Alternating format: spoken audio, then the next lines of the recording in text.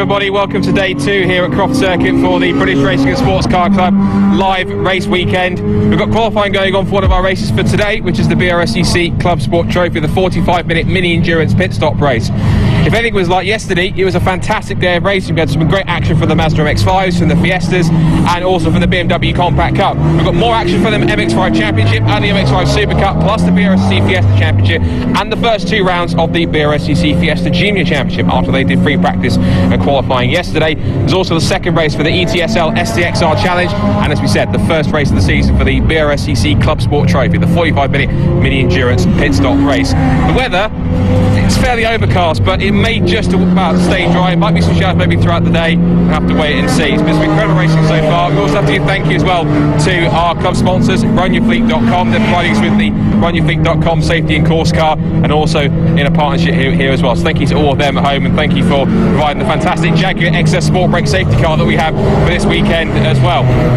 So going into the weekend, this is pretty much a big season starter for everyone. All the champions here being in their first couple of rounds. So before the racing got underway, we headed to the paddock with Andy McEwen to have a chat to some of the drivers ahead of this weekend's racing, see what they thought of their chances for the 2021 season. Let's take a look.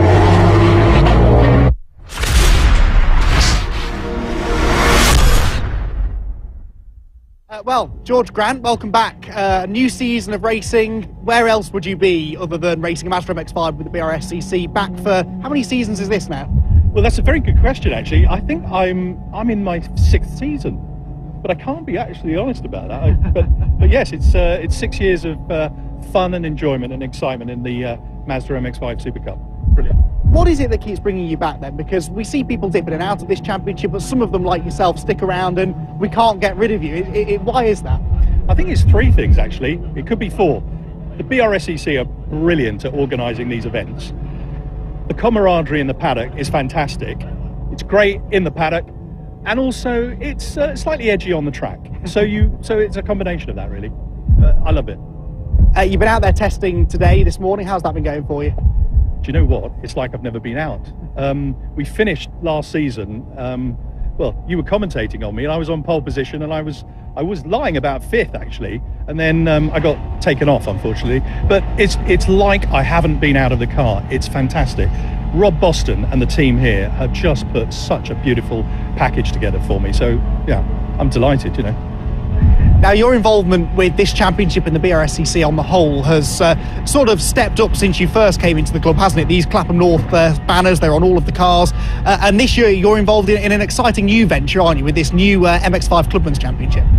Absolutely. So the BRSCC really thought long and hard about how they could get new, young, talented drivers to a circuit for one day. So literally turn up, qualify, and I think it's 2 or 3 races as well, and then literally pack up and go home, which really, for somebody, you know, we're all busy people, it's quite nice to have that shot, really. So hats off to them, and I'm delighted to support them, obviously. And Clapham North, those awfully nice people at Clapham North have done a good job.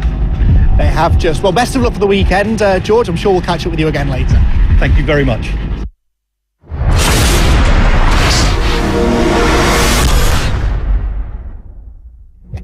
Well, we're delighted to have the STXR Challenge with us here this weekend at Croft. Michael Heath, one of the best known names in the championship, but this is a bit new for you, isn't it?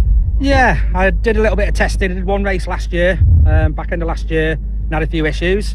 We tested at Alton as well, so touch wood. Hopefully everything will go well tomorrow and over the weekend, and see what happens.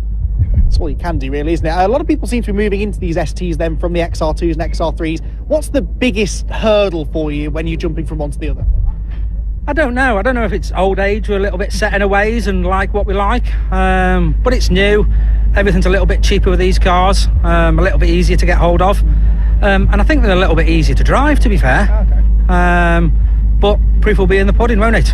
You know, when we've a bit of competition round us.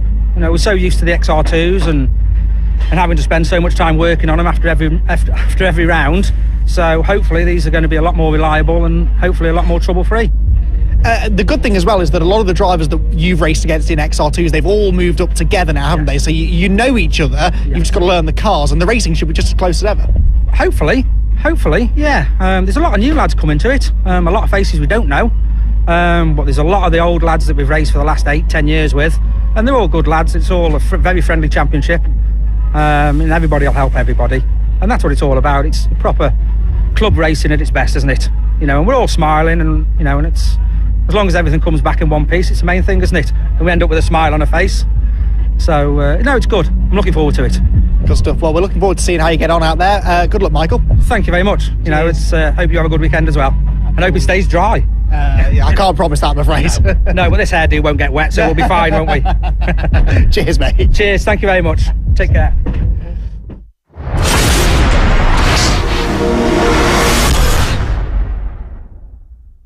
Well, I'm with Braden Fletcher now down here in the MX-5 SuperCup paddock. Braden, good to have you back again this year for officially your second full season in the championship, but your first full season now after that kind of half year last year. How are you feeling? Yeah, I'm feeling really good. I'm really getting to grips with the car now. The team, again, it was our kind of first year in the championship last year, so there's a few little kind of teething problems and stuff we wanted to make right. But yeah, this year should hopefully, we've got a couple of cars on the grid, so it should be a really good year. Competitive grids, fun, exciting. So yeah, I'm really looking forward to just getting involved now. And a championship bid surely is on the cards, because we saw last year these flashes of pace which suggested that you'd be in the mix this year. Is that the plan? Yeah, exactly, that is the plan. More kind of just controlled, and a championship, I think I finished 6th overall last year, and that was not great results. That was not stepping on the podium once and only kind of just below the top 5. So I kind of made it clear to myself that this year with consistent podium results or consistent top 5s, you don't know where you can be at the end of the year. So yeah, the championship is definitely number 1 in my thoughts, but controlled and just smooth results, and yeah, that'll be happy with. What is it then about this championship in particular that sort of caught your attention? Because you've raced a few things over the years, haven't you? Yeah, exactly. Well, it is a very competitive grid. Yeah, there's a lot of championships out there like this, but I think the Mazdas are just such fun to drive. Yeah, it's so competitive, cheap, and yeah, it's kind of a good stepping stone. Obviously, I've been doing a lot of front wheel drives in my past, so the kind of plan was to get familiarised with a rear wheel drive, a competitive grid like this, get really kind of familiar with a style of driving and cars, and use it as a stepping ladder to spill forward. So yeah, I'm hoping to get some good results in this, kind of make a name, and yeah, head up the ladder. Well, good afternoon, everybody. Welcome to day 2 of this BRSCC race event here at the Croft Circuit up in the northeast of the United Kingdom. Yesterday was an absolute thriller, quite frankly, with 8 fantastic races. There wasn't a boring one amongst them. A whole heap of the BRSCC's always popular one-make championships, primarily focused on Mazda MX-5s and Ford Fiestas, but also the opening 2 rounds of the Nankang Tyre BMW Compact Cup kept us entertained all afternoon long, and we expect more of the same today, or at least similar. The Compact Cup, they've all packed up and gone home for the most part, but we still have the MX-5 championships here today. Not 1, not 2, but 3 Ford Fiesta Championships, Fiesta Juniors, Fiesta Seniors, and the ETSL STXR Challenge, and also the cars that are out on circuit right now. This is live qualifying for the first round of the season for the BRSCC's ClubSport Trophy, and this really puts together all of the cars that have been racing here this weekend and puts them in one big race together, plus a few others thrown in for good measure as well. So we've got an awful lot of Mazda MX-5s and Ford Fiestas out there, some very rapid BMWs, a couple of Renault Clios as well, even a Porsche Boxster of Adrian Burge. At the moment, it's the number 95 car that is fastest, though. That's Tom Stanway in his BMW. Second fastest are David May and Mark Skeets in their fabulous Nissan 350Z. And then this car that we're following here is third fastest in the session at the moment, Chrissy Palmer in the Mark IV Mazda MX-5, which, as you can see, he is hustling around. Chrissy's done a lot of laps of Croft. He's done probably just as many laps of the Rallycross circuit here as he has the full circuit that we're, of course, using this weekend. But this Mark IV MX-5, he is always quick in. He's competed in a number now of these ClubSport Trophy races, and he is expected to be at the sharp end again. He's just done a personal best lap, actually, which was good enough for third position. But this is it's getting into the final portion now of this qualifying session, and then it's racing through the rest of the day. So 9 races in total, 4 of them coming up immediately after this. Then we'll take a very short break from track action till about 5 to 3, whilst we have a tea break, which is rather a unique to Croft situation, because on Sundays we can't start engines here until after midday because of local noise restrictions. So rather than pack everything into one busy afternoon. They give us a little tea break midway through the afternoon, and then 5 races come up after that. So an awful lot to look forward to. The 4 races before that tea break are the first race of the weekend for the BRSCC Fiesta Junior Championship, and then the second race of the weekend for the MX-5 SuperCup, the STXR Challenge, and the Mazda MX-5 Mark 1 Championship. And here you can see 2 different generations of Mazda MX-5 in one shot. You've got the Mark 4 car blasting past the Mark 1 example. Chrissy Palmer this time, though, is not able to improve. We have, though, had an improvement from our pole sitter, number 95, fastest at the moment, then Tom Stanway in the self-run BMW 328i, and number 95 then is the fastest in the session at the moment. Not quite sure where he is on track. We're following still Chrissy Palmer heading through the chicane and heading down the back straight towards Tower. You get a good look here at what the track conditions are like this morning. A lot better than they were when we rocked up at the track at 9 o'clock this morning, I can tell you that, because we had quite a lot of overnight rain in this part of the country, and certainly when I got here this morning to the track it was pretty wet, bit of standing water out on the circuit, but it's pretty much dried out now. There are a few damp patches out and about, which will, I'm sure, make life a little bit tricky for the drivers, but generally speaking, all is pretty good out there. Now, the BMW Z4 there, the green and grey car that just flashed across the line, has just gone to pole position. That is Liam Crilly, just going through the first sequence of corners now, I think, is Liam. So let's see if we can pick up on him, because he has just gone very quickly. This is the car that was on the front row. It's now been demoted down to third. David May and Mark Skeets in that white, black and green Nissan, which David May purchased not long ago, and he was talking to me this morning about it, said that it's certainly got a lot of potential. And here Mark Skeets, who have both moved from the Compact Cup. Whoops, that is the 66 that's off. Richard Clark's Renault Clio has had a spin at Sunny Inn and is now stranded in rather an awkward place, right on the apex of the first of those 2 right-handers. And at the moment, he is, where's he in the order? He's down in 19th position at the moment, but of course there are lots of different classes out there. It's actually Class B cars to the fore at the moment, with the top 3 cars in the session now all in Class B. The car there, though, well spotted, is the current pole-sitting car, the BMW that just went through, except it's not, because I think it's just had a lap time disallowed. The red flag is coming out because the Renault Clio is stationary in the middle of the road. But the lap time that did appear there for car number 12, Liam Crilly, has now vanished. So I think there's no official notification of this, but I think he must have had that lap time disallowed, which means he goes back down to 8th position. With only a minute left in the session, the checkered flag is being waved at the same time as the red, so the session ends a little bit prematurely, with the 95 on pole position of Tom Stanway. David May and Mark Skeets, sharing the Nissan 350Z, will line up alongside them. And then third quickest, jumping up as well towards the end there, was the BMW Compact of David Sheed, which he apparently is sharing, although on the initial entry list he was going it alone. That is a BMW Compact, although not running anything like the same spec of the cars that we'll see, that we saw yesterday racing in the Compact Cup. There's an awful lot been done to it. There is a Compact Cup car, though, one of a few that are out there today. That's Martin Gadsby's machine. We've also got Phil Adcock and Andy Waters racing in a yellow BMW Compact. Phil's son Matt was making his Compact Cup debut yesterday, and certainly impressed the paddock with his pace on his debut. So Phil Adcock, though, gets a turn in his own car now today, presumably with Matt critiquing his driving from trackside as the day goes on.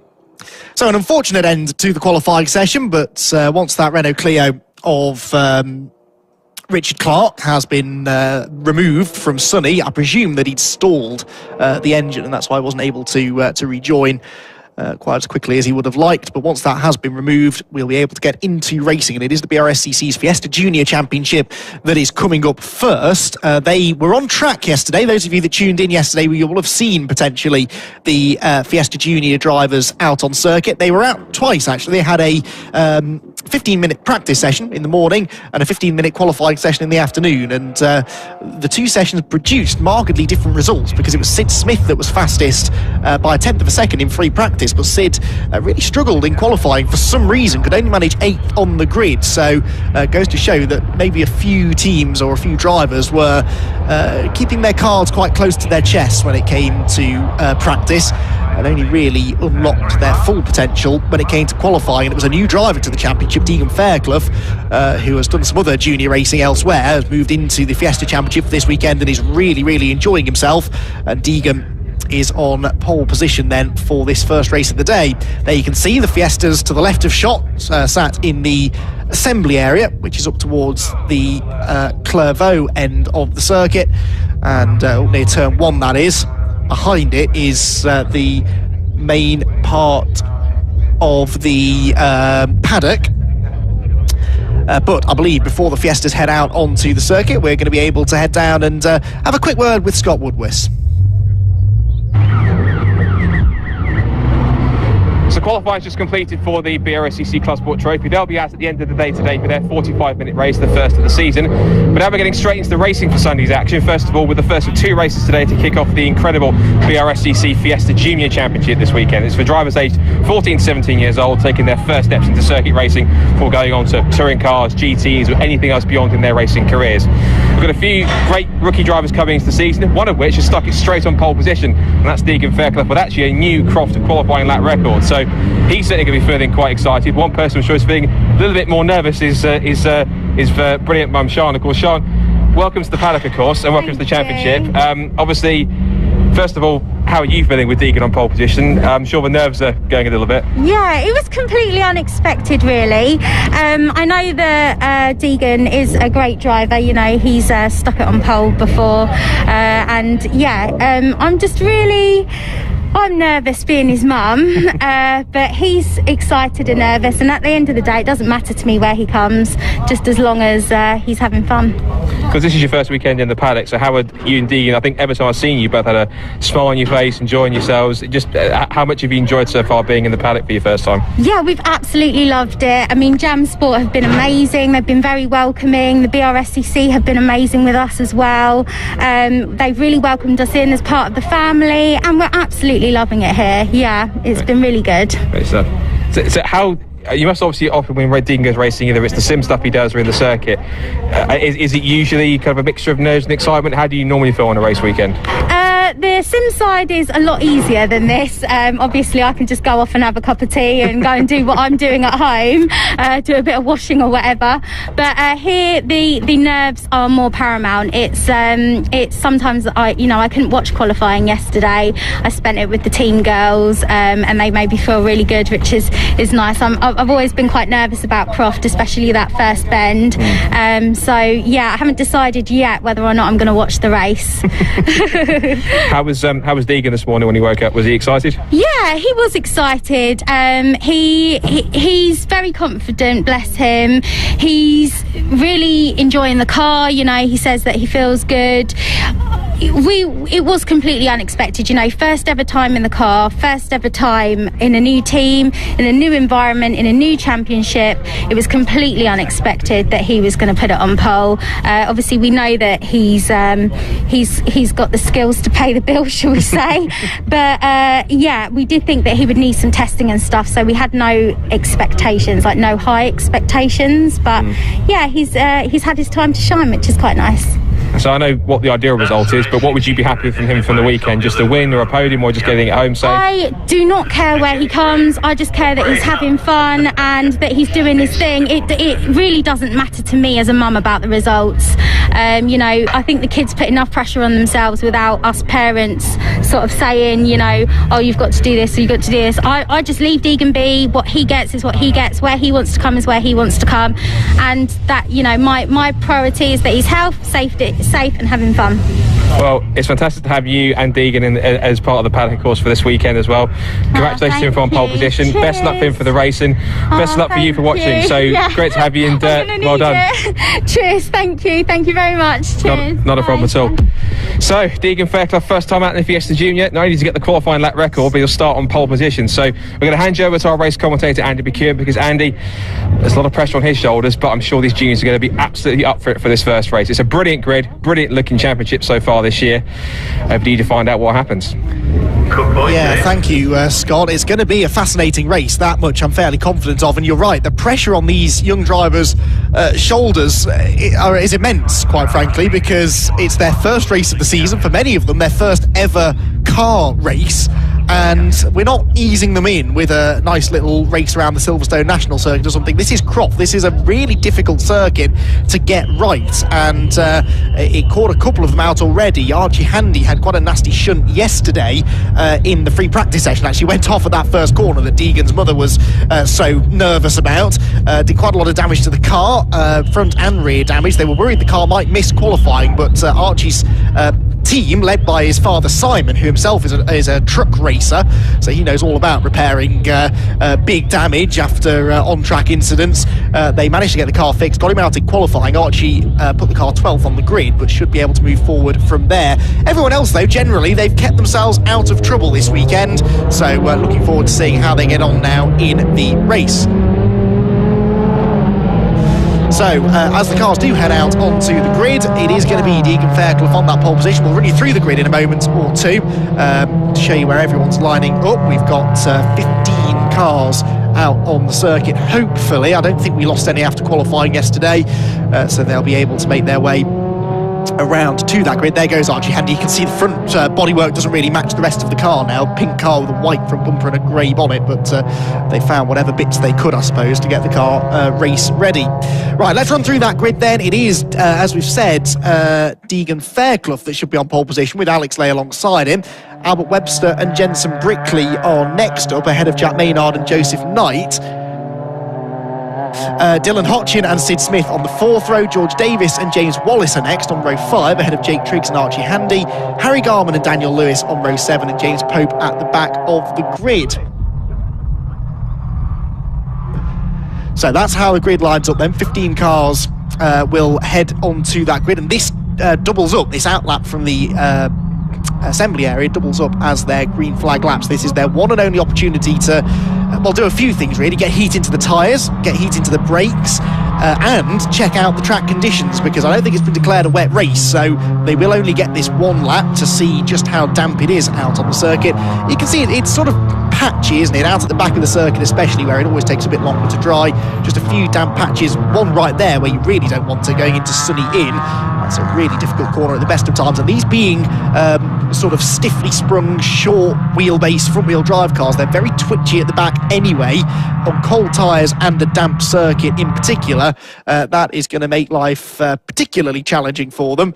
In these opening laps, we saw in the Fiesta Senior race yesterday, one driver even spinning on the green flag lap because they just had no temperature in those rear tyres. See the novice crosses there on the back of Deegan Fairclough and Alex Lay's cars on the front row of the grid, meaning that they are even newer to racing than some of these other drivers. But of course, this being a junior championship, they are all teenagers. If you're over the age of 17 when the season starts, then you are not eligible to race in a junior championship. So all of these drivers under the age of 17, many of them making their first steps perhaps out of karting into circuit racing. Some of them maybe bypassed the whole karting phase altogether. And for them, this must be a pretty nerve-wracking moment. And you can imagine for the families watching either trackside or at home, the same must be true. Sadly, no spectators able to be here, so I know a lot of these drivers' families will be watching from home. I hope you're enjoying it, and I hope that you're able to come out from behind the sofa and watch your driver race, because this should be a really, really good one. Deegan Fairclough then in the grey car with the red highlights on the left of shot, the white car with the grey, red and blue stripes, the sort of trade price cars livery on the outside of row 1 is Alex Lay. Ready to go racing then here at Croft for round number 1 of the 2021 BRSCC Fiesta Junior Championship. Who gets into that first corner first? Well, it's going to be the pole sitter, isn't it? Deegan Fairclough gets a demon start from pole position. Alex Lay was not really on his toes there, and he's been swamped as they head towards turn number 1. It's Albert Webster coming into second place, and there's contact further back, and that was Alex Lay getting involved. Actually, Alex Lay is right down at the back of the field. Webster gets himself up into second position. That's Brickley into third. I think Jensen Brickley. Oh, there's a big puddle on the outside of Clervaux. One of the cars goes straight through it. James Wallace, that was, in the blue 260 car.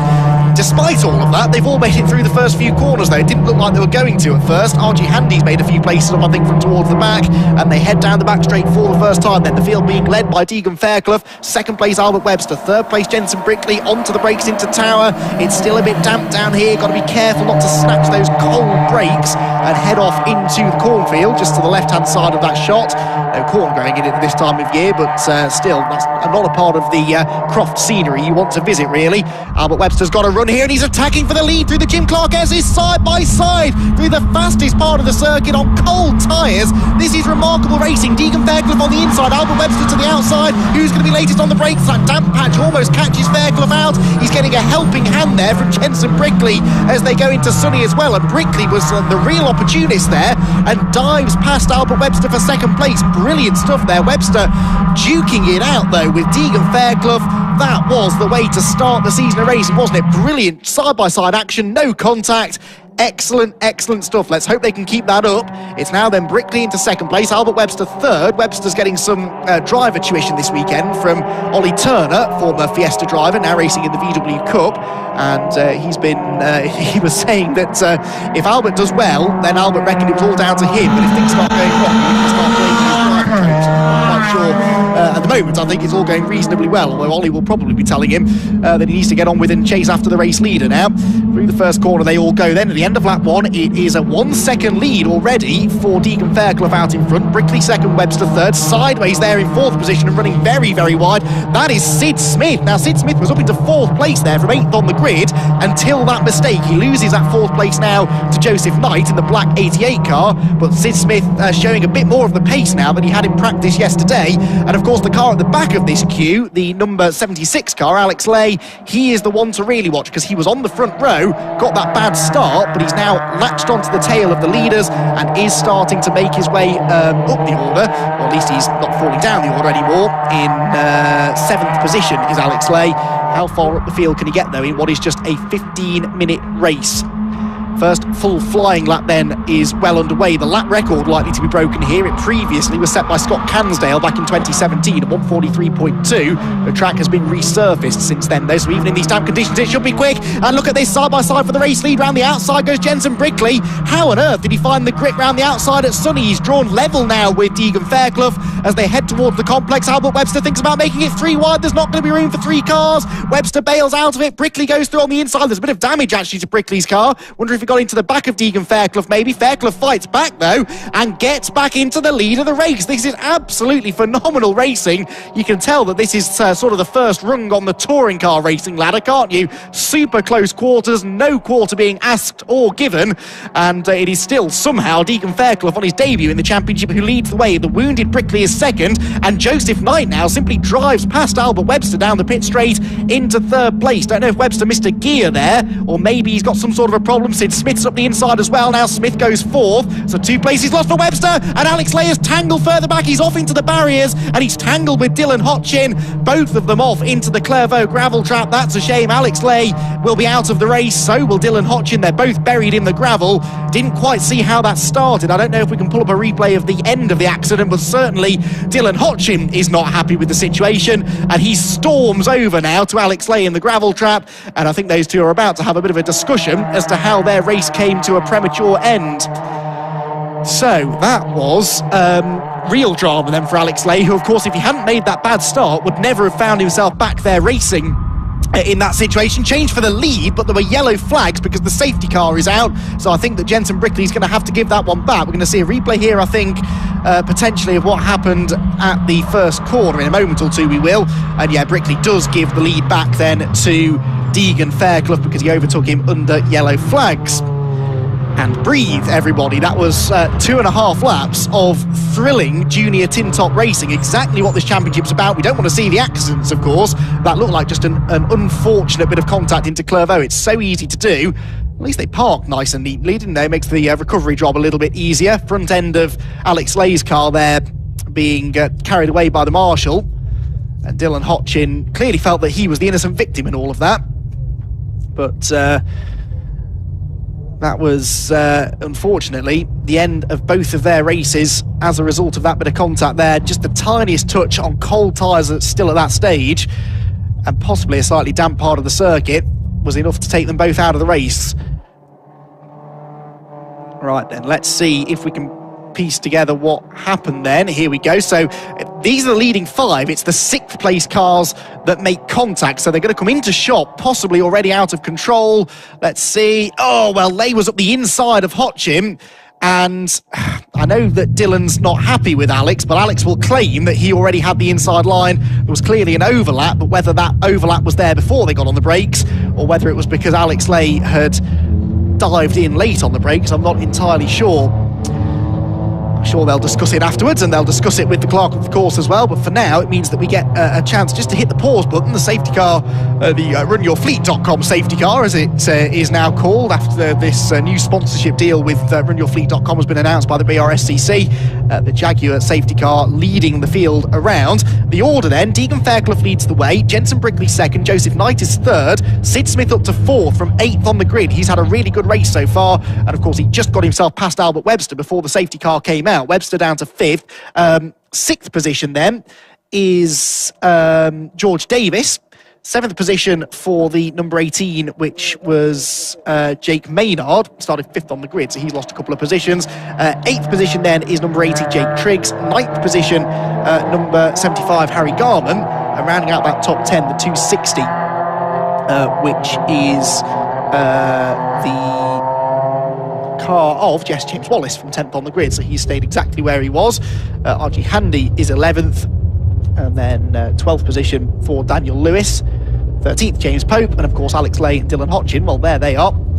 There are their cars anyway. One of the drivers, I presume Alex Lay, has left his helmet on. I noticed the other driver hadn't, and that's usually a telltale sign of which driver feels that they're more at fault, because they do sometimes try and hide away behind their helmets. You can see, I think that is Dylan Hotchin walking away with the medic in the background. I'm sure that he looks absolutely fine. It wasn't a particularly big accident, but never nice to see these young drivers firing themselves at the scenery like that. But no huge damage done to the drivers. Cars can be fixed, of course. Driver's safety is far more important. And as it happens, I think both of those cars should be back out again for the second race later on.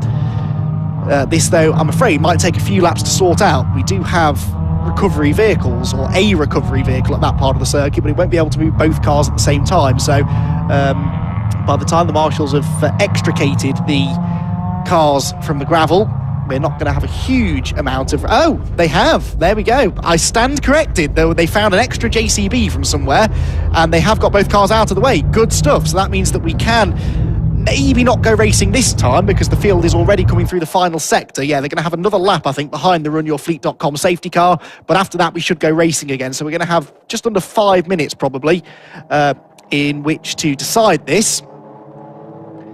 Of course, all of this quite good news for Deegan Fairclough, because he is, every lap that he spent behind the safety car is a lap or two that he doesn't have to worry about defending from the clearly rapid Jensen Brickley. Brickley qualified only 4th. He was, though, second fastest in practice. He was just over 1/10 of a second slower than Sid Smith in a practice session that saw the top 5 drivers covered by just 3.5 tenths of a second. Yes, that's only practice, but it did go to show just how evenly matched the field were. And in fact, in qualifying, the top 2, Deegan Fairclough and Alex Lay, were separated by just 1/1000th of a second. It really couldn't have been much closer between those two.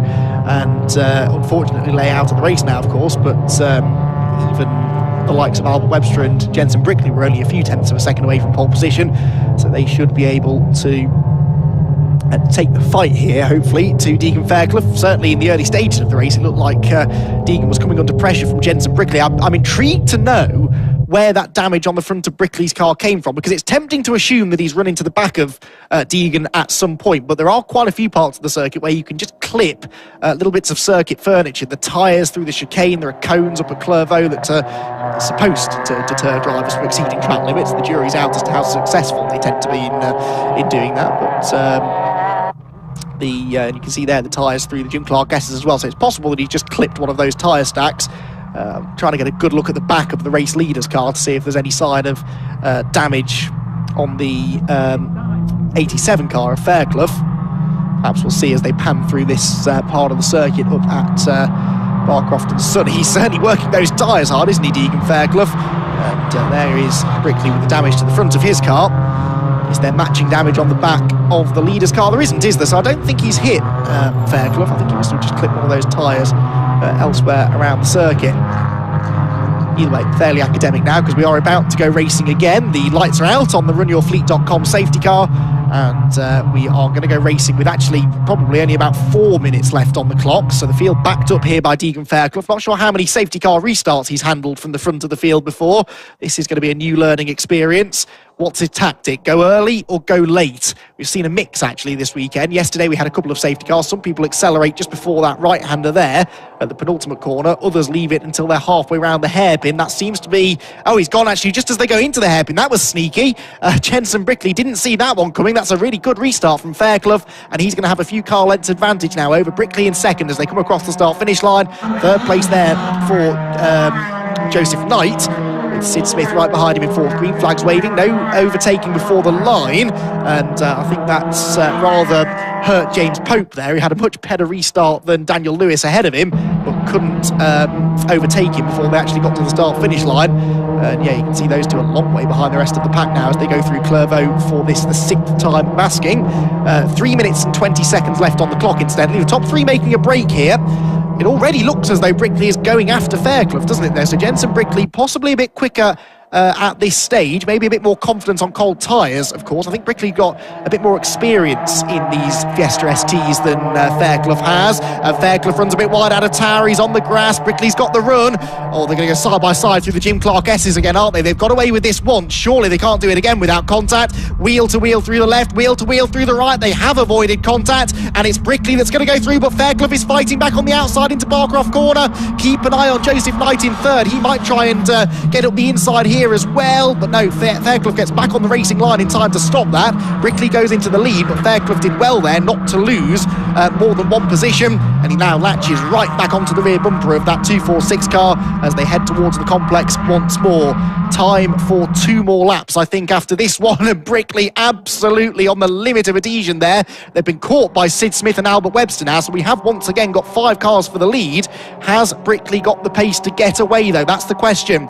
Deacon Fairclough looks up the inside, a little bit of a tap in the tail. No harm, no foul, though. Didn't really upset Brickley's car too much. They come off the corner pretty equally, and now it's down to Fairclough to try and go on the attack. He spent the whole race so far looking in his mirrors. Now he needs to try and find a way back ahead of Jensen Brickley, who has got the race lead with 2 laps to go.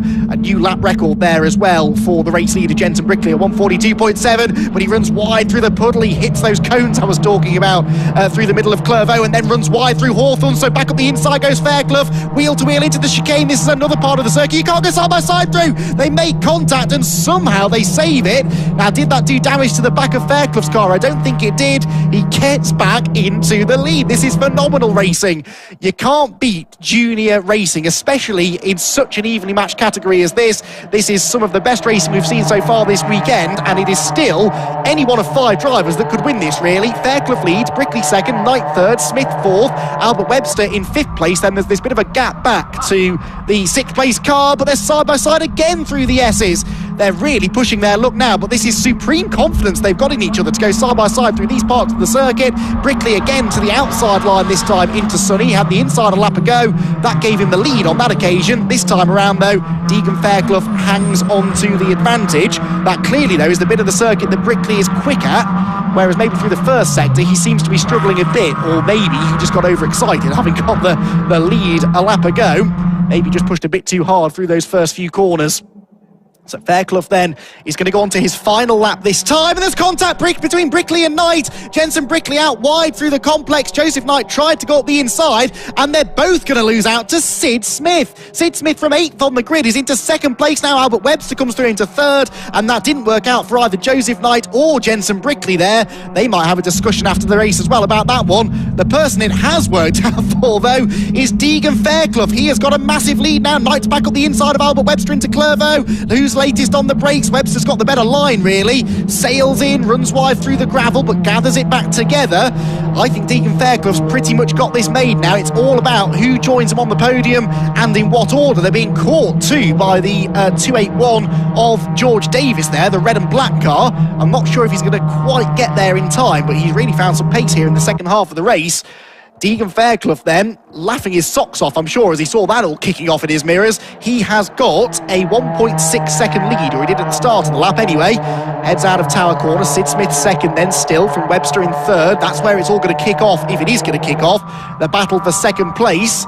They are catching Fairclough again on this last lap. I'm not convinced Deegan is the fastest driver out there, but his racecraft has been phenomenal, and he's been able, in a very unfamiliar car, remember, to fend them all off. And he's now just half a lap away from winning on his debut in the championship. He was already enjoying his weekend racing in the Fiesta Juniors.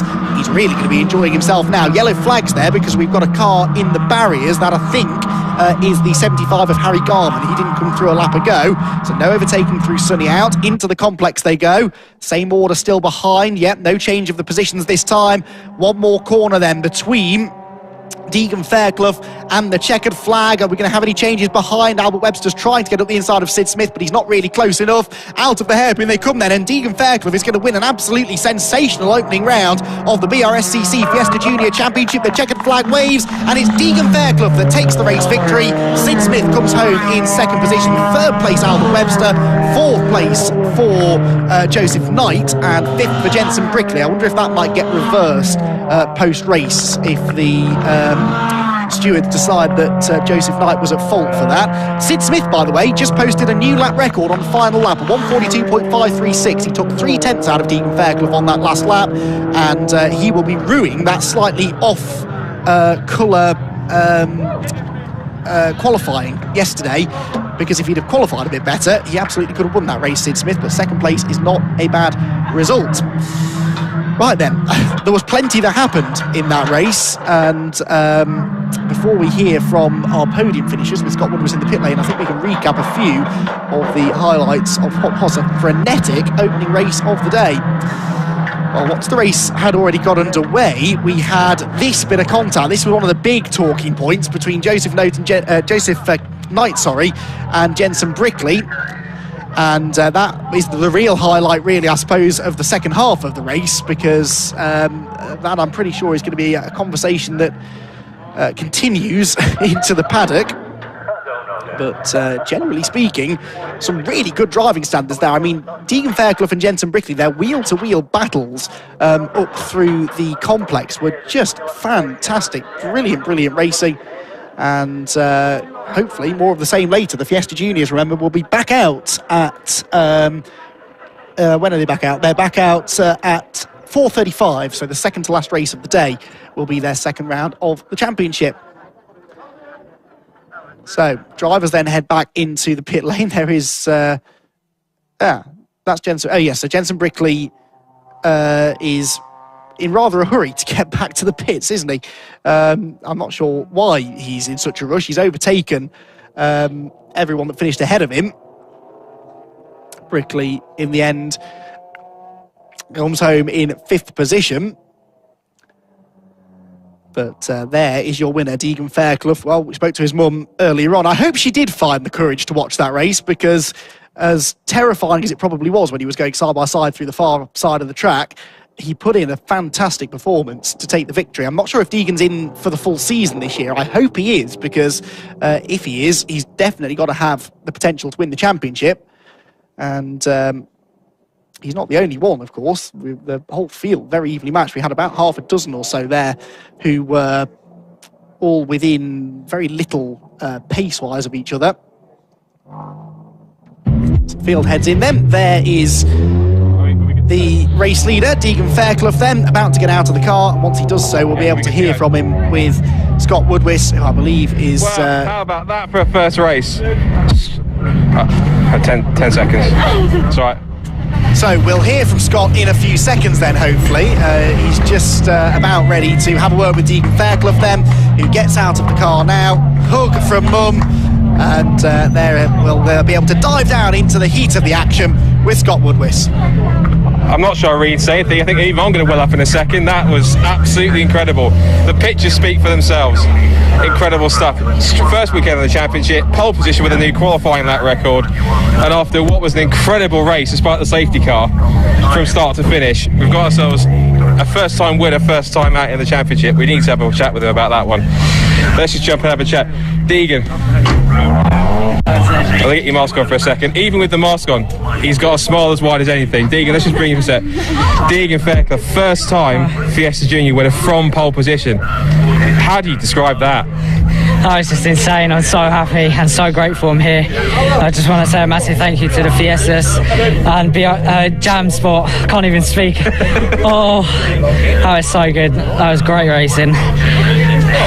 Of course, you had to do a safety car restart. You had challenger from Jensen. You were proper side by side. That you really had to work for that one. Yeah, what's it called? Jensen gave me a run for my money towards the end. It was brilliant racing. I'm just over the moon. Great stuff. I think we'll let you go and celebrate because that was some stuff. But well done. And I guess now no pressure, but you got to go again for race 2 later on. Yeah, thank you. Great stuff. Congrats. Let's move across to grab our second place man who's just over here. Let's just have a quick run over here. Let's have a chat with Sid. We'll let you get your mask on first of all and have a chat with him. Sid, well, that's a good way to start the season. Second place in a Jam Sport 1-2. You've got to be pleased with that. I'm over the moon with that. I'm so happy with that. Really good racing from everyone.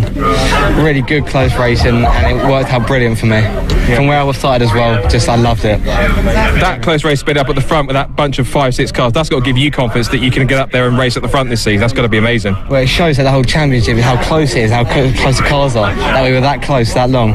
Brilliant racing. I loved it. And I can tell already you're pumped up for race 2 because also you're going to be start alongside your teammate as well. That's going to be an amazing second racing still. Yeah, I actually can't wait for it. Got some good overtakes to make, good racing to do. Good stuff. I think you're going to get your second place trophy, I think, from Laura as well, so we'll let you put a fist bump in that one. I'll tell you what, let's bring Albert in as well. Well, we've been here before, first race season last year, and you got a podium, and history repeats itself, but that was incredible stuff to get that. Yeah, it was. I really enjoyed it. Got a good start from third, got up to second, tried it around the outside, it didn't work, and then carried on, brought it back to third. Right, so, and again, talking to Sid as well, you've made leaps and bounds over the winter as well, so it shows you've got a massive improvement in pace and you can really get out there and race at the front. Yeah, we haven't done much testing. We got the car wrapped on Monday, so first time out on Friday since last season, so it was enough. Ollie Turner helped me a lot. He got me through it, really. Got me to the front. Great stuff. Well, let's get you your third place trophy as well. Laura's going to a little bit of an elbow bump as well. Third place. Well done. Enjoy it. We'll see you for race 2. Thank you very much. Wow, I'm breathless just talking about it. That was an amazing way to start off today's racing, and if that wasn't an advert for Fiesta Juniors, I don't know what will be. Well, it could be even better if we get a race 2 that's even more exciting as that, but what a way to kick off racing here at Croft. We've got more incredible action coming up. They'll be out later on this afternoon, but yeah, first time winner in Fiesta Juniors. I mean, I'm made up. That's fantastic. So, there's one race down, still a few more to go. The next one coming out should be just as exciting. It's going to be our first Mazda MX-5 race of the day, and it's for the ever-competitive Mazda MX-5 SuperCup. 39-car grid after Patrick Fletcher took his first win yesterday. Andy, the question is, can he do it again with a very feisty Jack Harding on the front row alongside him? Let's find out. Yeah, that is the question, Scott, and the answer I suspect we won't know until the final corner or two of the race, because yesterday's race was a very, very close one. The race yesterday was won from pole by Patrick Fletcher, got his first ever pole position, his first ever podium, and his first ever win as well. It was a brilliant start to the season for Patrick, who's now in, I think, his third season of racing in the MX-5 Super Cup, and in its most competitive year of the years that he's been in, he's finally managed to get himself right bang on the pace. But Jack Harding, multiple former championship runner-up Jack Harding came home second in the race. However, the grid for this one is based upon the second fastest lap times from qualifying. So Patrick Fletcher once again is back on pole position with Sam Smith, car number 1, alongside him on the front row. And Jack Harding has to come from 6th on the grid in order to try and get that first victory of the year. Jack Harding, one of the most successful drivers in the championship, although he's never actually won the championship itself. But Jack Harding is number 2 on the all-time win list. He has 21 career victories in this championship. The only driver with more is multiple former champion Luke Herbert, but Luke Herbert is not racing this year, instead focusing on running cars in his team, and one of those cars is that of Jack Harding. So the two most successful drivers in the championship history have teamed up this year. Jack Harding behind the wheel, Luke Herbert working on setting the cars up and running the team and making repairs where necessary. And it is quite funny that those two, who had a fairly stormy relationship out on track, are now working together to hopefully build a championship campaign for Jack Harding. It would be about time that Jack won this championship, some would say.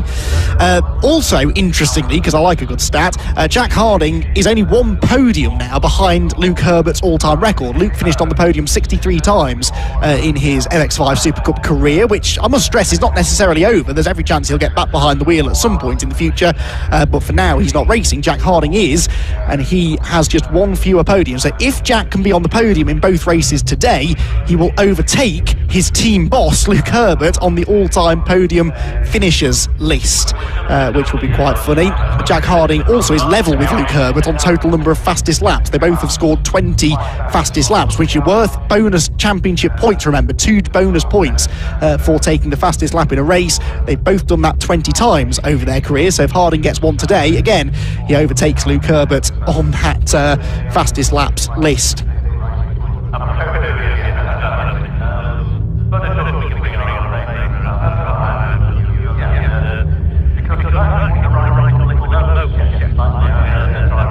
In a moment or two, I believe, we can start having a look through how the grid's going to line up for this second race. As I said, it's based upon the second fastest lap tyres from qualifying yesterday, so it should be Patrick Fletcher who is on pole position, with Sam Smith, the reigning champion, alongside him. Adam Bessel and Michael Nibbs make up row 2, ahead of John Langridge and Jack Harding, yesterday's runner-up, 6th on the grid. He started yesterday in 8th, though, I seem to recall, so he's got 2 less positions to make up this time.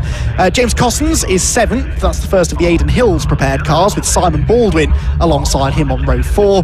Will Blackwell Chambers, former Mark 1 champion, struggled a bit yesterday. He qualified in the top 10 yesterday too, but finished in the end some way down the order. Will Blackwell Chambers was 16th by the flag. Never did quite get to the bottom of what happened to him. Declan Lee, though, lines up alongside him on that 5th row, ahead of Martin Tolley and Lee Britton.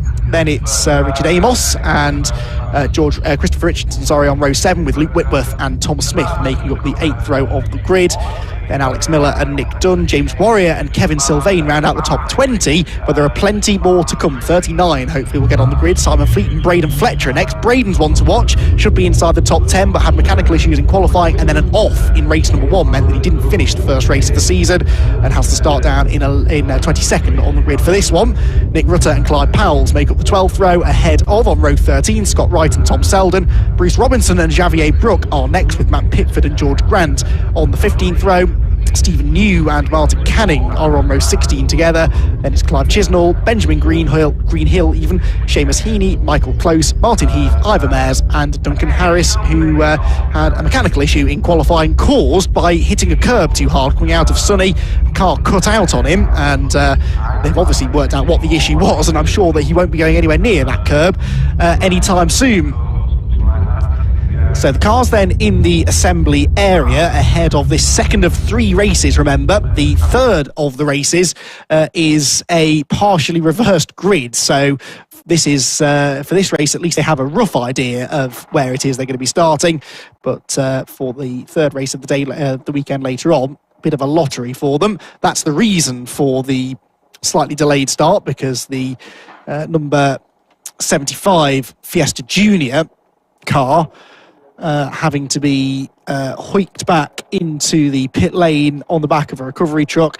That's the car that went off up at Sunny, wasn't it? Harry Garman, who sadly his race did not come to the best of ends, but car doesn't look too badly damaged. Hopefully they'll get him back out again for the second Fiesta Junior race later on.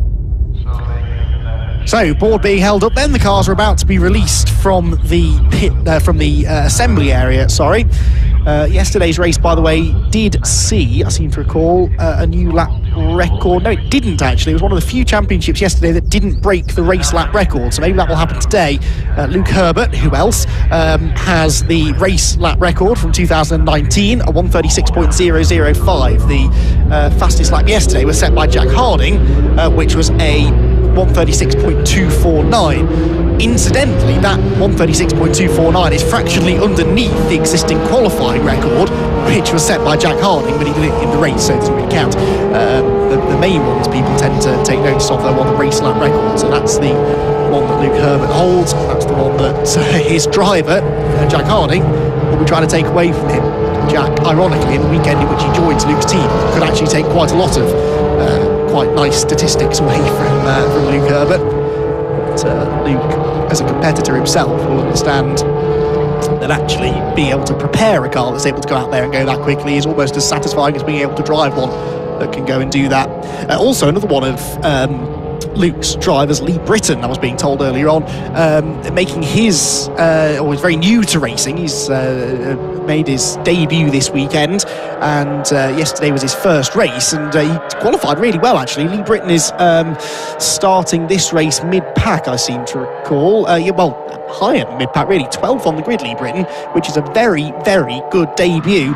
And he had a bit of a bad start to yesterday's race, dropped down the order at turn 1, but did manage to recover in the end to 25th place. But obviously starting in the top dozen this time, he'll be hoping that he can challenge for a top 10 finish here in his second ever appearance on track.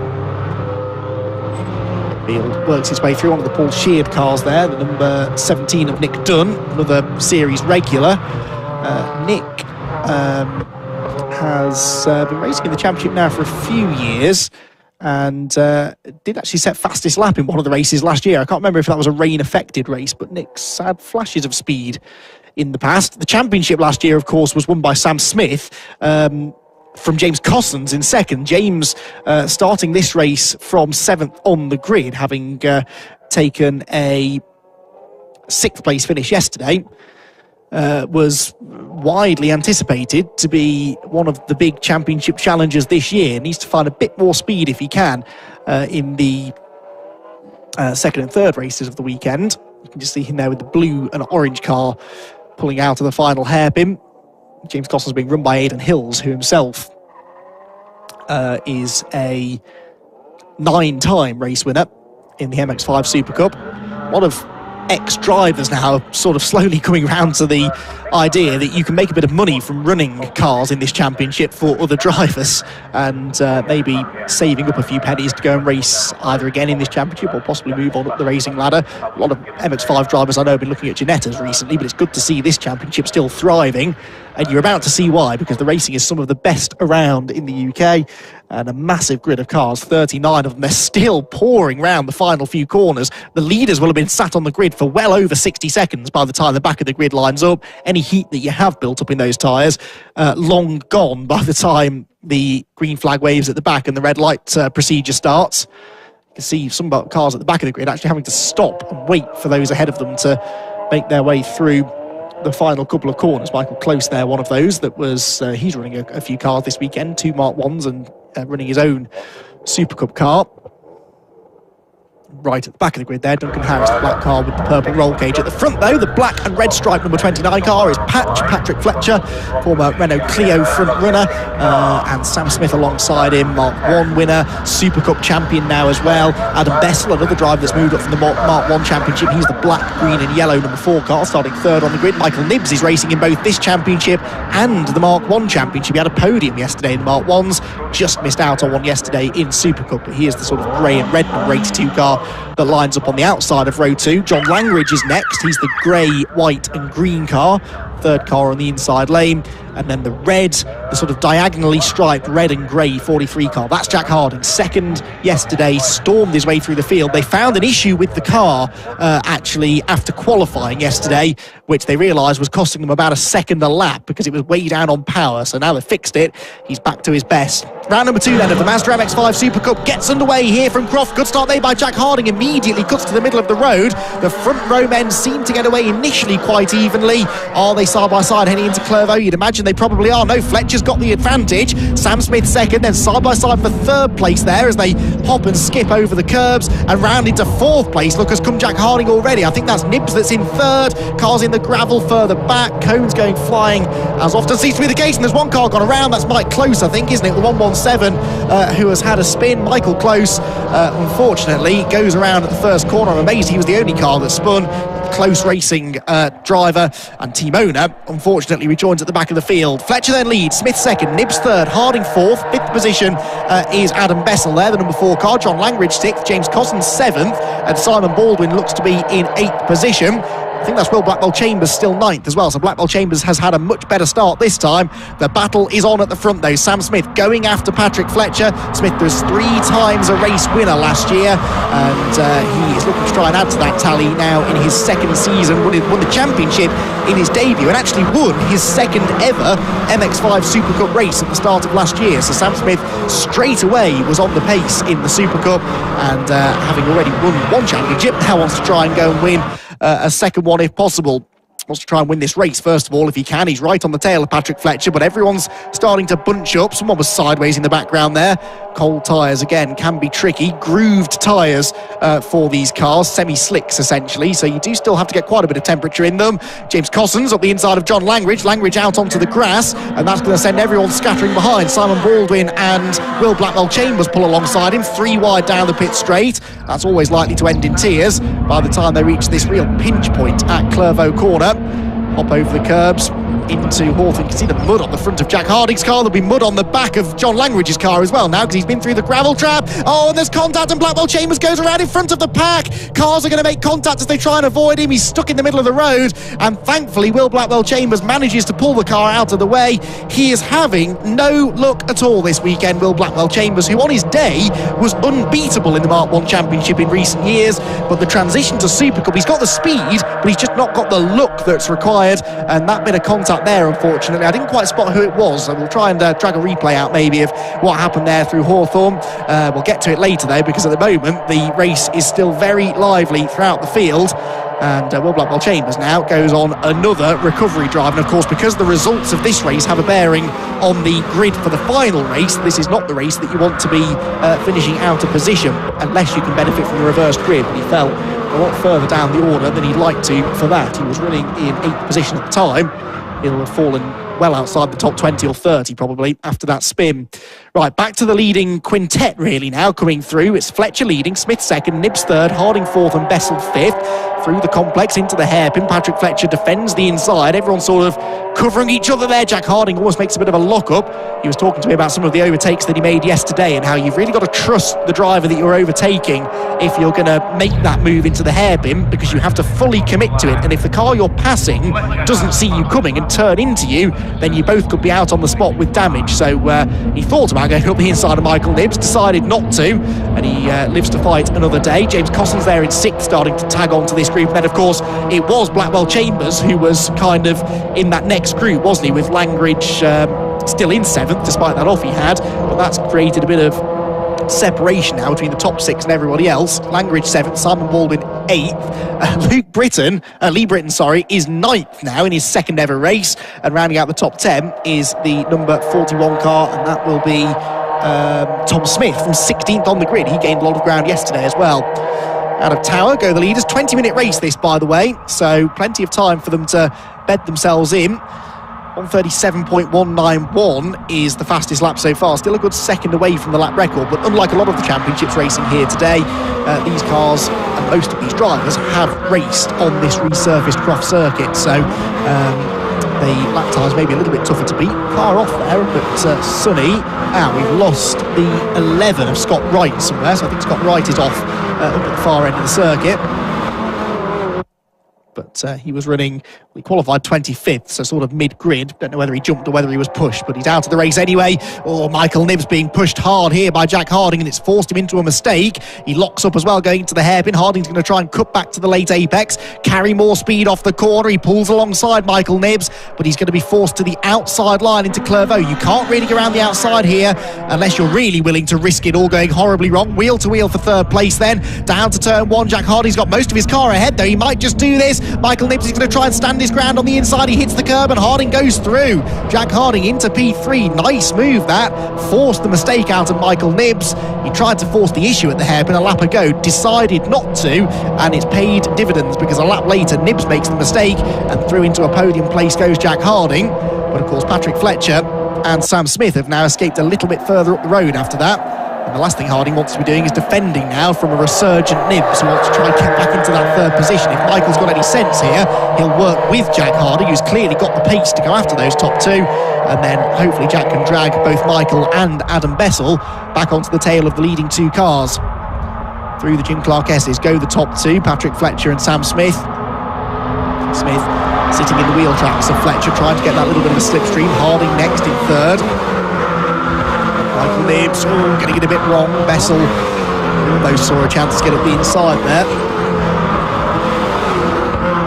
Now Jack Harding's in third. It will be interesting actually to see what his lap time is. I doubt that he lost too much time from that overtake either, because he went into the first corner still on the correct racing line, if you like. So this will be a representative lap in clean air for Harding. Let's see, A, if he's quicker than the leading two, and B, how close he can get to that lap record pace that Luke Herbert set a couple of years ago. Out of the hairpin, I definitely think he's a bit closer. He started the lap about a second behind Sam Smith in second place. This time around, Sam Smith goes through in second, Jack Harding goes through in third with a new fastest lap of 36.816, and he was about 2/10 quicker than the leaders that time. So the gap is coming down fractionally here. Sam Smith actually losing a bit of touch to Patrick Fletcher as Nibbs again gets sideways. He's really struggling with the rear of the car there, isn't he?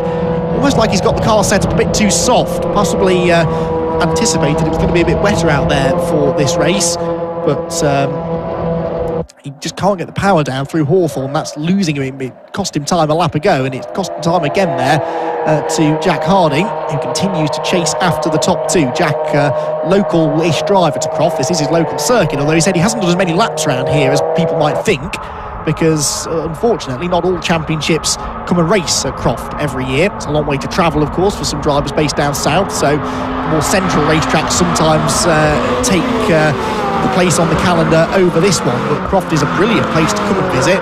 Really friendly staff here. It's a nice place to be, to watch racing or to race itself, and the drivers really do enjoy the high-speed demanding nature of this circuit. So Jack Harding, he doesn't necessarily have the local advantage you might expect, does enjoy driving this circuit, and he's going well now because you can really see he's gaining on the leaders. Sam Smith has regrouped a bit on this lap as well, because he'd lost time to Patrick Fletcher on the previous lap. Fletcher was about half a tenth quicker than him. This time though, Sam Smith is about half a tenth behind him as they come out of the final hairpin and across the start finish line again. The top three then concertinaing together as we tick towards half race distance. Just under 12 minutes to go. Harding sets the fastest lap at 1:36.624, and they head down towards that first corner once again. 1.1 seconds covering the top three. So it is all starting to build quite nicely now as we move towards the halfway point of the race. Fletcher then the leader, Sam Smith second. This battle a bit further back is Chris Richardson in the red and black number 96 car, and Alex Miller behind him, number 7, and then an awful lot of cars stacked up behind them as well. Where's Will Blackwell Chambers? That's worth checking in on, isn't it? There he is at the back of this pack. So Will Blackwell Chambers, the white and red car at the front of the group. You've got the 47 car, which is Warrior, trying to come through and trying to get himself to the head of this particular train of cars. Where did Warrior start? James Warrior was 19th on the grid, and he's trying to get past Xavier Brook, but there's Will Blackwell Chambers, the white car with the red highlights, going up the inside there. Oh, that was close. He almost made the move stick. That, I think, is the number 90, is it not, of Simon Robinson that he was trying to find a way up the inside of. But Will Blackwell Chambers is not marching towards the front. He was 28th at the end of the previous lap, having picked up 2 spots on the previous one. There he goes, flashes through the shot, and then there, the number 66 car is at the head of that next queue. Wherever you look, there's great battling going on, isn't there? 66 is running down in 30th position. Goes to show you don't need to be right at the front of the field to have someone to race with. Martin Heath, that is. Still, this 47 car can't get through, can it? This is James Coston's old car being run by Aidan Hills, and he's got the Clapham North liveried number 69 car ahead. 69, of course, is George Grant. So James Warrior trying to find a way through here, not really able to do it at the moment. He's got the slipstream down the pit straight. Up ahead, this battle's getting even more intense now. More cars joining in the fun. I don't think we've had any positional changes here. Although Braden Fletcher, who is towards the back of that group, has just lost a position, I noticed, to the 419 of Martin Canning. The two cars just a bit distant from that group. Jack Harding's in second place, though. We've had a change for second. Jack Harding ahead now of Sam Smith. There he is, look. So Jack Harding, who started the lap 3/10 behind him, is into second position. He's just done the fastest lap as well, 1:36.413. Keeps improving on that lap time with every lap that he completes. And now he sets after Patrick Fletcher. Now, I don't think he got into second place this early yesterday, so he's left himself more time now to do something about the race leader.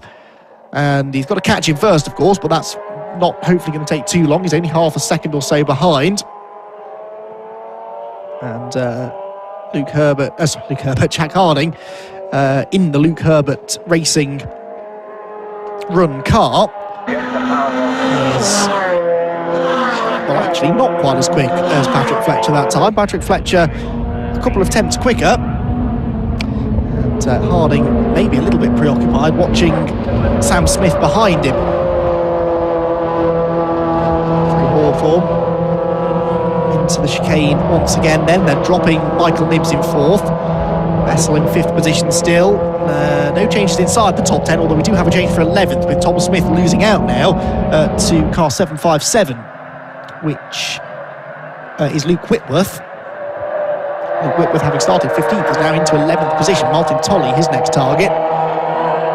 Just under 8 minutes still to go in this second round of the Mazda MX-5 SuperCup Championship. Patrick Fletcher, having taken his first ever victory yesterday, is looking now to double up and take his second career win. There have been 23 different winners over the years. A championship that began back in 2013, I want to say. I've got the list of results for the championship in a folder right next to me. I'm pretty sure it was 2013. Andrew Clarkson won the championship that year. Yes, it was. And Andrew Clarkson won the first ever race at Castle Combe, a race that had about 8 or 9 cars on the grid.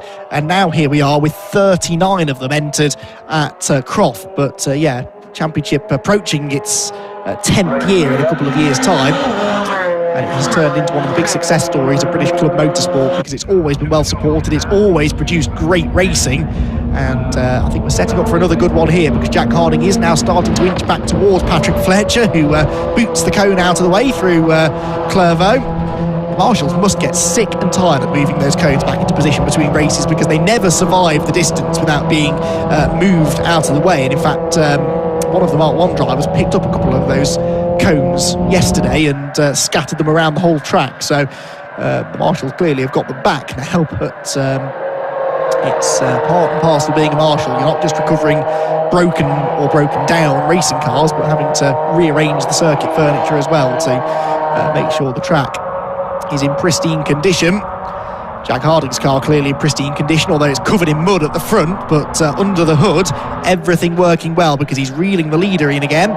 There, by the way, is Simon Baldwin. This is for 8th position, and Luke Britton, in only his second ever race, the red number 50 car behind him, is all over him. He's got Martin Tolley, who's one of the most experienced MX-5 drivers in the country, albeit mainly in Mark 1 cars, trying to come past him.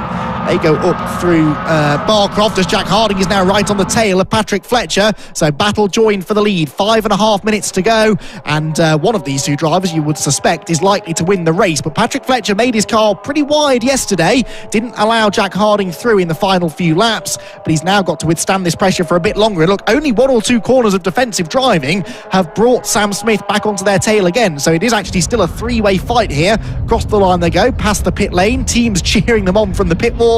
And they head into the first corner at Clervaux. Patrick Fletcher has to be inch perfect now.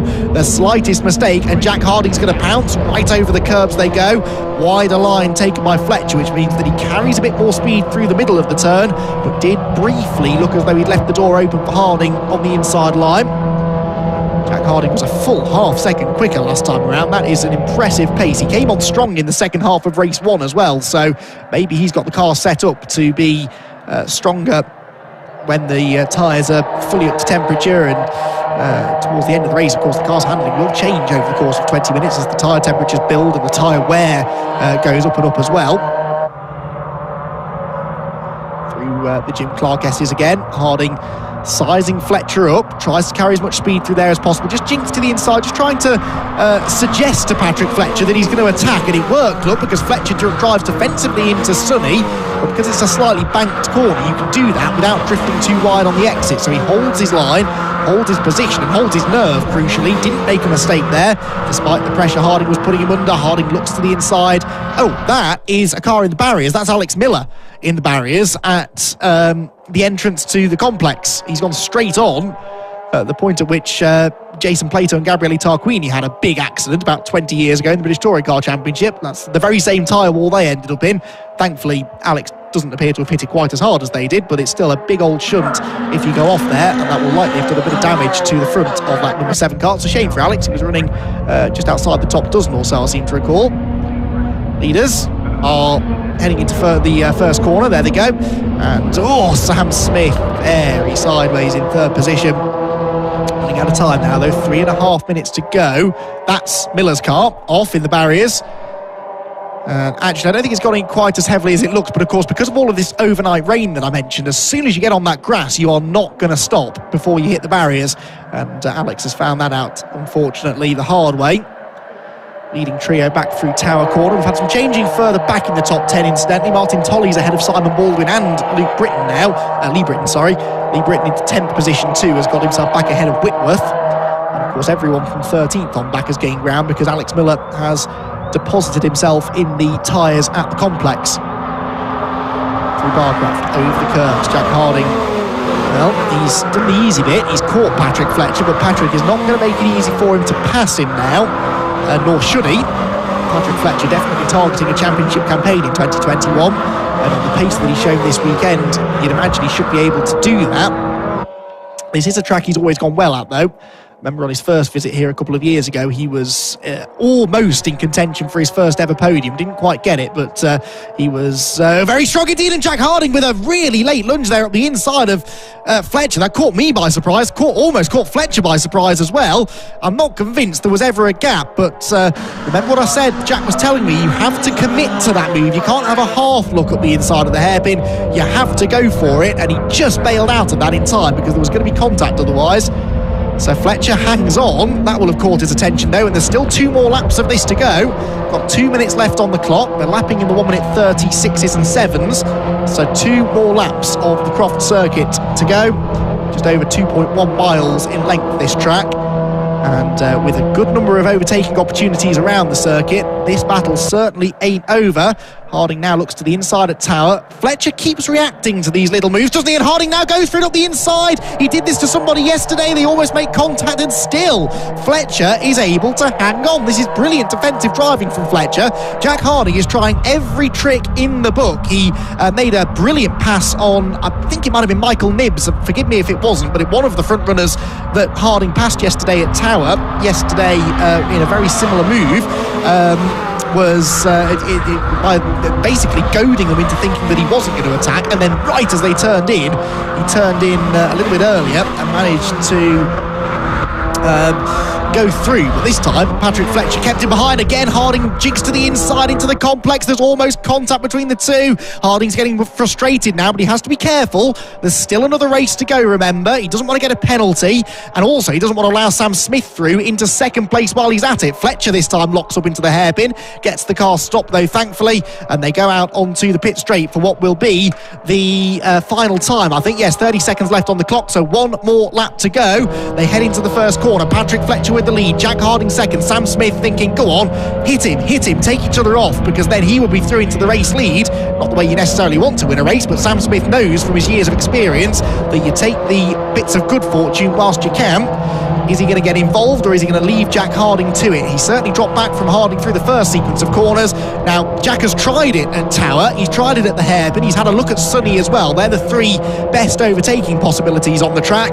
Does he have anything else in his locker that is going to allow him to come through and take that 22nd career victory?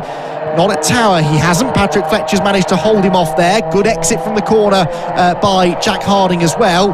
Gets in the wheel tracks of Patrick Fletcher now toward the Jim Clark S's. Through the left, Sam Smith has really bailed out of this now, hasn't he? Just doesn't have the pace that these two have. Oh, Harding couldn't be any closer, tries to get up the inside into Barcroft. He's not fully alongside though. Fletcher hangs on, pulls to the inside, or the middle of the road at least, to defend into Sunny.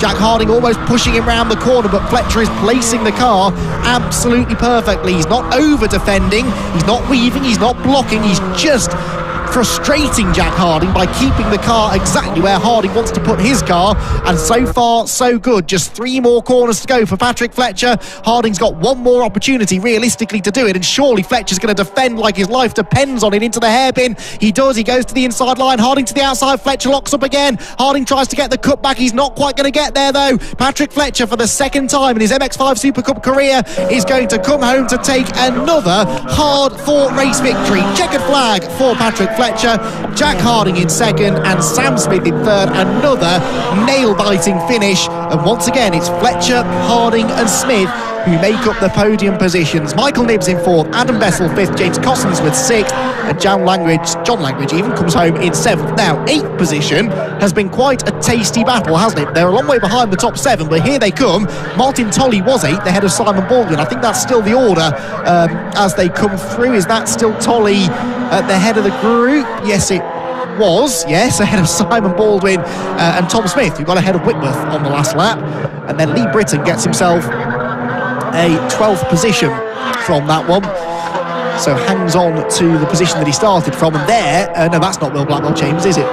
Yes, Blackwell Chambers was 20th at the end of another frustrating race. Where was he yesterday? 18th, I think, wasn't he?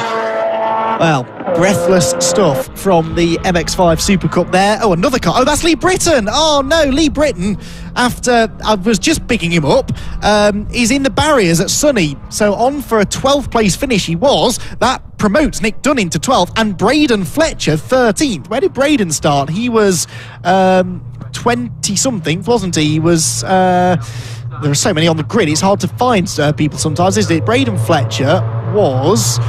having not finished yesterday, 22nd, so yeah, mid-grid for Braden Fletcher, gets himself into 13th. They've had a few mechanical issues with that car this weekend as well, but he is at least going to be reasonably happy with that. Right, a breathless second round of the championship then. Let's remind ourselves of some of the highlights of that race. At the start, it was a good start from Fletcher. Jack Harding immediately was on his toes, though. He went from 6th to 4th through the first sequence of corners and was already signalling his intent. Further back, though, there was a bit of a melee as they went 3 and 4 wide through the first corner.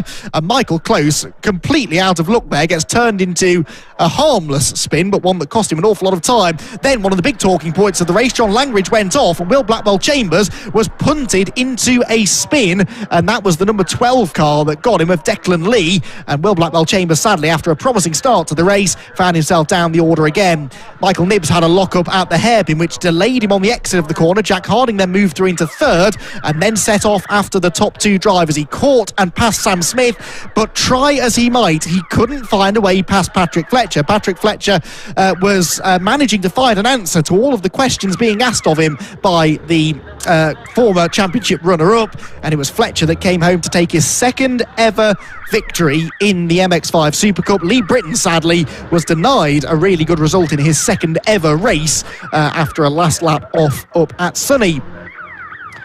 So, brilliant racing then, as always, from the MX-5 Super Cup. They'll be back out again a bit later on. The Super Cup's 3rd and final race will be at 3:25, and you won't want to miss that because there is a partially reversed grid as well.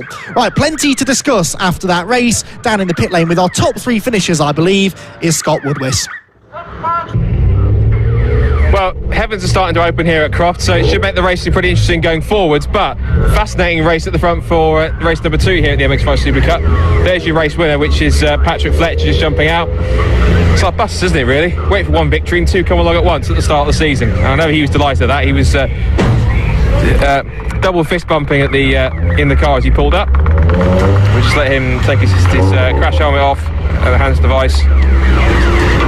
And we'll have a chat to both classes, the pro and club class. Was Luke Whitworth who got the victory in club class from Kevin Sylvain and Richard Amos. But we will have a chat when he's all sourced and ready with our double race winner now, Patrick Fletcher. I just said it feels like buses, doesn't it? You wait for ages for a one race victory and two come along at once. Yeah, I must confess that second one felt a lot more enjoyable than the first, because I got a breakaway in the first race, and that sort of made it a bit too comfortable. Whereas that race, Jack was on me a lot sooner, and Sam was a lot closer to me at the beginning as well. So I felt like I had to push, and I felt a bit more switched on, and I think that was more of a race as opposed to the first one. So that was really good. What's incredible is that people don't know is that you don't run with a team, you run independently. So it's kind of you do all the weight yourself, but you set up. It just proves that, you know, team or independent, anyone can run at the front and win a race. And you've done superbly running an independent effort basically by yourself to run a car as quick as this. Well, I have got a lot of people behind me. So as you can see, my dad and Andrew Tibbs in the pit lanes here already. And I've got a lot of people who support me at home. So yeah, I've got a lot of support as well. And luckily these cars, they don't have a lot of aerodynamics, but they have no aerodynamics. So they're not too complicated. It just takes a little bit of time to get used to driving and then get used to the car. So now, of course, the draw means it's going to switch you around in the top 10 or so. So you're hoping, obviously, to be as high as possible, but you'd have to get your elbows out for race 3. Yeah, race 3 will be interesting. Luckily, Jack's come from 7th, and I can't remember where he came from in the second race. So Jack will be in front of me, so hopefully I can pull him through. Well on a double victory. Hopefully it's 3 in a row. We'll try, but I think it might be wet as well, so a bit of a lottery. Fingers crossed, well done. Let's see if we can grab Jack, let's get this on camera actually, look at this. Rivals in the past, and Jack Kyle looked having a casual chat as if you've been friends for ages, but 2 second place to start off the season, and again, giving Patrick some grief as well. Yeah, no, well done to Patrick. Obviously he's got his first wins this week, and it's nice to see all the people at the front, and you know, I prefer it to be me, but it's nice to see all the people there. But yeah, no, I've won the first 2 races round here before, and I know how easy it is to defend. So Sam was really good to me, in all fairness. He didn't find me out at all, pretty much. You know, as soon as I got to the back, we kind of moved over, and I think he was thinking the same. You know, I need to take some points. If I could take points out of Patrick and move him further back, that'd be better. But once you get there, yeah, he's quick. I mean, I'm in the slipstream, and I ain't gaining. So either we're miles down on power, or he's got a good strong car there. Do you know what I mean? So you know, we did our best, but now he put up a good fight. But yeah, no, we'll see what race 3 is. But I've had plenty of practice overtaking now, and now it's these boys' turn, isn't it? Yeah, you get a chance, won't you? Yeah, exactly. So let's see how they do, and I'll have a bit of practice already. So hopefully it'll be good. So massive thanks to APH Science, 2 Racing, and Luke Herbert. Obviously, the car absolutely phenomenal. Yeah. Can I have a chat with Luke and get your car set up for race 3? Cheers, mate. Thank you. Good stuff. Let's see if we can bring, where is he? He's over on the pit wall. See if we can get Sam over for 3rd place. Just casually chilling on the pit wall as our defending champion, but we'll have a chat with him and see how he felt about that. Sam, 2 3rd places again. I know you want to be winning races stuff, but it's still really solid points for the start of the championship so far. Yeah, everyone here wants to win. I didn't have the pace for Patrick. I could stay with him for 3 laps, but ultimately I knew I didn't have the pace to get past him. So when Jack caught me, I did make a couple of mistakes. So I actually let Jack pass down the straight, and thought if I can go with him, which worked for 2 laps, and he checked out as well. But sometimes you're just not on form on your weekend, and we're just damage limitation for us at the moment. But happy with 3rd, good start to the season. Obviously we want to be on the top step, but our time will come, because I think the car's getting better every time I get in it. So of course the reverse grid means it will put you ahead of these 2 in whichever order it gets pulled out, so you might have to get your elbows out and get a bit defending on the start maybe. Yeah, I forgot about that. I'll be interested, won't it? I'm crap in the wet as well, so we'll see what happens. Good stuff. Well, hopefully it's not too wet for you, but either way, well done with another 3rd place. It's really good points, and fingers crossed for later on. Yeah, brilliant. Cheers, Scott. Cheers. Good stuff.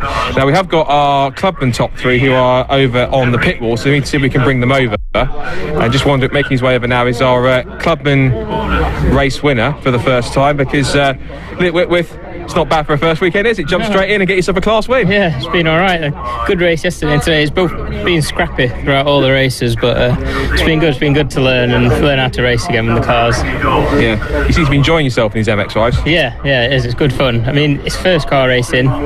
Just done karting since before this, but yeah, there's a lot to learn still. Hopefully I can get a bit better in quali and then be a bit further up the grid. So what are your first impressions of I don't really call you a novice because you're not even racing for a while, but a novice in this championship with the cars the first time. How does it feel for a newcomer coming in with these cars? It's good. I just need to earn a bit more, like, a bit of respect from the other drivers, so they start to work with me a bit better. But yeah, it's just good learning how to race again and learn all the new tracks. So well, you got some silverware to take away from it. So best of luck for race 3 later on today, and hope you can get another one. That's great. Thank you very much. Good stuff. Right, we all very quickly see if we've got second and third over there. If we can bring these two over, we can bring these two over to have a chat, and we'll see what they reckon. So you got Kevin here. Yep. Good stuff. So second place for you, Kevin, again. So you saw it. You're getting your grooving with this circuit racing lot. It was good to actually have a few scars on the car this time. I was a bit precious with it, but now we've got on this. Now we'll get our head down and do some more. Yeah, you seem to be finding your feet with car racing now. 2 second places. You seem to be getting to the groove now. Yeah, we struggled yesterday with setup, but Bri went out this morning. We're going to do that endurance race. So Bri went out this morning and sort of played with the car, and yeah, the car was mega. Absolutely the best it's been all weekend. So yeah, confidence is there. Yeah, hoping for more in race 3. Well, I hope so. Yeah, it's going to get tougher the further you move up the grid. So let's just get the over and done with. Great stuff. Well done. And we'll see you go. You might possibly help us grab Richard over there in third place if we can get him, so we can have a chat with see how he found that one. Of course, Richard, you have to be careful to watch them on the stream because they have 2 identical looking cars. I suspect that he's got one of last year's ones. But Richard, good to have you on the podium. It's always hard to tell you Sam apart with obviously the same cars on the grid, with the same looking cars. But third place in club class, good start so far. Yeah, it's not too bad, to be honest. I've struggled to finish a race up until now, so yeah, just nice to finish one, even with the mistakes that I made. And yeah, it's just a lot to work on. New car looks good, obviously working under Brian, also alongside Sam as your teammate. So it looks as though you're getting stronger every race. Yeah, trying to. Yeah, there's a lot to learn, but it's good to have Sam alongside me just to kind of give me, the markers where I need to be, and yeah, it's doing a good job. Fingers crossed for race 3. Yeah, brilliant. Yeah, bit of rain, that'd be great, wouldn't it? Good stuff. Well done, Richard. Good stuff. So there we go, 6 relatively happy MX-5 SuperCup drivers. I believe our next race, which is heading up very shortly, is going to be our second race of the weekend for the ETSL STXR Challenge. So that will be incredible stuff yesterday. I'm so excited, I can't get my words out. Incredible stuff yesterday. More of the same today with a 30-car grid. Some brilliant support for the championship. And hopefully it should be just as cracking as it was yesterday. Yeah, yesterday's race was entertaining, Scott. That's one word for it. Anyway, it was a bit messy at times, but there was some brilliant racing in amongst it all. The STXR Challenge, which is a series based predominantly in the north of the country, although it does these days venture a bit further south than it used to, which up until very recently had catered almost exclusively for the 1980s Ford XR2s, the Fiestas and the Escort XR3s, but nowadays has expanded to include these newer STs. There you can see the weather, though, is turning. That is not the runoff area at the track. The Croft Circuit do a better job of maintaining their grass than that. That is the Farmers Field, I think, down at Tower, which is getting a bit wet and a bit muddy. And as you can see, more rain falling and greasy lines being cut by the tyres of the recovery vehicles who've just moved Alex Miller's car from the barriers at the complex, meaning that the conditions are clearly getting quite sketchy out there now. These cars will all run again on these sort of semi-slick tyres, but they are obviously going to have more grip in the wet than the dry, and it's these changeable conditions that can sometimes create a little bit of an issue, especially because half the track doesn't seem to be as badly affected by the rain as the rest of it. This first sector here, for example, doesn't look as wet as the far end of the circuit up at Sunny, which you can just see in front of those trees in the background. The grid for this one, of course, is split. The STs that have made up the vast majority of the grid now, starting on a separate grid to the XRs. There are still 6 of the XRs racing in the championship, and yesterday they started behind the STs. Today they start in front of them. So we've got on pole position Simon Robinson with Jason Hennifer alongside him, and then there'll be a 20-second delay between those first 6 cars going and the rest of the pack accelerating towards turn 1. So 2 races in one, but of course the STs are quite a bit quicker, so they should catch the XRs before too long. So that is how the top 3 rows line up. Simon Robinson and Jason Hennifer on the front row, Paul Green and Daniel Cooper row 2, and John Spencer and Alex Causer row 3. Now they are the 3 rows of XR Challenge.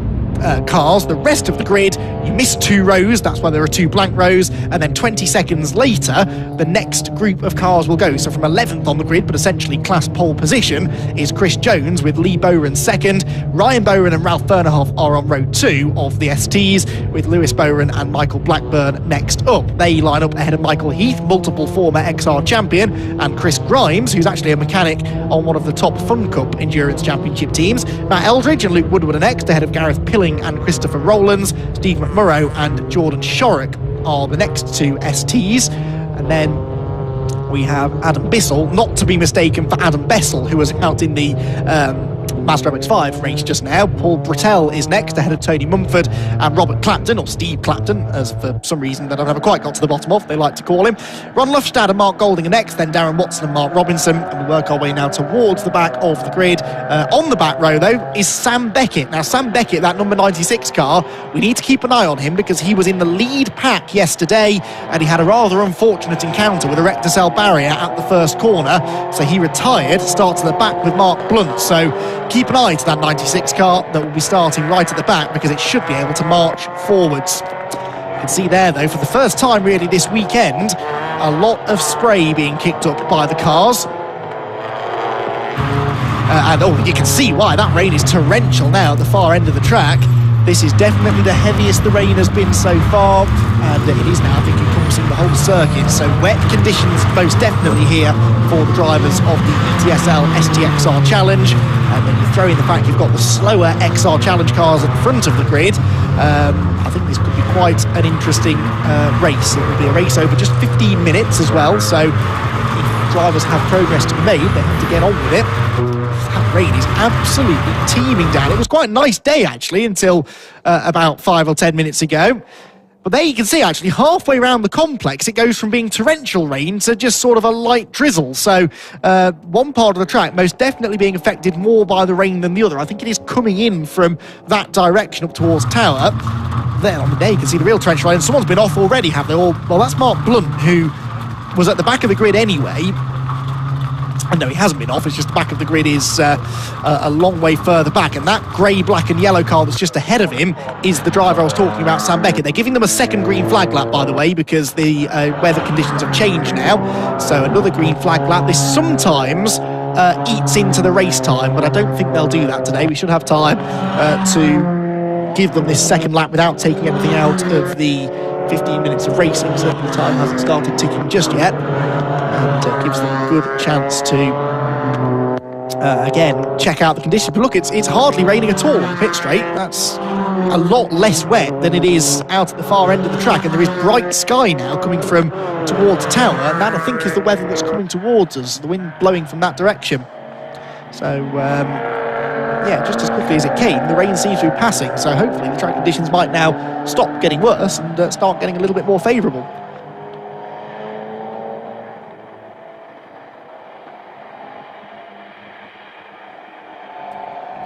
So the XR Challenge cars at the head of the field. 2 or 3 years ago, the whole field was made up of these XR Challenge cars, but over the last 12 to 18 months or so, a lot of the front runners, certainly in the XR Challenge, have moved up into the newer STs, and so that's left only these 6 XRs. One of the XR3s, there it goes, the one being the 21 of Jason Heatherby. You've also got a Class C Fiesta in there too, which is John Spencer in the 89. The rest of the field filing through, down through Tower Corner. Number 77 there is Christopher Rowlands, another former XR racer. I mean, just looking down through that ST field, you've got the 3 Bowrans, you've got Lee Bowran, the dad, and the 2 sons, Ryan and Lewis. They've all raced and won and been successful in XR. So has Michael Blackburn, Ralph Fernerhoff, Michael Heath, multiple former champion. Chris Grimes has raced in the XRs as well. So has Matthew Eldridge, so has Christopher Rowlands. I'd say a good 60 or 70% of the ST field have XR Challenge experience. And it's interesting to see them moving over into the STs, but some of them, I think it's fair to say, acclimatising to it a little bit better. Chatting at length to Michael Heath, who knows about as much as there is to know about XR Challenge racing yesterday. And one of the things he did say, actually, is that around the corners, the XR Challenge cars are every bit as quick, if not slightly quicker, than the slightly heavier STs. And in the rain, therefore, you'd expect maybe that they could actually hold a good pace. And Simon Robinson, who dominated the XR Challenge yesterday, might be able to hang on to a top 10 here. We'll wait and see. Top 10 overall, that is. I do expect the STs to catch the back of the XRs pretty quickly after this 20-second delayed start for the second part of the grid. But once they get there, we'll see some pretty interesting racing. So 15 minutes is the duration. And you can see the rain is, it's barely falling on the pit straight, and yet down at Tower and Sunny and Jim Clark S's, the really fast bit of the track basically, that's where it's pretty torrential and there's a lot of standing water. Croft often does suffer a bit from this standing water because it's so flat here. The water doesn't really have anywhere to run away, and so when it rains heavily like that, the water sort of collects in some of the bumps and the dips and the hollows and doesn't really go anywhere. So expect a bit of aquaplaning, expect a few drivers maybe to start locking up and having moments, but hopefully we'll be able to get them all through the opening few laps and indeed the rest of the 15-minute race in one piece. So Simon Robinson then, the red number 68 car on pole position, Jason Hennifer alongside him in the XR3, Paul Green the blue car, and Daniel Cooper are on row 2. And then back in the STs, yesterday's winner Chris Jones on pole with Lee Bowen alongside, because of course the grid for this race is simply the result of yesterday's race, just with the XR Challenge drivers ahead of the STs. So, last few rows on the grid lining up ahead of a 15-minute second round of the ETSL STXR Challenge here from the Croft Circuit. Green flag waved at the back of the grid, so the first 6 cars will accelerate 20 seconds before the rest of the pack, remember, so don't be alarmed when no one else seems to pull away with them. The rest will be started by presumably a flag. The rest of the field, though, does get underway now at the front. Good start made from pole position by Simon Robinson. The rain has now arrived at the first part of the track as well, hasn't it? And so it's going to be a real voyage into the unknown now. Through the first few corners, Robinson appears to be holding the lead, but Jason Hennifer might get brave around the outside. Oh, he tries it, he thinks about it. There might be grip, of course, offline in these very slippery conditions. As they go through the first corner, there go the STs, and it's an even start from both of the front row drivers. Chris Jones on the inside, Lee Bowen on the outside. One car on the grass, actually, further back as they scrabble for traction, and the pack bears down on Clervo. Now, don't try and go through here 3 wide. There's a bit of a tap in the tail there for Ryan Bowen, getting a bit of an assist from, I think that's Michael Heath, isn't it, going through into 4th place. Good start that from Michael, but at the front, it is Chris Jones that's held onto the class lead. 2nd place for Lee Bowen, and then behind him quite a bit of shuffling, but they are all cleanly through. That's very impressive stuff, actually, as the rest of the field make their way now out of Hawthorne and through the chicane for the first time. These now fully wet conditions are probably a bit easier to manage than the kind of in-betweeny damp and greasy conditions that it looked like we might have had at the start of this race. So 27 there, Chris Jones leads the way. That is Heath that's now actually going up the inside of Ryan Bowen for 3rd. Chris Grimes is going up the inside of Michael Blackburn. So a few drivers clearly have clicked with these wet conditions, and because the conditions changed so quickly between races, I'm not convinced that many of them will have been able to put on a wet setup here. There might have been some hasty changes in the assembly area, but there's only so much you can do at that point, so I wonder if maybe a couple of them had anticipated this rain and have therefore been able to adjust the setup accordingly and find themselves a little bit more speed. There, by the way, is Mark Robinson. Now, Robinson was a retirement yesterday. He's already got himself past about half of the ST field. So, and there, look, Sam Beckett, well spotted, the 96 car from the front of the grid yesterday. I don't know whether it was intentional that we found him at the back of the field, but we need to keep an eye on that car because that one is another one that should come carving to the front. Already, look, the last 2 of the XR Challenge cars have been caught. So they are overhauled by the Rapid STs. Michael Heath there going around the outside of Ryan Bowen for 3rd position. There's been a contact behind between, I think that was Chris Grimes, wasn't it, and maybe Ralph Fernerhoff as they come across the line. Side by side for 3rd, though. Michael Heath, having gone around the outside of the hairpin, now has the inside line for Clervo Corner, and for 3rd place in class, he goes through. There was no sense in fighting that there for Ryan Bowen. He backed out of it, and Michael Heath slithers and slides his way through the first corner. Clean first lap, though. I think we've got everyone through. Still, by the way, Simon Robinson leading the race. He is 15 seconds ahead of the leading ST driver. So Chris Jones, who leads this portion of the race, has 15 seconds to overhaul if he's going to catch the outright lead. As you can see, the top 3 actually quite close together going out of Tower. there they are, right on cue, and it's Robinson leading still from Henner for second and Paul Green in third. So 2 XR2s sandwiching the XR3. No real difference in pace. The XR3 is sometimes a bit quicker in a straight line, but in these conditions that matters little. They've got Alex Corser in the orange XR2 starting to close in on them a bit at the moment as well. Splashing their way through sunny weather. Rain seems to have stopped now, doesn't it? Or at least it's eased off, but the damage has been done really. The track is very, very wet still, and it's going to remain that way certainly for the remainder of this race, possibly for another few hours before it gets fully dried out again. But that shower has now passed, hasn't it? So hopefully lap times are going to improve and grip levels are going to improve now as the race goes on. They're all scrabbling around trying to find some grip there through the final complex, and yeah, I thought Alex Corser had got a bit wide in the orange car at the back of the group. Went off the track there, I think, completely going through the penultimate corner.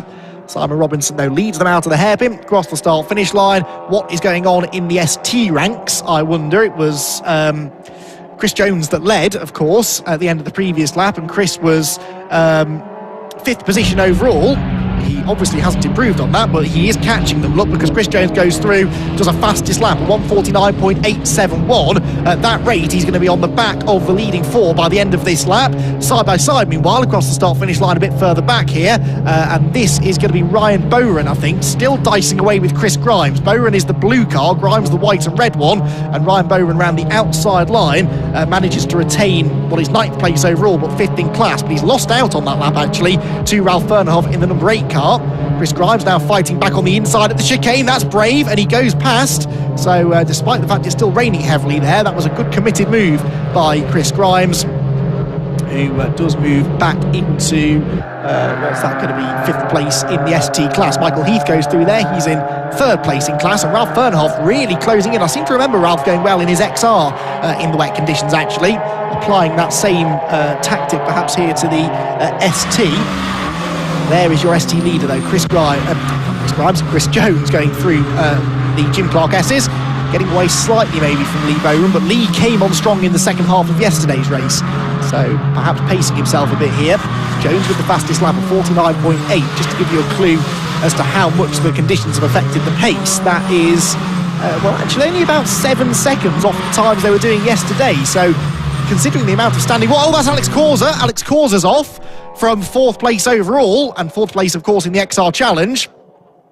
So Alex Corser spins himself out onto the grass and will rejoin as soon as there's a gap in the traffic, if he can scrabble back off the grass. There's not much grip out there with the amount of rain that's fallen, so hopefully he'll get going again. Yes, he has, I can see in the background.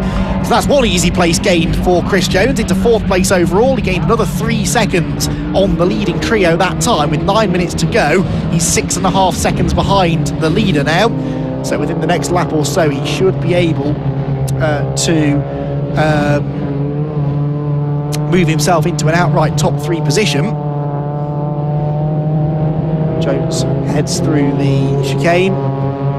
Rain's still very heavy at that part of the track, isn't it? So getting wetter and wetter through that first sector. How's Sam Beckett getting on? That's the other thing I was going to check up on, because Beckett from the back of the grid had a lot of work to do in that hastily repaired car. He's running 17th in class, 21st overall is Sam Beckett in the number 96 car. And if we hang here long enough, we might see him come through, actually. Number 69, there go, not 69, sorry, 96, there goes 69, Mark Robinson. In 96, we're looking for Sam Beckett, who should be coming into view fairly shortly. Here he comes up the inside line, going to try and make another move here into Tower Corner. That's the 83 car that he's passing, and yeah, that is Sam Beckett up another place now. So Sam Beckett moves into the top 20. Oh, and gets another one now because Adam Bissell's off into the barriers. That's hailstone that's falling down at Tower, by the way. It is the middle of May, so what other kind of weather conditions would you expect than a hail shower over the Croft Circuit? So maybe the now icy conditions have caught Adam Bissell out there. Something has, clearly, and he's ended up off in the barriers. Oh dear. So Sam Beckett gets a couple of places then on this lap.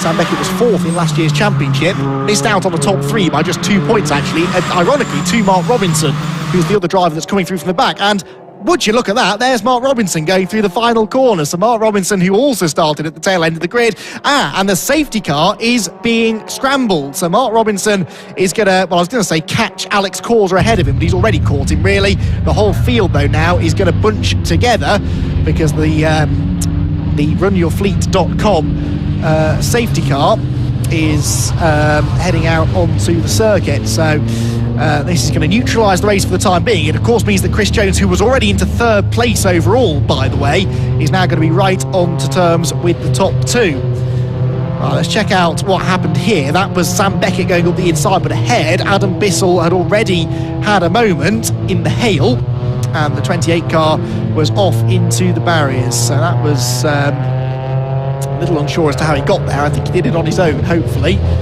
I say hopefully, in that I hope he wasn't nerfed into the barriers by somebody, but I don't think he was. You can see he's actually gone in quite early, hasn't he? He's moved one of those rector cells from the tyre wall.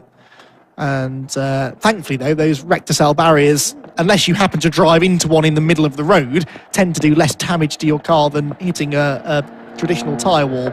Right then, the order. Let's remind you of the order then. It is Simon Robinson that leads the way in his XR2. It's Jason Hennifer who is second in his XR3, and Chris Jones is third in his ST. So that is three different classes of car, running in the top three. You've got a Class A car in Simon Robinson. The Class A cars are the XR2s. The only Class B XR3 is Jason Hennifer in second, and then of course Class D, which makes up the bulk of the field. Chris Jones leading that category third overall. He got himself ahead of Paul Green on that lap.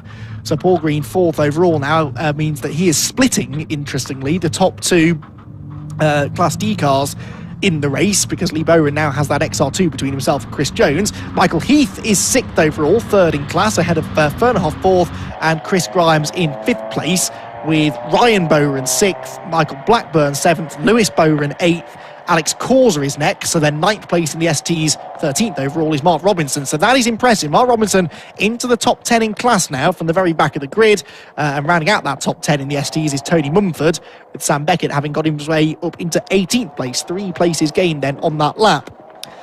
The hail has stopped, thankfully, at Tower Corner. I don't know what's up with it. So no more rain down at that part of the track, it would seem. But a little bit too late for Adam Bissell's liking, who sadly has become the latest driver to be caught out by tricky conditions, especially down at Tower. That's a very, very popular place to have an accident because it's a bumpy braking zone. The water collects in those bumps. The car is a bit unsettled anyway. Front-wheel drive cars in particular are quite prone to locking up into that corner.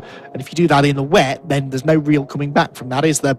So there you can see Chris Jones then in that black car. He is the one that's going to be on the move here once the race gets back underway. He's already leading his class, but he wants to try and win the race overall if he can, and try and get away from Lee Bowen, the orange and silver car there, fifth in line, is second of the STs. I have to say that whilst it's a shame to see the XRs fading from the championship, it is great to see how popular this championship has become, because in some of the latter years of the XR Challenge, we were seeing grids getting dangerously close to single figures. That is not an issue that we've got now. We've got nearly 30 cars out on track. 29 of them started the race. We lost to the pit lane, apparently, number 89, John Spencer. And of course, we know Adam Bissell is off at Tower Corner, but still 27 of them running. And a real success story, this. And a lot of the XRs, a lot of the drivers that have bought STs that had previously raced the XRs, a lot of them have kept their XRs, so they might well make a reappearance in the future, either in this series or another. It would be nice if they could maybe sort of sell those cars on or hire them out to drivers that might come and race in the championship as well, and then we could get 2 full grids of cars, and that would be pretty awesome. The XR Challenge maybe sort of acting as a bit of a feeder series, perhaps, to the STs, but this particular format of the 2 classes still in its infancy, really. We've only had STs in the championship officially for a couple of years. There is the runyourfleet.com safety car then. We thank them again for their support and their sponsorship of the BRSCC this year, no doubt boosted by the fact that the BRSCC is committed to 17 race meetings being given the live stream coverage, at least 17 this year, and that includes the Formula Ford Festival at the end of the season, which is always an exciting event.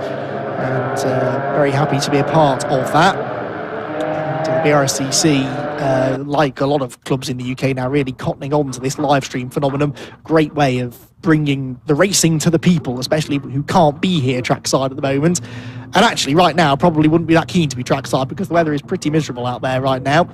Not super cold, but very wet and a little bit windy. So it's one of those days where you probably are quite glad to be able to watch the racing from the comfort of your own sofa. And the RingYourFleet.com safety car driver, a few laps now in the wet conditions of the Croft Circuit. I've got a minute and a half to go, so if we don't restart this time, we will unfortunately see the race end under the safety car. I'm not sure how well this recovery is going on. I think they've moved Bissell's car out of the way, haven't they? Yeah, the lights are out on the safety car, so we're going to get a one-lap dash here. Can Simon Robinson hang on to win in an XR2? He's about 3 seconds a lap slower on average than Chris Jones in third position. But he's only got to hang on for one lap, so a good restart can buy you a second or so. Then Chris Jones has to find a way past Jason Hennifer as well. Could we have an XR win the race overall? That would be a really good story. Yes, they had the advantage of starting at the front of the field, but of course the safety car neutralised a little bit of the advantage they had from that. Out of the hairpin we go then. One more lap of the Croft Circuit to go. 2.1 miles of racing remain. In round number 2 of the ETSL STXR Challenge, Chris Jones is going to waste no time at all, pulling up the inside of Jason Hennifer for second, and he's going to blast through into P2. Now he sets off after the leader. He's already closing in on the brakes. Simon Robinson quite tentative there as they negotiate that always difficult puddle at the apex of Clervaux Corner. Surely down the next long straight towards Tower, Chris Jones is going to be able to get himself ahead of Simon Robinson. Robinson carries good speed through the corners, but the power of the ST is almost certainly going to allow Chris Jones to take the lead. This is one of the key moments of the race then. Can Simon Robinson defend? He is going to defend. He's not waving him through then. He's going to try and cover the inside line. Jones to the outside line. Robinson's going to try and outbrake him, which he might be able to do. No, Jones has got there, and he's going to have more grip on that outside line as well, so he should come off the corner quicker than Robinson. And Windy Bob, as apparently he's known, don't ask me why, Chris Jones is in the lead of the race. So the ST does now get itself to the front of the field and starts to pull away. And the good news for Chris is that he's got those two cars now between himself and his nearest ST rival, Lee Bowron, who hasn't really made much progress. Now Bowron has caught Jason Hennifer, but hasn't really been able to get through. Big face full of spray as they head out the back part of the circuit. Jason Hennifer has ideas of taking the victory in the XR Challenge here, doesn't he? He's pulling up alongside Simon Robinson, trying to find some grip on the outside at Sunny. That didn't really work actually there, and Robinson came off the corner quicker. So too did Lee Bowron, who's going to rather scupper Hennifer's plans now by pulling alongside and holding him up through this last couple of corners. That's Michael Heath all out of shape in the background. Did he save it? I think he did somehow, but Heath has lost a couple of positions as a result. That's a shame, because Michael was looking like he might be about to get his first ever ST class podium. At the top of the podium though, for the second race in a row, is going to be Chris Jones. Chris Jones comes across the start finish line to win the second round of the ETSL STXR Challenge. It's almost side by side for second, but Simon Robinson hangs on with Lee Bowron in third position. Fourth place should go the way of Jason Hennifer, fifth for Ralph Fernhoff, sixth for Michael Heath. So Heath lost just one position, I think, actually, in all of that, because he was ahead of Fernhoff, but he lost just the one place from that big moment that we caught in the background through the complex. But that was an absolutely awesome race, and Chris Jones was able to come home with the race victory. So, Chris Jones, winner. And they will now look forward to their next rounds of the championship. But for now, let's remind ourselves of what happened in their second round of the championship here at Croft. The weather was the big talking point, really. Torrential downpour as the cars were heading out on the green flag lap. That didn't deter them, though. They still were fairly gung-ho into the first corner, with Michael Heath making a good start to get into fourth place in the ST class as the STs chased down the XR Challenge cars that had a 20-second head start. The battling was fairly intense, though, as the Chris Grimes number 81 car was able to move ahead of Ryan Bowron, one of the two Bowron sons in the race. Michael Heath was then reeled in by Ralph Fernhoff, who would eventually get past him on the final lap, while Sam Beckett was making good progress from the back of the field. Sam Beckett eventually finishing 13th in class, having non-finished yesterday. Adam Bissell brought out the safety car midway through the race by going off down at Tower Corner as a hailstorm came in over the circuit, making the track even more treacherous. That allowed the RunYourFleet.com safety car to come out for a couple of laps, and on the resumption of racing, it was Chris Jones that came home with the race victory, getting himself past the top 2 runners in a one-lap shootout to the flag. So Chris Jones victorious in class, victorious overall. Class A was won by Simon Robinson, Class B by Lee Bowram, but they were both competing for the XR Challenge together. And then the only Class C car that started the race was John Spencer, number 89. And did he get to the end of the race? No, of course, he pitted, didn't he, earlier on, and we lost Bissell into the barriers. So 27 cars got to the end of the race. And there you can see the cars weaving their way back through the final sector of the lap, where they will pull into the pit lane and be greeted by the welcome sight of Scott Woodwiss down in the interview area, who will dig out all of the stories from what was a very entertaining race, number 2 for the STXR Challenge. If you like Fiestas, then we are able to cater for you today, because whilst the STXR Challenge aren't back out again, we do still have 2 more Fiesta races this afternoon. The Fiesta Senior Championship will be out at about 2:55, and the Fiesta Junior Championship at 4:35 have their second race, and their first one was a real thriller earlier on. We've got one more race before the tea break, which is for the Mazda MX-5 Championship. We'll then have a little bit of a break for about 20 minutes or so before the afternoon's action gets underway, with the BRSCC Fiesta Championship, the MX-5 SuperCup, the MX-5 Championship's third race of the weekend, the Fiesta Juniors again, and then the BRSCC's ClubSport Trophy will round out the weekend's action. Well worth sticking around for that. A massive grid of cars, multi-class racing. Should be a fairly epic 45-minute race to round out the day, and indeed the weekend here at Croft. So the STXRs head back into the pit lane then. The race victory, of course, going the way of Chris Jones, and I think that we... well, the weather certainly changed overnight, didn't it? Or through the afternoon it did, and some dramatic wet weather conditions that we had to get the racing underway, but interesting to see that the STXR did catch the XRs with the help of that safety car. We're going to have a chat with our now 2-time race winner this weekend, which is... the spot, if you can see the smile on his face, just Daniel says it all, but Chris Jones, he seems to be adapted to these STs pretty quickly. Yeah, that was pretty hard actually. Half of it was bone dry, the other half was absolutely drenched, and we caught up to the back of the Fiestas, and then you get the spray, and then it rains. It was worse down at the end of the start-finish straight, but yeah, really difficult conditions. Then the safety car came out. I know Lee was right behind me, but luckily I managed to get an XR2 in between, and then yeah, managed to get Simon on the last lap, and that was it. It's been a mega start, so you're going to be thinking about really good how you go forward to that in terms of building on the points you've got now. Just keep doing what we're doing. So we've got Knockhill coming up in 4 weeks, so never been there before, I've never been here before, so I'll take 2 wins and a couple of poles and hopefully a fastest lap. That's your win rate, a circuit you've never been to before. We should be dominating Knockhill. I've never been there, so we'll see how we go. Good stuff. Well done, go and celebrate it. We'll see it not kill. Well done. Thank you. Just over here, we're going to have a chat to second and third place. Have a chat to our second overall, an XR winner as well, Simon Robinson. Well, that wasn't bad, was it? So a second overall and a nice class win as well. Absolutely, yeah. Bit disappointed to lose it on the last lap, but I had just no grip on that restart, and I tried my best to try and keep the tyres warm, but I was on a full dry setup. It's just my worst nightmare. And before I went out, I just said I want to bring it back straight. The outright would have been absolutely fantastic, but I've come away with 2 poles, 2 wins, hopefully 2 fastest laps, so what a great weekend. You must have felt like one of those production cars in the touring car races of old when they had the faster cars bearing down on you out there. Absolutely. I could see his lights coming, and there's no way that I was going to keep him back, but I thought maybe he might have let me have it as it was the last lap, but no. Yeah, racing's racing. Knockhill next for you? I'm not doing Knockhill. I'll go up there and support my brother, but I'm not going to do it, so my next outing will be Snetterton. Good stuff. Well, see you there. Well done for the success, and we'll see you in Norfolk. Thank you very much. Good stuff. And let's grab Lee over here as well. If we can get Lee over for third place. You're making a habit of this, aren't you? Yeah, I'd like to make more of a habit, I tell you. Good stuff, Just need to get a bit further up towards a very sharp end. Yeah, no, but car seems to be really well sorted. You seem to be in good form as well, so happy days for this season, doesn't it? Yeah, no, the car feels great. We've done a lot of work through winter, and it's paying off, you know. And it's races like that, you've got to have a lot of luck as well. I mean, everyone went out on a dry setup. It's like Skittles out there. It's so wet. You know, it was hailstoning at one point. Hard going, but yeah, I'm glad we've all come back.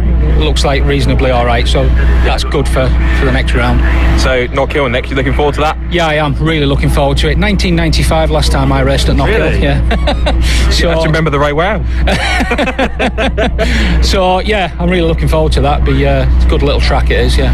So good. I'm glad it's on the calendar this year. Yeah. You've driven superbly all weekend, so well done, Lee. Great effort. We'll see you in Knockhill. Thank you, Scott. Thank you. Good stuff. Well, excellent stuff from the STXRs. That's their second race done. If you want to find out more, head to the BRSCC website. But again, mega effort by David Fairclough, Chris Flynn, everyone involved to get the grids up to 30 cars, and they've got more coming. They've got about 40 drivers registered for this season, which is absolutely superb. I think next we've got more Fiestas coming up, BRSCC Fiesta Championship, and this should be intriguing. The new turbo Fiestas with some 240 brake horsepower to put down through their dedicated Goodyear wet tyres. No, forgive me, I'm being stupid. It's Mazda MX-5's next. I should know that, working for BRSCC. Mazda MX-5 Championship coming up next, but Fiestas are coming up after that, and this should be pretty interesting. Jack Brewer with his first win yesterday. There's a habit of first-time winners at this weekend, but we've got some very strong drivers behind him. So, back over to Andy, who does know it's Mazda MX-5s. He can give you the grid for this next race. No, Scott, I thought it was the Compact Cup up next, wasn't it? No, it is the Mark 1 MX-5 Championship, which is heading out onto the circuit for its second race of the weekend. And I'm very glad it is, because the MX-5 racing is always really exciting. And yesterday's race, as Scott said, was won by Jack Brewer from Michael Nibbs in second and Ollie Allwood third, but it was a race-long battle between particularly Brewer and Nibbs, and some really good action back through the middle of the field as well.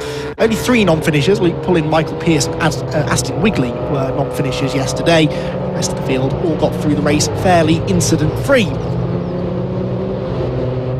So the grid is a big one. There are 40 of them, hopefully, that should start, as long as they've all managed to get the cars sorted for the second race of the weekend. They'll also have that third race, of course, later on, which will have a partially reversed grid. And the result of this race, therefore, takes on extra significance, because if you finish towards the back of the top 10, you could find yourself at the pointy end of the grid for later on. So it should be Jack Brewer and Michael Nibbs on the front row of the grid, I believe, in that order. Indeed it is. Jack Brewer and Michael Nibbs on row 1. Ollie Allwood and Steve Foden make up row 2, ahead of Fraser Fennick and Oliver Graham, with Jason Greytrex and Brian Trott on row 4. Stuart Simmons and Matt Pollard are next, ahead of Owen Mills, who collected some cones yesterday and spread them very graciously around the circuit. He's got Adam Craig for company on row 6, Paul Bateman and Zach Oates on row 7, ahead of Callum Greytrex and Tim Dunn on row 8. Ninth row for Bryn Griffiths and Scott Leach, ahead of George King and Michael Green. Richard Wotton and Christopher Ginn are on the 11th row, with Kean Donaldson and Thomas Mallett 23rd and 24th. Next up, Graham Rumsey and Matthew Allen, ahead of Oak Richardson and Kevin Dengate. Richard Bartlett, Alan Hawkins, Jordan Pimley and Ollie Walden are next, and then we get towards the tail end of the field into the 30s now. Some of those that didn't have ideal races yesterday: Nick Ledoyen and Bo Parry, Jonathan Fieldsend and Brad Jones, then Anthony Pettigrew, and then the 3 non-finishers: Luke Pullen, Michael Pearce and Aston Wigley, who hopefully will be there at the back of the grid.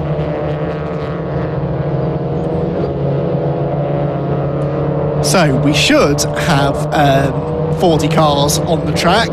We might also get a second green flag lap, potentially, because the weather conditions have changed, and the track has been fairly much bone dry all weekend. I think it was dry for qualifying yesterday. We've had overnight rain a bit this weekend, but not really been wet to this extent. But look at how quickly the standing water's draining away. That's actually something that Croft have really worked on when they resurfaced the track, because what arguably the biggest issue that people have had here at Croft down the years is that this standing water collects on the track and then never really was able to drain away anywhere. But they've clearly worked on the circuit drainage, because the track is not anywhere near as waterlogged as it was 10 or 15 minutes ago, and we haven't even had cars driving around the track for the last 5 or 10 minutes. So yeah, really impressive work by the Croft circuit staff to make sure that this resurface has not only helped with the grippy and smooth nature of the tarmac, but also circuit drainage has been worked on as well. It's still wet, clearly, it's still very slippery, but it's nowhere near as wet as it was towards the end of our XR Challenge race. Michael Nibbs enjoying a bit of drifting action there through the penultimate corner, also getting some heat into the tyres. He will line up second on the grid for this one then, with Jack Brewer on the pole position. Jack Brewer, who therefore takes an early championship lead. Jack Brewer last year was 7th place in the MX-5 Championship, a series won by Joe Wiggin in 2020. Ollie Allwood was 2nd and Mike Comber was 3rd, but neither Wiggin or Comber have returned this year, so Ollie Allwood arguably starts the season as the pre-season favourite. And managed to log some good points yesterday with a 3rd place finish, so I suppose living up to that reputation to an extent, although Michael Nibbs and Jack Brewer beating wasn't in the script. Nibbs was top 10 in the points last year, but Michael Nibbs, who's also out racing in the SuperCup, as we've documented already, has been a busy boy. He's certainly got a lot of track time under his belt this weekend, but in very different cars, actually. You'd think, both being MX-5s, that the Mark 1 and Mark 3 car would handle very similarly, but Mark 1's a lot more compliant, a lot easier to drive, especially in the wet conditions. Mark 3s have a tendency to snap sideways on you and send you off the track, whereas the Mark 1's a lot more drivable, it seems. You still have to concentrate, though, in these conditions. You've got to find the grip not always on the traditional racing line in the wet, remember, where the rubber has been laid down on the track. That rubber gets very wet when it gets very slippery when it's wet, and yields a lot less grip than the outside of the corners. So if you see people taking some very wayward lines through the turns, don't panic. That is, in theory, where the grip should be, although on this relatively new surface, not sure how much of an effect that will have. Jack Brewer then, the yellow 93 car on pole. 82, Michael Nibbs alongside him, with Ollie Allwood and Steve Foden row 2, and a few drivers to watch for potentially further back. Stuart Simmons in the one of many AB Motorsport run cars, number 88. He should be one to watch from 9th on the grid, white and purple car.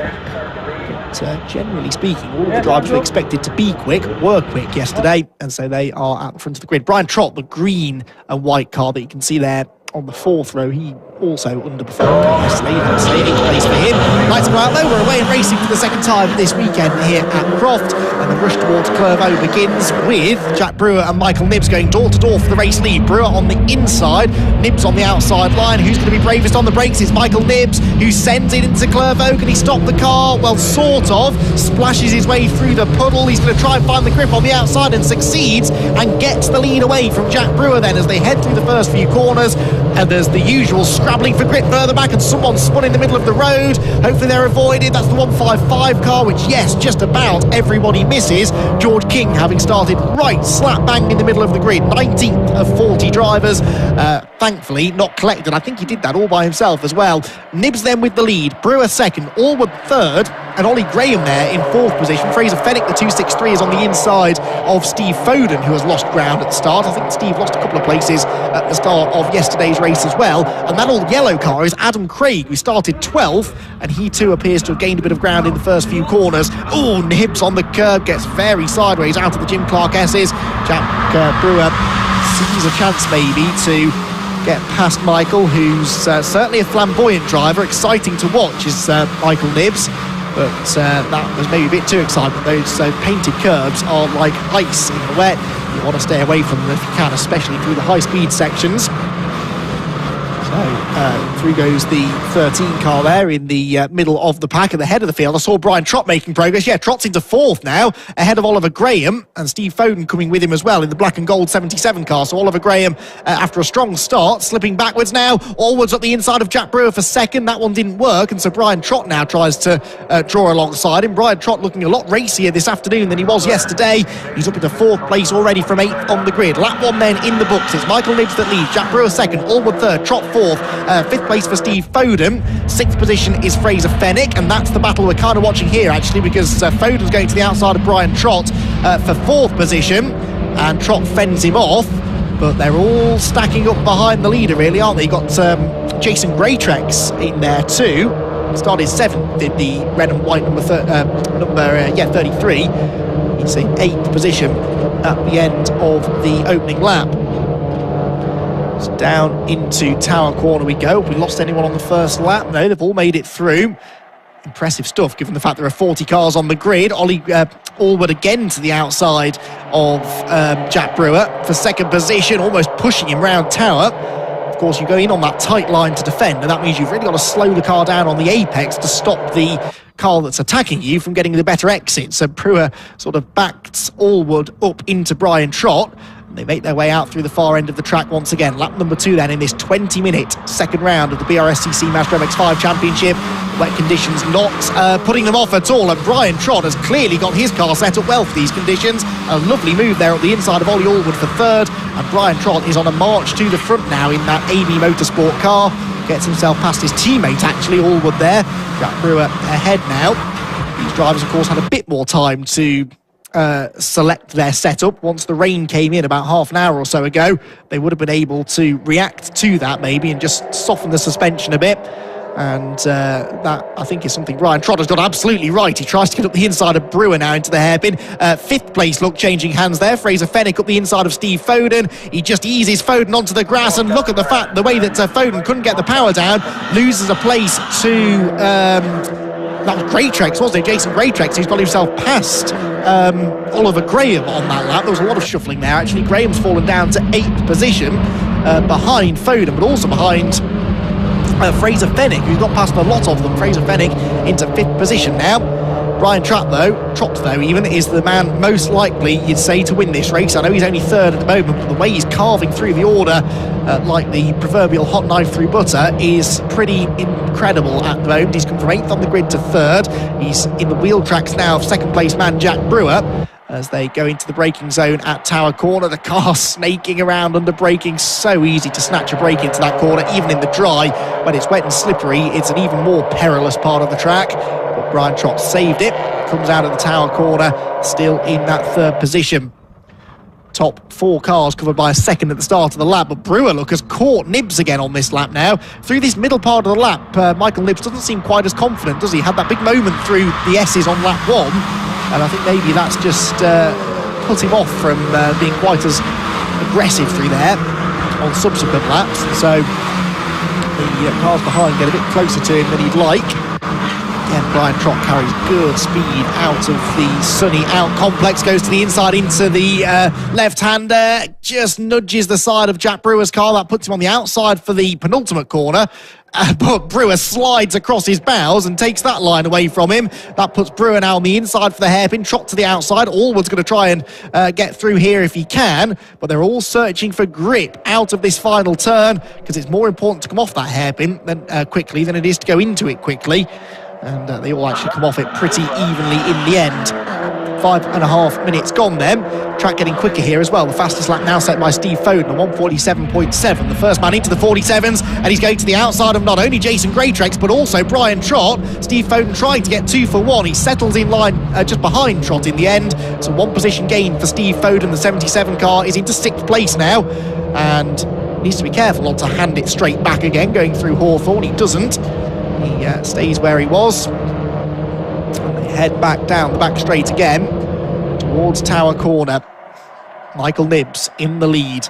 Jack Brewer staying with him but not really showing his nose just yet, and Fraser Fennick is ahead of Brian Trott somehow, and also goes up the inside of Ollie Allwood for 3rd. So what on earth happened there to Brian Trott? He was definitely 4th going onto the back straight, but then suddenly Fraser Fennick was ahead of him, and Fraser was attacking for 3rd position. He didn't get it, so he stays 4th. Michael Nibbs is sideways again out of the S's. This time, nothing to do with the curve. He was just carrying a bit too much speed, I think, through the corner. And Jack Brewer then closing right back in on him. You don't know where to look in this group, do you?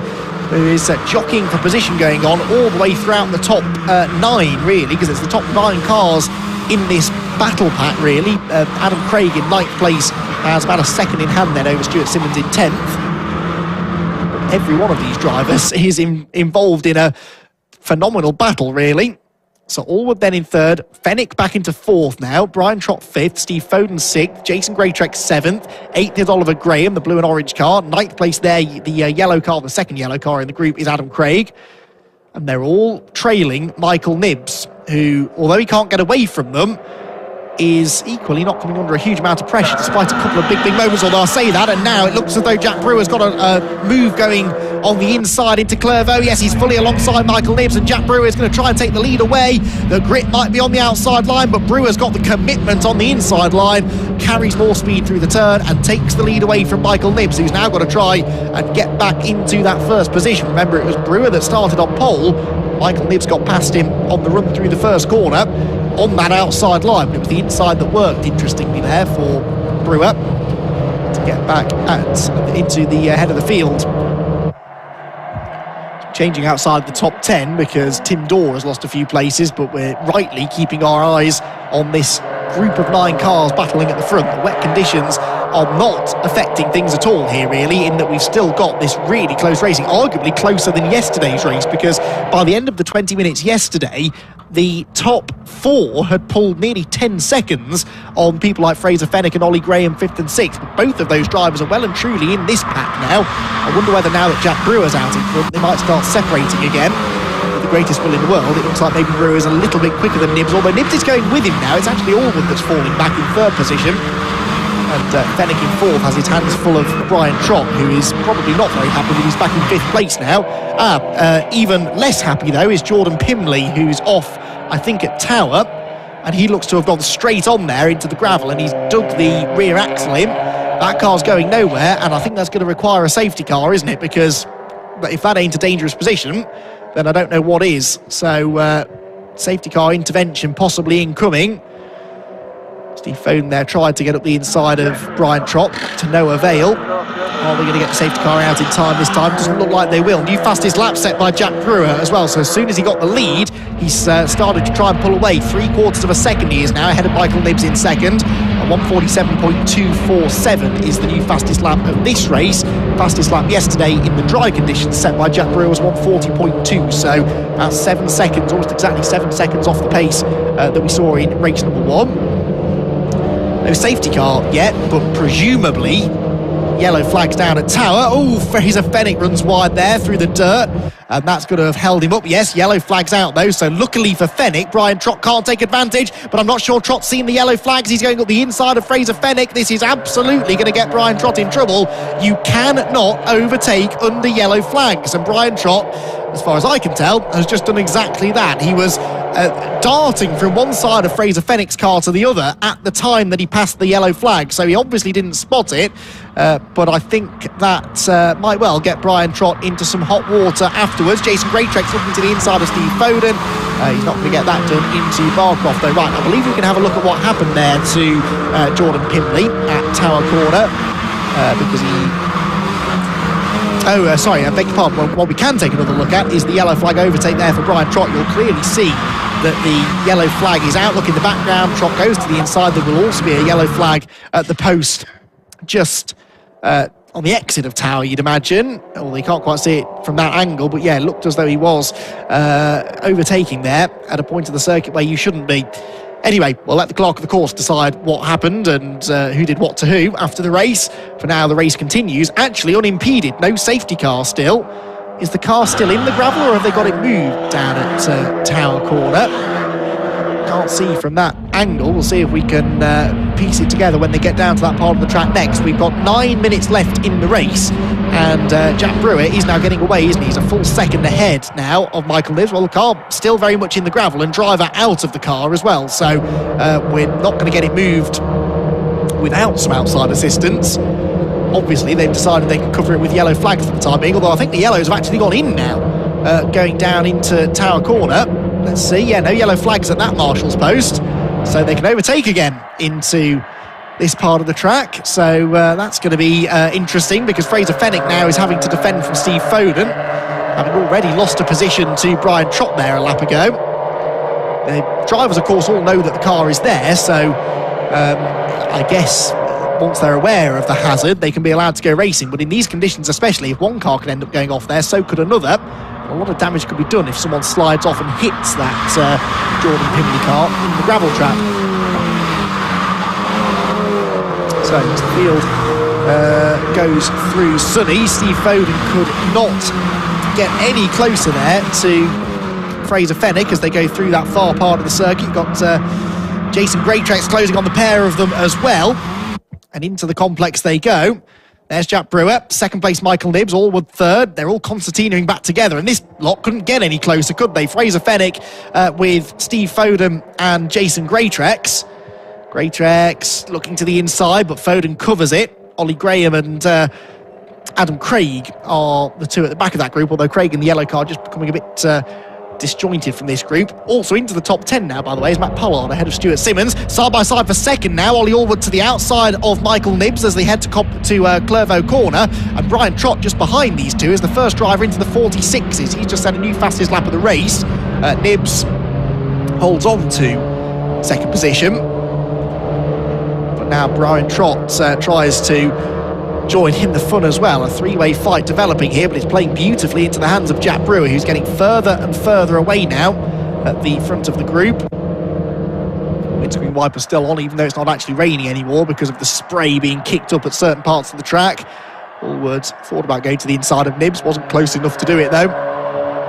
So number 63 car of Ollie Allwood, last year's runner-up in the championship, just 10 points shy of Joe Wiggin, who took the title in 2020 and now has moved on to race other things, leaving the door open for someone else to come and take the crown. And I think I'm right in saying there isn't a single driver on this grid now who has previously won the championship, which actually is a good thing because it shows that the MX-5 racing ladder within the BRSCC is working, because what we're kind of supposed to do is win this championship and then move on to the SuperCup. And that is what a lot of drivers have done, even those that haven't yet won this championship. They've moved on to the SuperCup, as Michael Nibbs has done, but he made a mistake there, ran wide out of Sunny, and Ollie Allwood is now fully alongside him. He's got, in theory, the grippier side of the road now through the complex, and look, he's able to carry so much more speed through the corner, and he chops across in front of Michael Nibbs to take second place. Another little mistake there from Nibbs, who is really working hard behind the wheel, and now Brian Trott pulls alongside him. Behind, Jason Greatrex is steaming up the inside of Steve Foden, and well, that's one way of doing it. Elbow Steve Foden out the way, so no change for third position, but there will have been a change for sixth, I think, in the background, because yes, there is Greatrex now ahead of Foden into sixth position. And I tell you what, Adam Craig being caught by Matt Pollard here. Matt Pollard started 10th, so he's lost quite a bit of ground at the start, but he's really coming on strong now. He's actually almost on the tail of that second group of leaders, isn't he?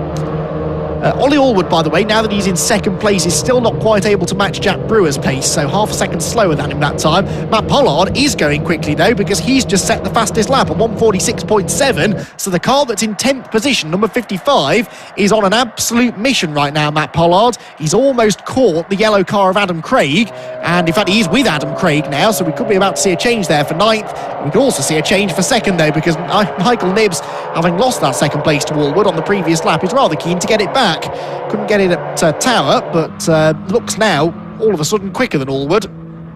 It's amazing how, especially in these kind of conditions, a driver who looked all at sea when he was at the front of the group can suddenly find pace once you've got someone ahead of him to use as a reference. You can kind of copy their lines, copy their braking points.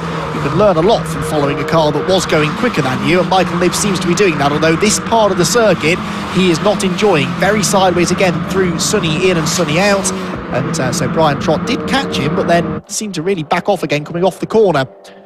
Through the complex goes Allwood in 2nd position. Are we going to see a change behind? Yeah, Matt Pollard, look, on the tail of Adam Craig, look, and Adam Craig holding on to that 9th place, but Matt Pollard really starting to ask all of the right questions of him, and if he gets him quickly, he might have the time to catch the next group ahead, or at least the next car ahead. Ollie Graham out of the hairpin they go. There is Matt Pollard, gets a good exit from the corner. We've got Stuart Simmons right behind him as well.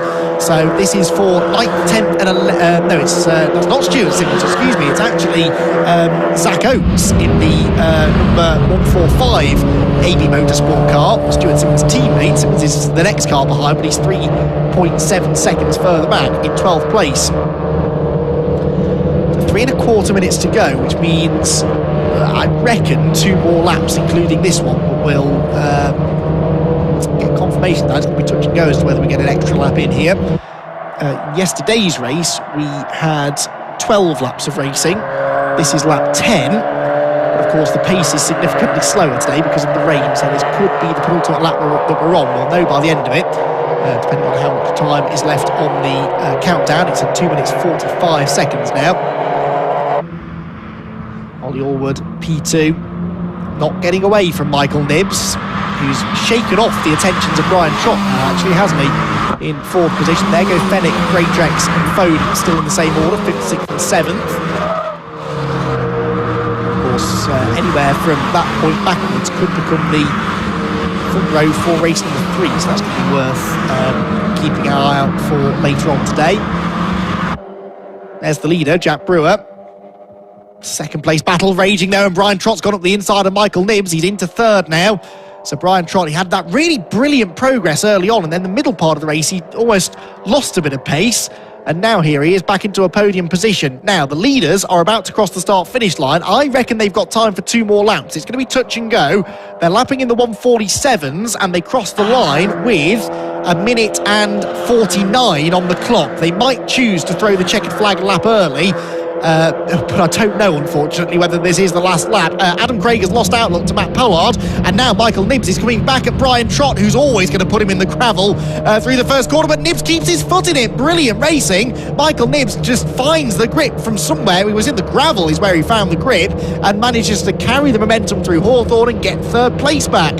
Nicely done. Michael Nibbs then back into that podium place, having lost it a couple of corners previously. So the order now, Brewer leads the way, Allwood 2nd, with Michael Nibbs and Brian Trott alternating that 3rd position. Then it's Fenwick 5th, Greatrex 6th, Foden 7th, Ollie Graham is still 8th, but Matt Pollard is 9th now. Both he and Zach Oates have got ahead of Adam Craig, so Craig, unfortunately, after a strong start to the race, is now back to 11th place, still 1 place higher than he started, because he's got himself ahead of Owen Mills at the start, and Owen is 2 seconds behind him still in 12th place. A little exchange there between Nibbs and Trott has kind of let Allwood get away a bit now. He was 8/10 ahead of them at the start of the lap, but they're closing back in again, ironically, at the part of the circuit that Nibbs seemed to be struggling at earlier in the race. Now he's actually reeling in the 2nd place driver. That's some 2.5 seconds behind the leaders. Now, is it going to be checkered flag this time? We think, well, we're waiting to see whether it's a flag or a last lap board waiting for them. It's going to be really close. There is a last lap board waiting, I believe, but they may choose to throw the checkered if they don't get there in time. Let's see, out of the final corner, and yeah, looks like the last lap board is going to go out. Oh, yellow flags. Why was there a yellow flag there at the last corner? That's why, and that is the 85 of Anthony Pettigrew, who's had a spin. He was about to go a lap down, and the 85 car, the close racing car, unfortunately, has come a cropper in the slippery conditions, possibly trying to get out of the way of the leaders, who are now on the last lap. So Jack Brewer, yes, he got to the line with 5 seconds to spare, so actually they had a bit more in hand than I thought. Last lap then begins for Brewer, and he is still comfortably ahead of Ollie Allwood. The real question is who will be 2nd, 3rd and 4th in the race. Allwood has got Michael Nibbs right back on his tail. Nibbs just put in a personal best lap as well, 1:47.416, and you can see that Ollie Allwood is feeling the need now to defend his 2nd place. Got another back marker just ahead, which will be that's going to be number 53, isn't it, I think? Jonathan Fields End, who stays out of the way. We've lost to the pit lane earlier on, Tom Mallet. So Mallet and, well, I think Mallet might be the only retired. No, Mallet and Pimley are going to be the 2 retirements. Pimley's issues earlier on, but Jack Brewer heads through Sunny Inn, and he is now just a few corners from home. Still Allwood, I think, in 2nd position. Try and get a look at them through the final sequence of corners as well. But for Jack Brewer, this is an ideal start to the season with 2 race wins from 2. But from race number 3, we'll have to wait and see whether he's able to make it the hat-trick. Not very many people have been able to win all 3 races in the same weekend. Joe Wiggin did manage it last year. And I'm pretty sure Tom Roach has done it at one point or another in the past, but it doesn't happen all that often. Jack Brewer comes out of the final hairpin, then comes across the start-finish line, and it's 2 from 2 for the number 93 car. A victory at Croft in race number 2. The checkered flag is unfurled and waved for Jack Brewer. 2nd goes to Allwood, 3rd for Nibbs, 4th Brian Trott. Fraser Fenwick is 5th ahead of Jason Greatrex and Steve Foden. Ollie Graham just fended off the charging Matt Pollard at the end, and then it's going to be Zach Oates from Owen Mills, and Adam Craig did fall behind Owen Mills then on the last lap, so Craig's pace at the end was really quite slow, wasn't it, actually? I don't know if he had some sort of an issue, but he was about 3 seconds a lap slower than he had been over those last few laps. Maybe the wet setup that he'd been running with had not worked quite so well as the track got a bit drier towards the end. Not sure, but anyway, at the front of the field there was no stopping Jack Brewer. Jack Brewer taking the victory by 2.5 seconds, beating his record from yesterday when he won by 1.8 seconds. Given how close it was in the early stages of the race, it's fair to say that doesn't do the race full justice, does it? Because for the first half of the race, really, the top 9 cars were absolutely nose to tail. So we'll hear from our top 3 drivers very shortly, but plenty more racing coming your way here from Croft. We're about to go into that tea break that I mentioned. We don't have a lunch break on Sundays at Croft because the racing doesn't start until after 12 o'clock. The racing ending, though, a little bit earlier there for Pimley than he would have liked. I'm just getting a notification as well from race control that the tea break is not happening, apparently. So we'll have to wait and see. Maybe we're going straight into racing. We are a little bit behind time, I suppose. Yeah, in fairness, the tea break was supposed to finish at 2:55. It's now 2:45. So we are actually going to go straight into racing, I believe, after this. So let's remind ourselves of some of the highlights then of round number 2 of the BRSCC Mazda MX-5 Championship. At the start, it was Michael Nibbs who was on the attack, went round the outside of Jack Brewer through the first few corners and took the lead from the outside of row number 1. Everyone got through the first few corners, apart from the 155 car of George King, who was tapped into a spin and ended up falling to the back of the field. Michael Nibbs was leading then in the early stages, but under pressure from Jack Brewer and Ollie Allwood. Allwood briefly challenged Brewer for second place on a number of occasions. Actually tried to go around the outside through Tower Corner, but wasn't able to do it. Allwood then lost out to a charging Brian Trott, who came from 8th to 3rd in the early stages as a top 9 group started to form. Inches between them all. Fraser Fenwick went up the inside of Ollie Allwood for 3rd position through Tower Corner, but wasn't actually quite able to complete the manoeuvre on the exit, the outside line keeping Allwood ahead. Those two battled hard throughout the course of the race. The AB Motorsport car of Allwood, though, would eventually come out on top. Then at the head of the field, Michael Nibbs reeled in Jack Brewer and tried his best. Jack Brewer reeled in Michael Nibbs, I should say. And Michael wasn't able to use that outside line through turn 1 quite as effectively that time around. He lost the lead, whilst down at Tower Corner, we lost from the race Jordan Pimley after he went straight on into the gravel trap. Under yellow flags, Brian Trott appeared to overtake Fraser Fenwick. That one, I'm sure, will be investigated after the race. And Trott then set off after the cars ahead. Brewer by now had escaped out in front, and it became a 3-way scrap for second, with Ollie Allwood moving ahead of Michael Nibbs in the closing stages. Brian Trott trying to do the same thing. Nibbs was sideways, clearly running out of grip through the final sector in particular, and Brian Trott did get ahead at one point on the entry into the complex, but Michael Nibbs would later get back through again into 3rd position. The two of them wheel to wheel again. Michael Nibbs found himself in the gravel and went straight through into 3rd position. After that, there was drama for Anthony Pettigrew, who had a spin at the hairpin, but the leaders were able to get themselves cleanly through to the checkered flag. It was Jack Brewer that took the race victory. Ollie Allwood was 2nd. Michael Nibbs was in 3rd position, and those 3 drivers are down in the pit lane now to have a chat with Scott Woodwiss. Here with Andy, despite the conditions, another mega race, even closer than it was yesterday. But whatever happens, come rain or shine, still the same race winner. And it's this man right here with another big smile on his face, which is Jack Brewer.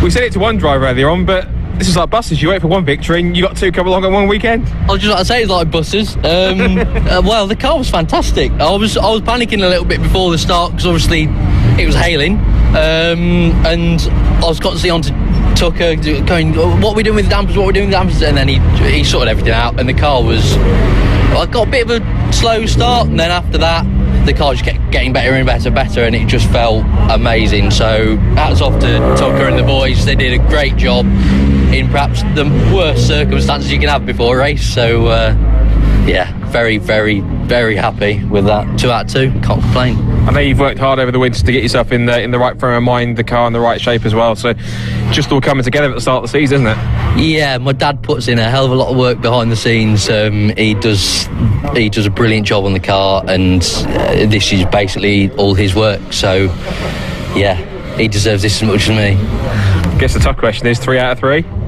We'll give it a go. There's no harm in trying, and we'll see from there. But yeah, I'm happy with 2, and we'll just keep it consistent in the 3rd, hopefully. Well, you're in the best position possible. So again, well done, great drive, and we'll see you for race 3 later on. Thank you very much. Good stuff. Right, let's bring. Where's our 2 drivers? Let's bring Ollie over for 2nd place.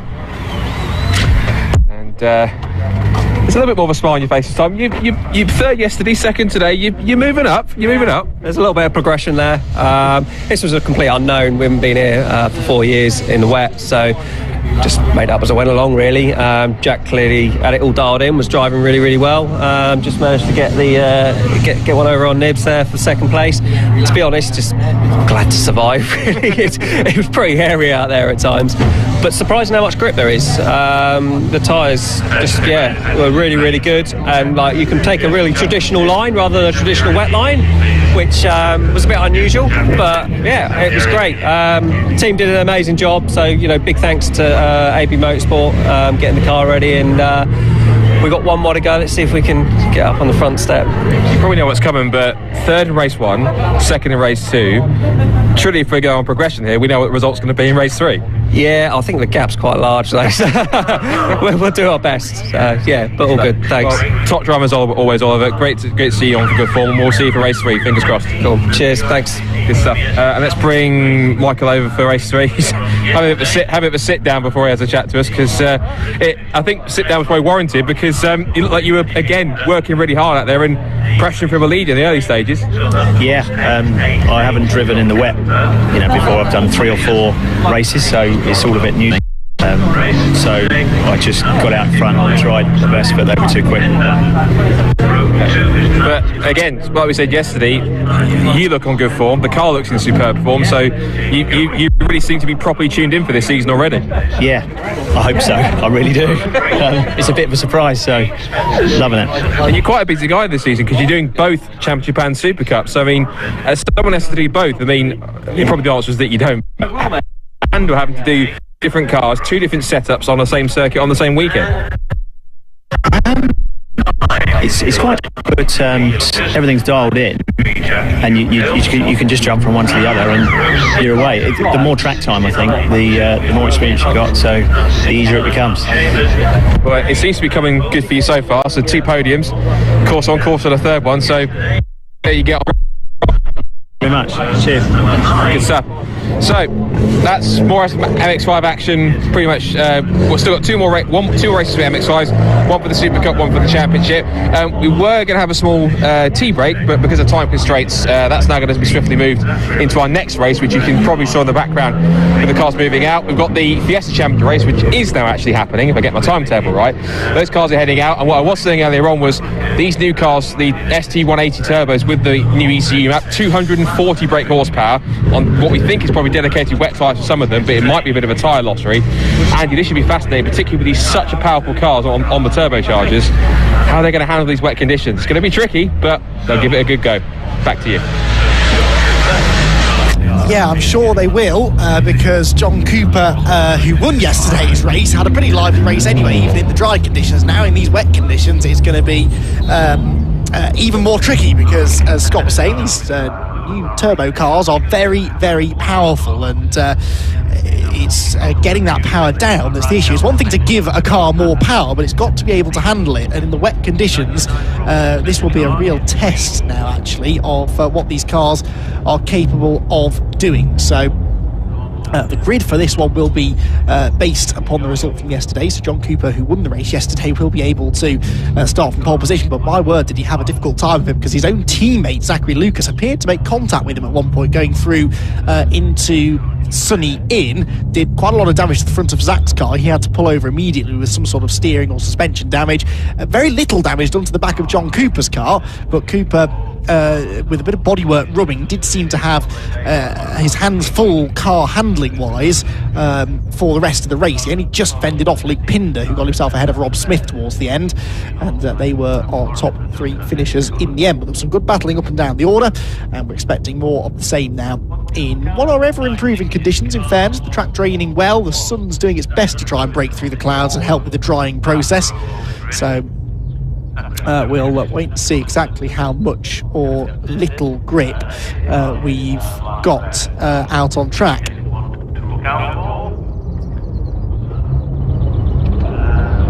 So the Fiesta Championship going through a bit of a change these days, as we've said, with these newer ST180 turbo cars being introduced. But Sam Watkins is the reigning champion. Spencer Stevenson, who finished 5th yesterday, running turbo cars, of course, now, was 2nd place in last year's championship from Ollie Turner in 3rd. Ollie Turner not returning this year, as we've already discussed. Ethan Rogers likewise, so a whole new group of drivers coming in to race in the championship. Zachary Lucas, who was on pole for yesterday's race, lost the lead to his teammate into the first corner. Then they had their dice that I've already gone through, but Zach Lucas only competed in one event last year at Silverstone, but was bang on the pace actually in both races, so no real surprise to see him going well here this weekend. But he needs to come through from the back of the grid this time, because he and Dominic Bush were 2 non-finishers. Dominic pulled off with some sort of unknown mechanical issue at the hairpin and retired about halfway through the race. Got 10 laps in yesterday over the course of the 15 minutes. All of our Fiesta races are 15 minutes this weekend. The MX-5 20 minutes. Don't forget, we've got 5 races still to come. The Fiesta Championship heading out next. The MX-5 SuperCup have their reversed grid race after that, followed by the cars that have just been out on track. The Mazda MX-5 Championship with their 3rd race. The Fiesta Junior Championship will be out at 4:35. And the BRSCC ClubSport Trophy will round out the weekend at 5:15.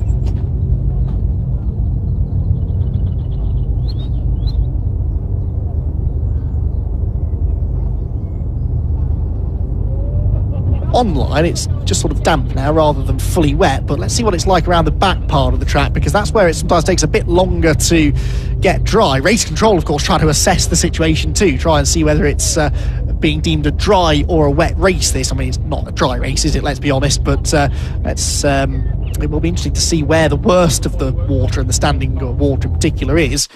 There you can see through the complex. I wonder what it's like up near the very far end of the track through the Barcroft and Jim Clark S's part of the circuit.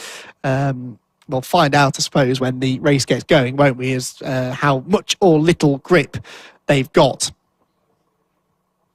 through the high-speed corners, because that's where it can really get slippery and greasy, and when you're approaching there with high speed in a front-wheel drive car especially, understeer can sometimes be a bit of a problem. That's Tower, not too wet down there, bit of surface water but no puddles formed. It's the braking zone for that corner that often catches people out though. The bumps on the way in settle the front of the car and can lead to you skating straight on into the farmer's field, as has happened to a couple of drivers this weekend, mainly the MX-5s that have been hitting trouble. And the Fiestas, though, their issues were all up towards the first part of the lap through Clairvaux, that recticel barrier that caused issues in the STXR race yesterday. But the close competition of the Fiesta Championship was really on full display yesterday, because at one point we had 7 cars under a real blanket, really, because the top 6 in the race, Cooper, Pinder, Smith, Going, Stevenson and Horobin, joined by Zach Lucas in the early stages, were pretty inseparable, actually. It was got a bit close for comfort on a few occasions, but it was generally pretty clean, and yeah, some fantastic racing action throughout. We're hearing now that Race Control have seen what the track's like, they've decided it's just 1 green flag lap from now on. So the change of conditions is now not significant enough that the 2nd green flag lap is needed for the drivers to acclimatise to the conditions. It clearly is still wetter than it has been for the Fiesta Championship drivers, but it's not been deemed a full wet track, so that's good news. It's a sign the conditions are improving. There is supposedly more rain forecast later on today, but as you can see, we can see the hills in the background there where we couldn't earlier on, so it's clearly a little bit more favourable out there. MX-5's heading back out into the paddock whilst the Fiestas wait in the assembly area for this next race of the day to start.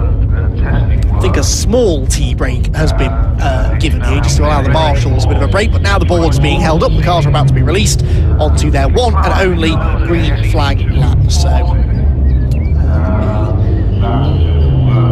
last chance for them to see for themselves what the conditions are like. That's probably the wettest part of the track, isn't it? Up through Barcroft, with that little puddle on the outside, and then the water sometimes collects in the dips through Sunny, although that didn't really seem to be the issue earlier on. That part of the circuit, really the bit that dries the latest as well, because the trees shelter it from some of the wind, and it's the part of the circuit where you really need the most grip, just because it is so fast out there. Jim Clark S's Barcroft, a very underrated sequence of corners, I think, in British motor racing. The speed you carry through those corners in particular is awesome, and it's a great it's part of the circuit you sadly can't spectate at, but the shots we get from our cameras up there really show the speed and the movement of the cars in the dry order where they're sliding all the time through there. You've got to be comfortable with the car moving around underneath you in order to be quick in the wet conditions. So green flag being held by the marshals, which means I think the cars are about to or have been released from the assembly area up at turn 1. We'll shortly be able to run you through how the grid looks for this second and final race of the weekend for the BRSCC Fiesta Championship. We referred to it as Fiesta Seniors because the idea generally is that you transition from the Fiesta Juniors into this championship, but actually with the sort of change of car now, we still have some of the older shaped STs, but these ST turbos now taking over the front of this grid. It used to be that you could literally bring your Fiesta Junior car up into the senior category, take off the power limiter because junior racing cars have to be limited to 100 miles an hour. Okay, take off that speed limiter and then come and race it in this championship. You can see some of the older STs there coming towards us. Number 11 from Rogers, the highest place of those on the grid. 93 Jack Yeovil behind him, 2 Rosie Hunt. But they are the kind of car, exactly the same kind of car that we're going to see racing in the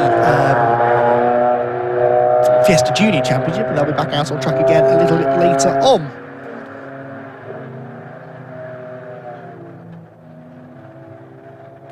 Bit of information been handed to me as well, actually, by fellow commentator Dave Goddard regarding one of the drivers on this grid, Bryony Davis, who lines up at the back of the grid. She's had a bit of an ordeal this weekend, blew her engine in Friday testing apparently, so I think the plan was that she was maybe going to share her brother George's junior car, just to sort of back up that point I was making there about how you can use the junior car in the senior championship. But didn't get everything swapped over in time between her engine issue yesterday and qualifying, so she couldn't take the start yesterday. Hopefully today will go a little bit better, but yeah, so that again, great example of how you can use one car in both championships. Thank you, David, for that bit of information. Bryony Davis, sorry, at the back of the grid. So, field then works its way through. It will be John Cooper and Luke Pinder on the front row of the grid. Rob Smith and Jamie going row 2, with Spencer Stevenson and Simon Horby. Oh, into the pit lane comes Luke Pinder from the front row. That's drama. So the blue car of Luke Pinder peels into the pit lane before the rest of the field pulls up on the line. Now remember, Luke was Luke? Who's Luke? Scott was talking about tyre choices and things earlier on, and I wonder if he's maybe decided he's on the wrong tyres. John Cooper is not in the right spot on the grid either. Look, he's massively overshot his pole position mark as well. So chaos reigning here before the race has even started in this BRSCC Fiesta Championship race. There we go. John Cooper has been waved back by the marshals. He's found reverse gear. The last thing you want to do is get a penalty for starting out of position, especially from pole position. So Anyway, John Cooper does get himself into the correct position. Luke Pinder is in the pit lane doing goodness only knows what. Where did I get to on the grid? Spencer Stevenson and Simon Horrobin row 3, David Nye and Marco Ritchie row 4, Ethan Rogers and Jack Yohill are next, also in older STs, ahead of Robin Hunt, Matt Chambers, Dominic Bush, Zach Lucas and Brian E. Davis. Right, here we go. Only one car on the front row now, that being John Cooper. Keep an eye to Zach Lucas from the back of the grid as well. The lights are out, away we go. Everyone that's on the grid gets away nicely, and Zachary Lucas I can see already making progress towards the back, but there's no doubt about the leader. It's John Cooper that has the advantage. Rob Smith is second, Jamie Going is up to third and challenging for second actually as they go into the first turn. And look at Zach Lucas, 6th place already for Zachary Lucas from the very back of the grid. A brilliant getaway from him. Cohen's going flying. This time it is Marco Ritchie who is the culprit, and he's lost a bit of ground there from the first sequence of corners. I think I saw Luke Pinder coming out of the pit lane as well at the back of the grid. The blue car, yes, there's Luke Pinder. So Pinder, another one to watch for. Possibly on different tyres now, who knows? Oh, here comes an attack from Zachary Lucas. He is fired up after what happened yesterday. He goes up the inside, gains another place there. That was the number 12 of Spencer Stevenson that he got past. Runner-up in last year's championship, Spencer Stevenson. But that was a brilliant, aggressive move there from Zachary Lucas. So, leader is John Cooper. Is he going to be able to get away, though? Doubtful, based on what we saw yesterday. And here comes Zach Lucas, really on a mission, isn't he? Going up the inside now to try and gain another position. This time it's the 14, of Simon Horrobin that he's trying to get past. Simon confusing me by adding another 1 in front of his number on the window. It is just number 14 that he's supposed to be running under. Zach Lucas not able to get through there, but certainly looks as though he has every intention of competing for the race win again in this race. Through the right-hander at the middle of the complex, up towards the hairpin. And Simon Horrobin's going to try and get up the inside of Jamie Going. That didn't work. Going and Horrobin both on 3 wheels there as they come through the tightest corner on the track. And depending on who you ask, it's the tightest corner in British motorsport, isn't it, that hairpin? Across the line they go again, then down towards turn number 1. And at the end of lap 1, it is John Cooper that leads the way. Smith second, Going third. Horrobin no longer 4th because Zachary Lucas goes past him into Clervaux and bounces through into that 4th position, down to 5th for Horrobin. 6th place for Stevenson, and then Marco Ritchie 7th. Now Luke Pinder is 8th after that pit lane start, a self-inflicted pit lane start, and he's about to flash through the chicane there, the blue car.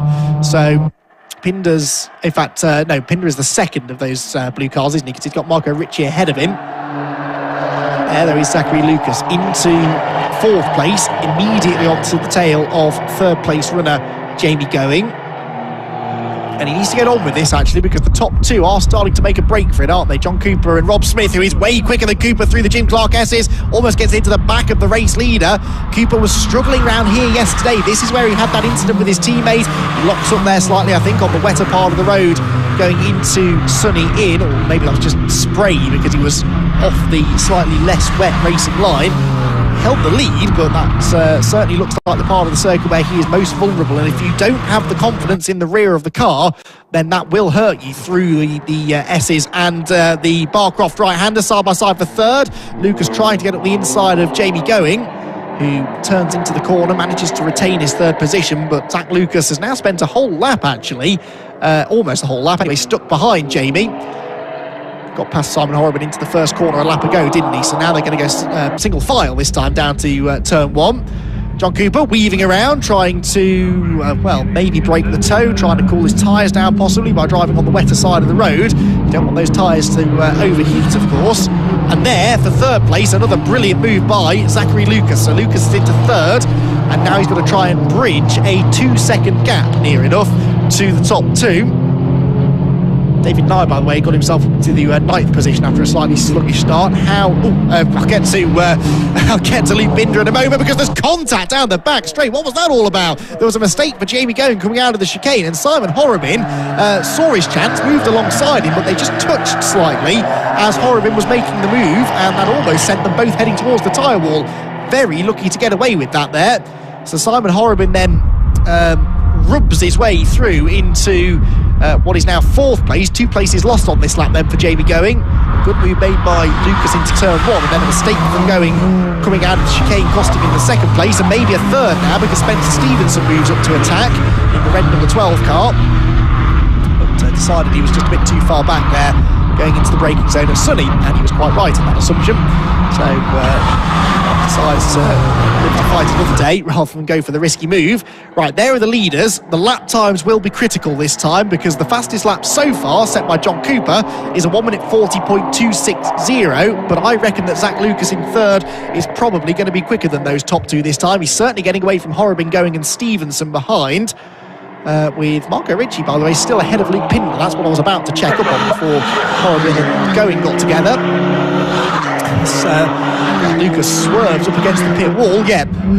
Fastest lap for Cooper, 1:39.162, so only about 3/10 quicker than the leaders, actually.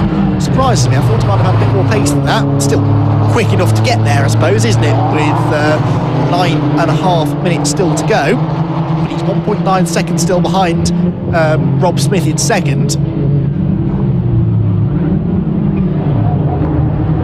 And then again down the back straight towards Tower Corner. There is Cooper, the leader. Smith in second position. Hazard lights flicked on. That's been something I've seen an awful lot of actually this weekend with these cars. There you can see as well Stevenson flashing the hazards. It's almost as if they've got the hazard lights linked up to the brakes, doesn't it? Because every time they hit the brakes, some of these drivers, the hazard lights start flashing to distract the driver in front. I don't know if there's anything in the regs that says they can't do that, but that's ingenious if that's what it is.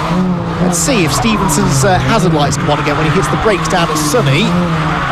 Well, he was tucked up behind. Yeah, they are, aren't they? Or is it just an orange brake light on the car? I'm really confused with that. I'm sure it would confuse the driver ahead as well when they see that flashing away in their mirrors. Anyway, Spencer Stevenson, all of the flashing of lights in the world isn't getting him ahead of Jamie Going just yet. Going comes through. Stevenson goes up the inside, gets into the back of Jamie Going. There's contact, and Jamie does a good job of saving it, but Spencer Stevenson won't have made any friends by doing that. He almost gets into the back of him again now, into the last corner.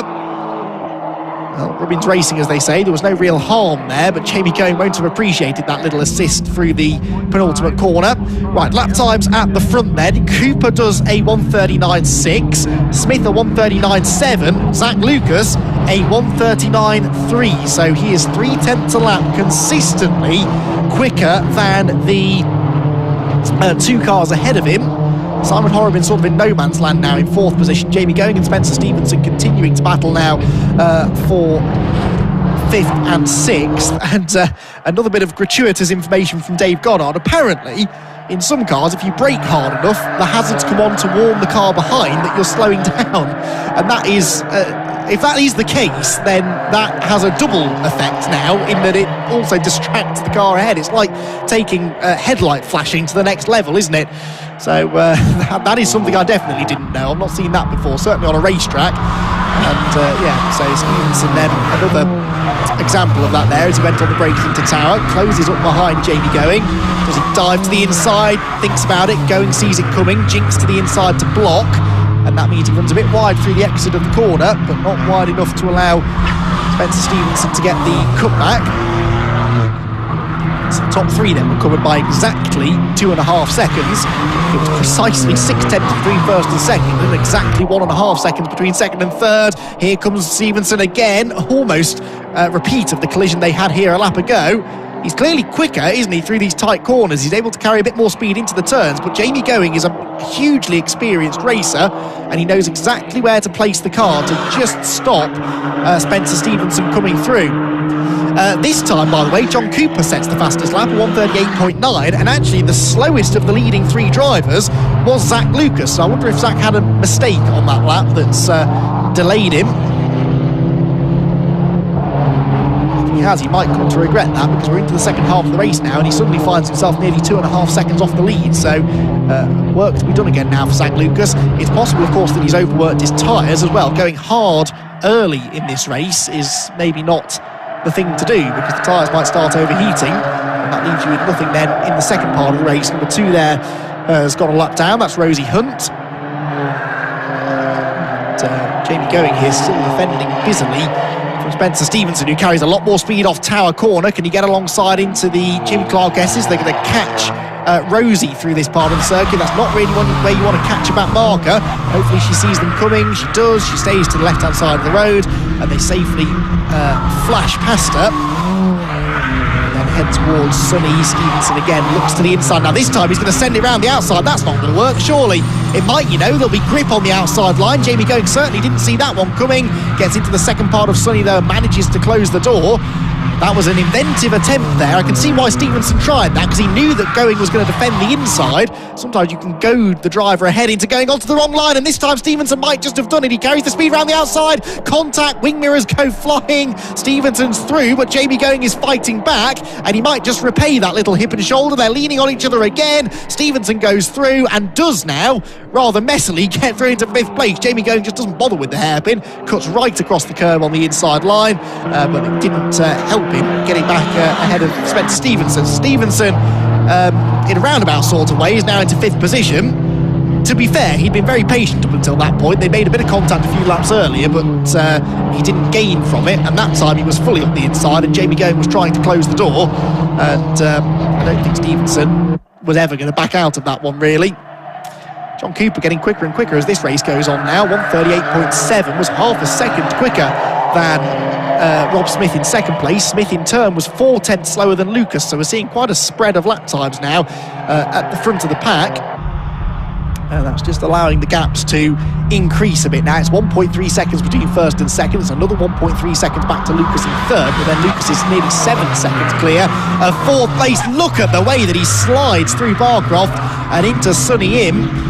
That is super spectacular. Of course, a front-wheel drive car, you can just sort of mash your right foot down on the throttle and save those slides, but there's still a real feel required to make that work and to not completely lose it.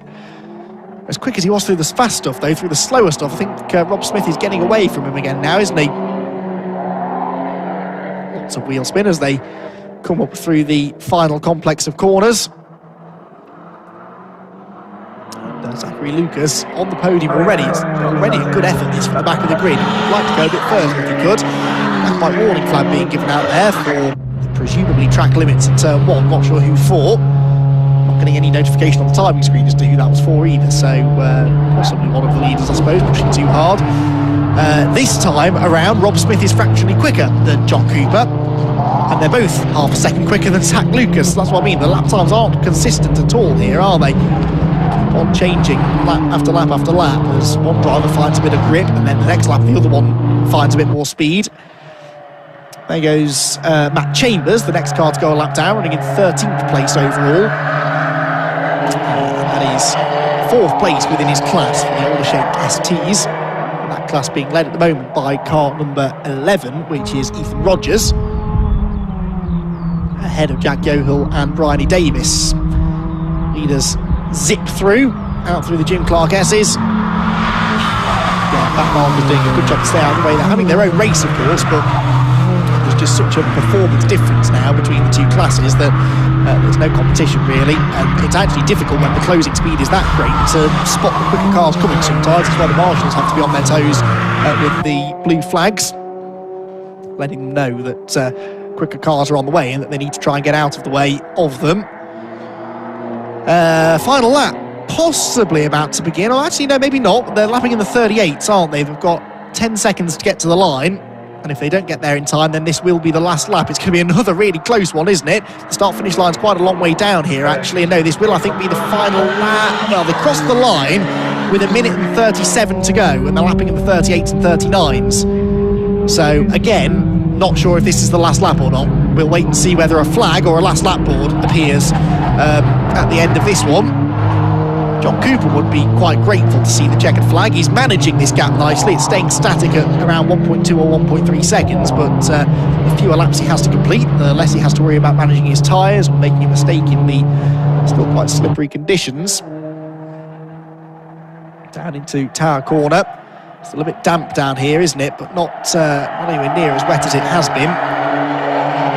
Cooper then on for a double victory here. We've had quite a few double victories, haven't we, this weekend in some of the other series, both in MX-5 SuperCup and MX-5 Championship. Green flag there. Now, does that mean someone's off at Tower? Oh, it's Zach Lucas. Zach Lucas, I don't believe it. He's gone off again. This time, surely, all on his own down at Tower Corner. And Zachary Lucas is, if he never comes back to Croft again, it'll be a day too soon. He's had an absolute nightmare of a weekend. Unarguably, he's had the pace to win races, but he's just made little mistakes in both races that have cost him. Now, he's been able to rejoin this time with, by the looks of it, front bodywork damage, but not quite as significant damage as he had yesterday. But that will now presumably mean that Simon Horobin will inherit third position. Anyway, John Cooper comes out of the final hairpin. He's got 5 seconds left on the clock. Is it going to be a checkered flag, or is it going to be a last lap board? It looks like a last lap board's going out, so they're going to get one more lap in. Yep, there is the last lap board. So they're going to get a bonus lap here, because technically the 15 minutes had actually elapsed by the time he got there. But anyway, he's not going to complain. I'm sure he'll enjoy this final lap. He's actually pulled another half a second there on Rob Smith on that lap. Smith second then, Horobin does go third, and that means it's bad news for Zachary Lucas, because he's got to try and limp round a whole lap and a half now with that damaged front end, unless of course he heads for the pit lane for repairs. No, he's going to carry on, and Zach Lucas then across the start-finish line, yeah, really not at full chat, is he? So Zach Lucas across the line 7th, did he? Yeah, no, 8th place for Zach Lucas. He's got 2.9 seconds in hand over Marco Ricci, who's the last of the turbo cars in the race. So I wonder if he's going to be caught by him. Almost certainly will at that pace. John Cooper going an awful lot quicker though, and it's going to be a double victory here for John Cooper this weekend. Daniels Motorsport car, which has run sublimely. The only issue they've had really has been that contact in the earlier race, but this one's been pretty much textbook performance from John Cooper, who makes his way through that final sequence of corners now under absolutely no pressure from Rob Smith in second, so he can afford to stroke it home now. John Cooper then heads into the last turn with tight hairpin and comes towards the start-finish line then to take the race victory in round number 2 of the BRSCC Fiesta Championship, the 13th race of the weekend here at Croft. Checkered flag waves for John Cooper. He takes the victory. Second place goes to Rob Smith, and third place, some way back, should go to Simon Horobin. That is his first podium, I think, in this car. Simon was entered at the Formula Ford Festival last year, and I'm trying to remember why he didn't race. Oh, look at that, he only just hangs on to third, actually. Spencer Stevenson 0.2 of a second behind him at the flag, and then another side-by-side battle, and that is Luke Pinder snatching 5th from Jamie Going on the line by just under 0.2 of a second. David Nye is next. Then is it going to be Zach Lucas or Marco Ricci? It's going to be Ricci. Ricci in the blue car almost goes off, actually, through the hairpin, but he is going to survive and get to the flag in 8th position, and next is possibly that's a lapped car, that's Matt Chambers. So where is Zachary Lucas? Where's Zach Lucas with his wounded car? Is he going to get to the flag or not? I'm not sure he is. This looks like it's going to be Ethan Rogers next, number 11. Yeah, there is, it's going to be a run to the line, actually, isn't it, between Zachary Lucas and Jack Yohill, and I think Yohill's going to get him, so Lucas is going to finish the race in 11th position, having been third with a lap and a half to go, and he'll be particularly disappointed that they decided to run that extra lap, because if they hadn't, he might have at least hung on to a top 7 or 8 position. So a dramatic second round then of the BRSCC Fiesta Championship. The victory goes the way of John Cooper. Let's check out how he did it. Well, he got the lead at the start with with Rob Smith slotting into second place. It was Zachary Lucas on the move, though, from the very back of the grid, 14th to 6th in the first corner alone. His next target was Simon Horobin. He dispatched of him through Clervaux corner, and he would later do exactly the same thing to Jamie Going, who he was putting on under pressure pretty much immediately after. That battle for third, though, did rather allow the top 2 to get away. Rob Smith almost ran into the back of John Cooper at one point through the Jim Clark S's, and after Cooper defended into Sunny, that was about as close as these two would ever get. John Cooper always seemed to have enough of an advantage after that point to hold on to the lead. Into third came Zach Lucas, and from then on, really, the big battling was going on behind. Spencer Stevenson trying to get past Jamie Going. They made contact on a number of occasions. That was the first time into the penultimate corner. Stevenson didn't get through. He tried again a lap later around the outside at Sunny. That also didn't work, although halfway around the corner it looked as though it might do. It all came to a head, though, a couple of corners later when Stevenson charged round the outside going into the complex, got the inside for the right-hander, the two met in the middle, wing mirrors went flying, and Jamie Going almost got back through on the way to the hairpin. There was a big squeeze going into the corner, but Spencer Stevenson quite rightly stood his ground and managed to take over the position. Then big drama at the end as Zachary Lucas's charge to the front ended in the gravel down at Tower Corner. So Zach Lucas came home in the end in a very lowly 11th place, but it was Simon Horrib in third, second place for Rob Smith, and John Cooper, the race winner. Those three are down now with Scott. Wow, more frantic action from the Fiesta Championship. Fiesta Juniors is later. Between the turbo cars, and another great performance by John Cooper, and some frantic battling going on for second and third place in the podiums, and also an impressive top three in the ST150s. I think we've got Bryony Davies on the podium there in third, but her first ever senior podium, which is great in her first weekend.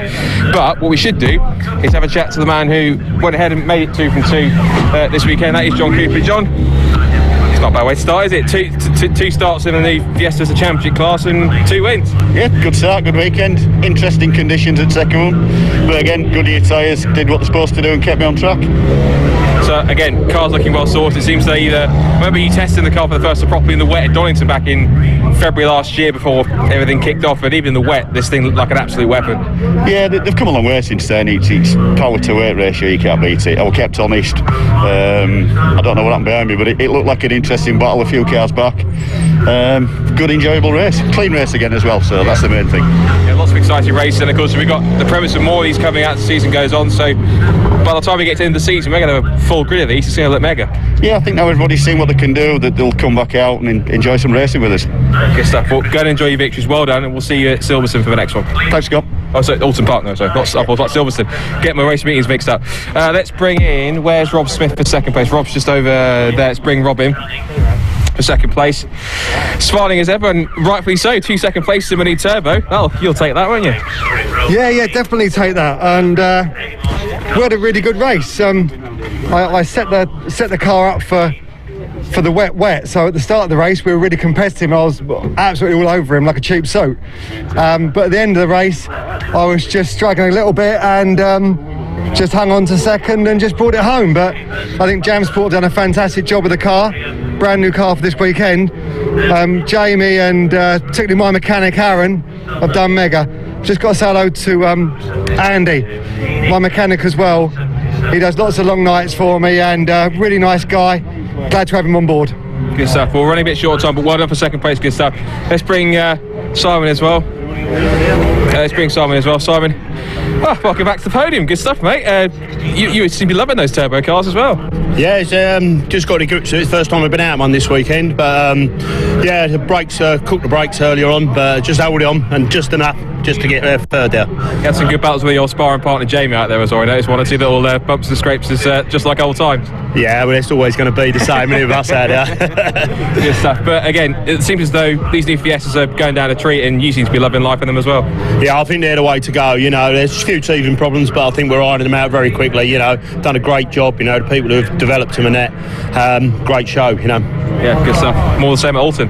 Yeah, I will be there. Be there at Alton. Good stuff. Well done. Excellent. Good stuff. Thank you very much. Excellent. I know the SuperCups are out on the grid, so we're going to be very quick. I think just have a word. I think if we can come down here with Ethan Rogers, because I know we're short on time. I want to give Jandy to the grid for the Mazdas, so bear with us a second. Let's see if we can just grab a word quickly with Ethan. Quickly for the ST150 class win.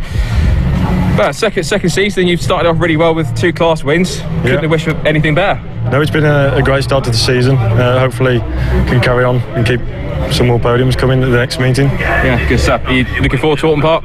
Yeah, I like Alton Park, so I'm looking forward to that one. Good stuff. Go and celebrate. We'll let you crack on. Thank you. And time for me to stop talking, because again, great stuff from the Fiestas. Juniors are coming up shortly, but let's quickly hand back to Andy, because the SuperCup cars are out for their 3rd and final race on that reverse grid.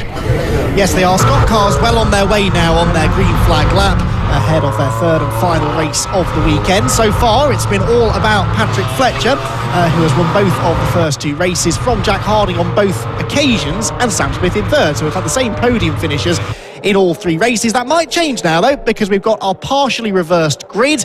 The top 8 finishers from race 2 have been reversed. So it's John Langridge, former Mark 1 champion on pole position, and last year's SuperCup runner-up, James Cossons, alongside him. Adam Bessel and Michael Nibbs make up row 2 ahead of Sam Smith, Jack Harding and Patrick Fletcher. Top 7 reversal, my apologies, not top 8, because 8th place is Martin Tolley, ahead of Simon Baldwin and Tom Smith. So that is an onboard view of Braden Fletcher hard at work. And Braden Fletcher is lining up on the start-finish line. Fletcher then heads into his grid position. Bit of a debate there for Declan Lee as he tries to decide, was the car broken down or is he trying to come into the pit lane? There was a big debate, I believe, about what tyres to run on, because they do have what they call a dry and a wet tyre. It's not a slick tyre that they use in the dry, it's still got cuts in it, but obviously the wet tyre has a lot more grooves. And because the conditions are sort of transitioning back to dry, a lot of them weren't really sure what to take. So I think we're going to see a bit of shuffling around here, maybe, as some drivers have made the right tyre choice and others perhaps haven't. Also remember that if Jack Harding gets on the podium in this race, he will become the driver with the most podiums in championship history. He's currently level with his team boss, Luke Herbert, who's watching on, and well, I suppose Luke is still cheering him on the way to the podium, but there must be a little bit of a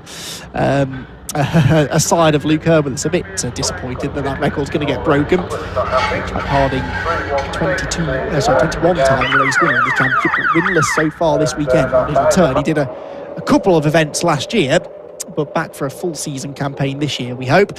Back of the grid lining up, we've got Alex Miller there, and we've also got Scott Wright, so it looks like we've got all 39 starters. John Langridge and James Cossons then on the front row of the grid.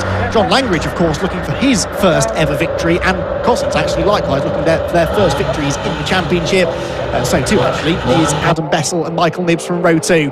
Red lights on then, the third race of the weekend underway for the MX-5 SuperCup. James Cossons gets a good start from the outside of row number 1, and he will have the lead down into Clervaux corner ahead of John Langridge on that inside line. Oh, they're 4 wide further back. I didn't like the look of that. It's Cossons with the lead, then Langridge very early on the brakes, and Michael Nibbs very late on the brakes. He's going to lose it surely. Off into the gravel he goes. Oh, and Langridge is going to spin as well. Yes, no, somehow saves it. Brilliant car control from John Langridge. He loses some positions, but it looked for a horrifying moment like he was going to spin right back into the pack. Well, somehow, despite all of that, they've all gone through the first few corners. I won't use the word safely, but they've all made it through. That is how hard you have to work to get the car through the turn, by the way. Braden Fletcher looks like he's putting out washing on a windy day there, doesn't he, as he tries to control the car out of the chicane. There is Patrick Fletcher up the inside of Martin Tolley. So they are still together. They started 7th and 8th, and I think they're still battling over 7th and 8th, but Jack Harding, look, is ahead of Sam Smith already. So Jack Harding has picked up 1 position immediately from the start of the race.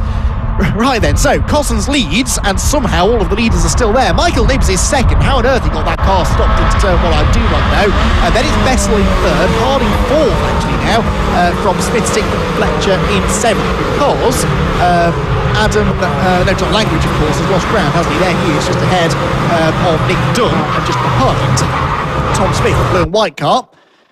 Down through into the complex we go then for the first time of asking, and Cossons trying to make good his escape. James Cossons has never won a round of this championship. Michael Nibbs in second has never run a round of this championship, and nor has Adam Bessel in third position. Braden Fletcher works his way through the complex of corners. He's going to try and dive on the inside here, try and gain a place coming in towards the hairpin, but that puts him on the outside line into the final corner. And Braden Fletcher, full lock there, you can see through the last corner, big twitch of opposite lock on the exit of the corner, and he settles back in line again. So 1 lap completed then, it's a 1 1/4 second lead already for Cossons and Nibbs first and second. Can Nibbs go after Cossons though? Nibbs, of course, was out earlier on in that Mark 1 MX-5 race, so he's got a bit of experience of these slightly greasy conditions. Patrick Fletcher now going up the inside of Sam Smith. Can he get that one done before the chicane? No, he can't, but Jack Harding, look, is challenging now Adam Bessel for third position. So Jack Harding is really making some moves here, and he's done a lot of overtaking already, having come from 8th on the grid and 6th on the grid in the 2 races previously to get second place in both. Fletcher up the inside of Sam Smith there for 5th position. That doesn't work. had an interesting conversation with Jack last night, actually, where he said that because he'd done so much overtaking already this weekend, he felt that prepared him better for this reversed grid race than the likes of Sam Smith and Patrick Fletcher, who had sort of held position all weekend long. Fletcher winning both races from pole position, whereas Harding maybe knew where to overtake. But this change of conditions kind of throws that out the window. Oh, Sam Smith, that was cheeky. He got just about a nose up the inside of Jack Harding's car into Sonny, but there was a bit of a tap in the tail, and in the end Harding hangs on anyway. That's delayed Sam Smith, and so here comes Patrick Fletcher now pulling alongside the number 1 car into the complex. James Cosson's leading the way, Nibs in second, and then a 4-way fight for third developing here, with all of the cars still in the same order, but it was getting a bit feisty there up towards the top end of the circuit. So through the hairpin, you've got Martin Tolley catching them as well. Now, Tolley is pretty handy in the wet usually, isn't he? And Martin, who's running a number of cars in the Mark 1 Championship as well this weekend, is looking set maybe for his best finish of the weekend so far. Across the line they go. Looked like Fletcher was trying to get up the inside of Sam Smith there, whose transponder isn't working properly, so he's dropping down the order at the moment before eventually there being reinstated into 5th position. Braden Fletcher through the first corner. That's Patrick Fletcher, who's up the inside of Sam Smith again for the second lap in a row through Hawthorne, but Sam Smith manages to find the grip on the outside line, hangs on to the place. Out onto the back straight. Oh, Fletcher's off. Patrick Fletcher's off. The double race winner running wide out of the chicane, and Martin Tolley is now into 6th position. That was a uncharacteristic mistake there from Patrick Fletcher. He hasn't really put a foot wrong all weekend so far, but that was a costly error, and it drops him down to 7th place behind Martin Tolley. He'll have dirt all over the tyres as well, and that won't have done his confidence any good either after what has been a real confidence building weekend really. But that mistake has cost him dear. Good news for Jack Harding, because early doors in this championship fight, it looks like being Harding, Fletcher and Sam Smith who are the pace setters, and Harding's ahead of both of those drivers right now. He's trying, though, to get himself ahead of Adam Bessel as well. Bessel finished 4th in both of the races finished 5th in race 2, 4th in race 1 with Bessel, looking for his first podium of the season. And Adam Bessel has had a couple of podiums in the past, both of them coming last year in his debut season in the SuperCup, and wanting to try and add a third here to his tally, but Jack Harding's going to go for it up the inside of the hairpin. He's made that move his own this weekend. We haven't seen that many overtakes through the hairpin this weekend, and I think most of them have come from car number 43, Jack Harding, who gets himself onto the podium positions. Now Bessel's going to try and fight back here rather than working with Jack Harding. He wants to try and get back onto the podium if he can. Through goes Fletcher, back ahead of Martin Tolley by the looks of it as well. So Fletcher back into 6th place now, Patrick Fletcher that is. Braden Fletcher is 12th position right now, and right on the tail of Simon Baldwin. See here the battling going on in the middle of the pack. Will Blackwell Chambers, by the way, doing well in this one, 14th place now, having started down in 21st. He had a spin early on in the previous race.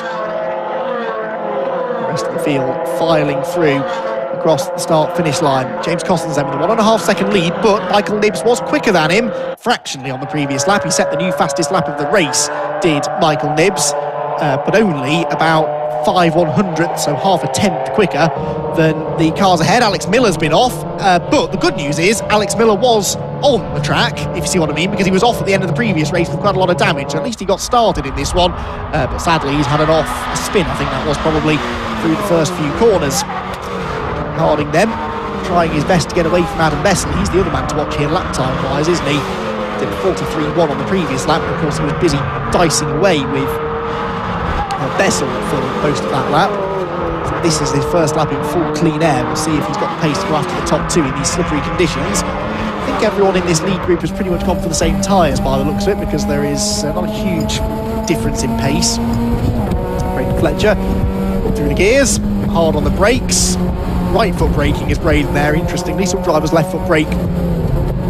He is heel and toeing. You can see his feet at work actually there as he goes down the gears. Just gives a bit of a blip of the throttle to try and stop the rears from locking. Quite easy to do that if you're too aggressive on the downshift. He's trying to be aggressive here and getting up the inside for 11th place. That must be Simon Baldwin ahead of him. Across the line they're all going to come. Braden Fletcher 7th in last year's championship, still 12th in this race, but after mechanical issues in qualifying, a retirement in race 1, he fought back nicely in race 2 to get mid-grid, and now that's where he started in race number 3. He's already making some decent progress then. On number 10, well actually I say decent progress, he's made one position, started 13th, but got into 12th position at the moment. chicane again, down into Tower, and we'll pick that battle up again now as it comes towards us. There goes John Langridge, there's Nick Dunn, and here he goes. So Braden Fletcher in behind Simon Baldwin. Is he going to go to the inside? No, Baldwin in the blue and orange car stays in front. Braden Fletcher, the number 10 car, run by Paddock Motorsport. Martin Plowman and Braden's older brother, Kelvin, putting that team together. And I believe Kelvin was here early on the weekend. Don't know if he stuck around to watch the racing, but those two will be teaming up in British GT, of course, next week at Brands Hatch. Now, safety car is out. I know not why. Everyone completed the previous lap. We're about to see. That is 47. That's one of the Aidan Hills Motorsport prepared cars. James Warrior. That's actually James Cosson's old car, and he's pulled off. Well, I hope he's pulled off. If he's spun there, then that takes some doing. I think he's pulled off on the pit straight. Warrior on the previous lap was 4 seconds off the pace. So I think he was slowing as he crossed the line, and he's pulled onto the grass to try and get out of the way. So what this means is that the gaps, and that's also why there's another car off. Now is that 25 or 27? Can't quite see the number from where we are. 25 would be let's have a look. See, Martin Tolley's dropping down the order, though. That's that dodgy transponder, isn't it? 25 would have been 23, never mind. I won't tell you who 25 is. 23, if I just pull the entry list up, is definitely a driver I haven't mentioned for a while. 23, oh no, sorry, yes, it is Martin Tolley. Okay, so Martin Tolley is the one that's been off at Clervaux, and the reason I didn't spot it, in my defence, is that his transponder hasn't been working anyway. So when I saw him dropping down the timing pylon, I didn't necessarily think that was cause for concern at first, but Martin Tolley has gone off at Clervaux and ended up in the barriers. So isn't that another driver that I was just saying was doing really well, and unfortunately their race comes to a premature end pretty soon afterwards. Anyway, that moves into the top 10 Simon Baldwin and Braden Fletcher now to 11 as a result of that. Will Blackwell Chambers goes 13th, so a few significant names there benefiting from all of that. Shout out to Mike Close as well. He's up in 22nd in this race, having been a bit further towards the back of the grid thus far this weekend, so he's having a good run in the wet. James Cossons then leads the way. As I was saying before, I noticed Martin Tolley off the road. The gaps at the front of the field are all going to disappear now. So Cossons, who had about a second and a half in hand over Michael Nibbs before the safety car, will now have absolutely nothing over Michael Nibbs in second. Jack Harding also the big winner. He gains on those two. Adam Bessel is fourth, Sam Smith fifth, Patrick Fletcher sixth. Both of them have been on the podium with Jack Harding in the previous two races. But not going to happen in this one at the moment. John Langridge 7th, Nick Dunn 8th, Tom Smith 9th, and 10th place for Simon Baldwin. And there you can see Simon and Braden Fletcher and everyone else coming through. Will Blackwell Chambers in 13th is the white car with the red highlights, not far behind Braden Fletcher. So Will Blackwell Chambers, former Mark 1 champion, to try and work his way into the top 10 for the first time this weekend. 52 there is Kevin Sylvain. Black car just ahead of car number 6, which is Richard Amos, and Richard Amos has been one of the front runners in the club class, but actually the club class battle is an interesting one because car 757 Whitworth is leading that club class, and the top 4 are all together in the middle of the pack. Right, anyway, we'll get to that in a moment because the race is restarting with 8.5 minutes left on the clock, and James Cossons has gone already. Michael Nibbs not really on his toes there, so he's going to be feeling the heat here from Jack Harding. They come out of the hairpin across the start-finish line to get the race back underway. Cossons leads. Nibbs already defending second place here from Jack Harding, who looks to the outside line down into Clervaux corner. So second place is the battle at the moment. Nibbs hanging on though. Windscreen wiper coming back on there for Michael. I notice there's some more rain in the air. There was a rain shower approaching just before this race started, I believe. But I wonder if it's just starting to get a bit more wet out on track again. Green flags waving then around the circuit. There goes James Warrior to the marshal's post, where he'll have a grandstand view of the rest of the race. The rest of the field, though, head down into Tower corner. Jack Harding looking to the inside for second. He's been good on the brakes into Tower all weekend. He wasn't close enough there, though. Sam Smith going up the inside of Adam Bessel. And again, that doesn't quite work out. So positions as they were heading through Tower corner. Fletcher, though, getting a run on Sam Smith as a result of that. side by side through the Jim Clark S's right now, probably not a good idea. Oh, you can see the rain in the background, can't you? Those trees definitely starting to get wet as Cossins comes through. Oh, and that off the road goes number 96. That's Chris Richardson at Tower. And that is the direction that I think the rain is coming from. So I reckon there's a bit of rain coming down at Tower, and that's caught a few people out. Sam Smith now at the inside of Adam Bessel for 4th. This will be relaxing or taking some of the pressure away from Jack Harding in 3rd, won't it? Because this big group are getting themselves together, and Smith goes up the inside of Adam Bessel. This might just work. He's got it. Smith moves up a place. John Langridge is up the inside of Patrick Fletcher and gets into the side of Patrick Fletcher. Gives him the hip and shoulder through the penultimate corner. Fletcher hangs on. Nick Dunn and Tom Smith aren't far behind this big group either. You can see Nick Dunn there in the Paul Sheard prepared car. Put himself onto terms with them. Cossins goes through then, 6.5 minutes to go. And Michael Nibbs still feeling the heat here from Jack Harding. Braden Fletcher, I noticed, has been overtaken by Will Blackwell Chambers, hasn't he? Yeah, Blackwell Chambers is 11th, so Blackwell Chambers gained 2 places on that restart lap, ahead of Declan Lee and Braden Fletcher. No, sorry, Chris Richardson and Braden Fletcher, wasn't it? Richardson going off down at Tower Corner. Jack Harding there nearly went off through the chicane. I think he tipped a wheel onto the grass. And they're both, I think, creeping back towards James Cossins here, aren't they? That gap was 0.8 of a second between 1st and 2nd at the start of the lap. That looks significantly smaller than that now. So Michael Nibbs is coming on strongly here into the final quarter of the race, and he's bringing Jack Harding with him. How hard is that rain going to get, though, at the far side of the track? That's the big question. Harding with a big twitch through the Jim Clark S's. Really pushing hard. The last thing any of these drivers want to do, though, is throw it down the road here and end up damaging their car and losing the valuable points. You score 100 points, remember, for winning one of these races. A lot of points on offer for doing well. If you retire, you get absolutely nothing. So finishing the race is the primary objective here, but Jack Harding wants to finish it as high as possible. He wants that first victory of the season. He's going around the outside of Nibbs for 2nd. That gives him the inside line for the penultimate corner. There's surely nothing Nibbs can do here unless he can hang tough on the outside line, but Jack Harding runs him out of road, bounces him over the grass, and Sam Smith takes advantage, gets up the inside or the outside of Nibbs into the hairpin. Nibbs is going to give Jack Harding a bit of payback now. Once, twice out of the corner they make contact. Smith gets a run on the pair of them and says, "Thank you, boys, you keep on driving into each other. I will drive straight past the pair of you." So Smith goes 2nd, Harding 3rd. Patrick Fletcher's now up alongside Michael Nibbs as well. That will have got Michael Nibbs and Jack Harding's blood pressure up, I'm sure. Nibbs goes to the outside of Fletcher through the first quarter. He was trying this in the Mark 1s, wasn't he? With great success. There's a bit of contact. He's gone through, though. Adam Bessel's in there too. Patrick Fletcher's back up the inside. All this is getting messy through the chicane. Fletcher surely goes back ahead of Nibbs. He does.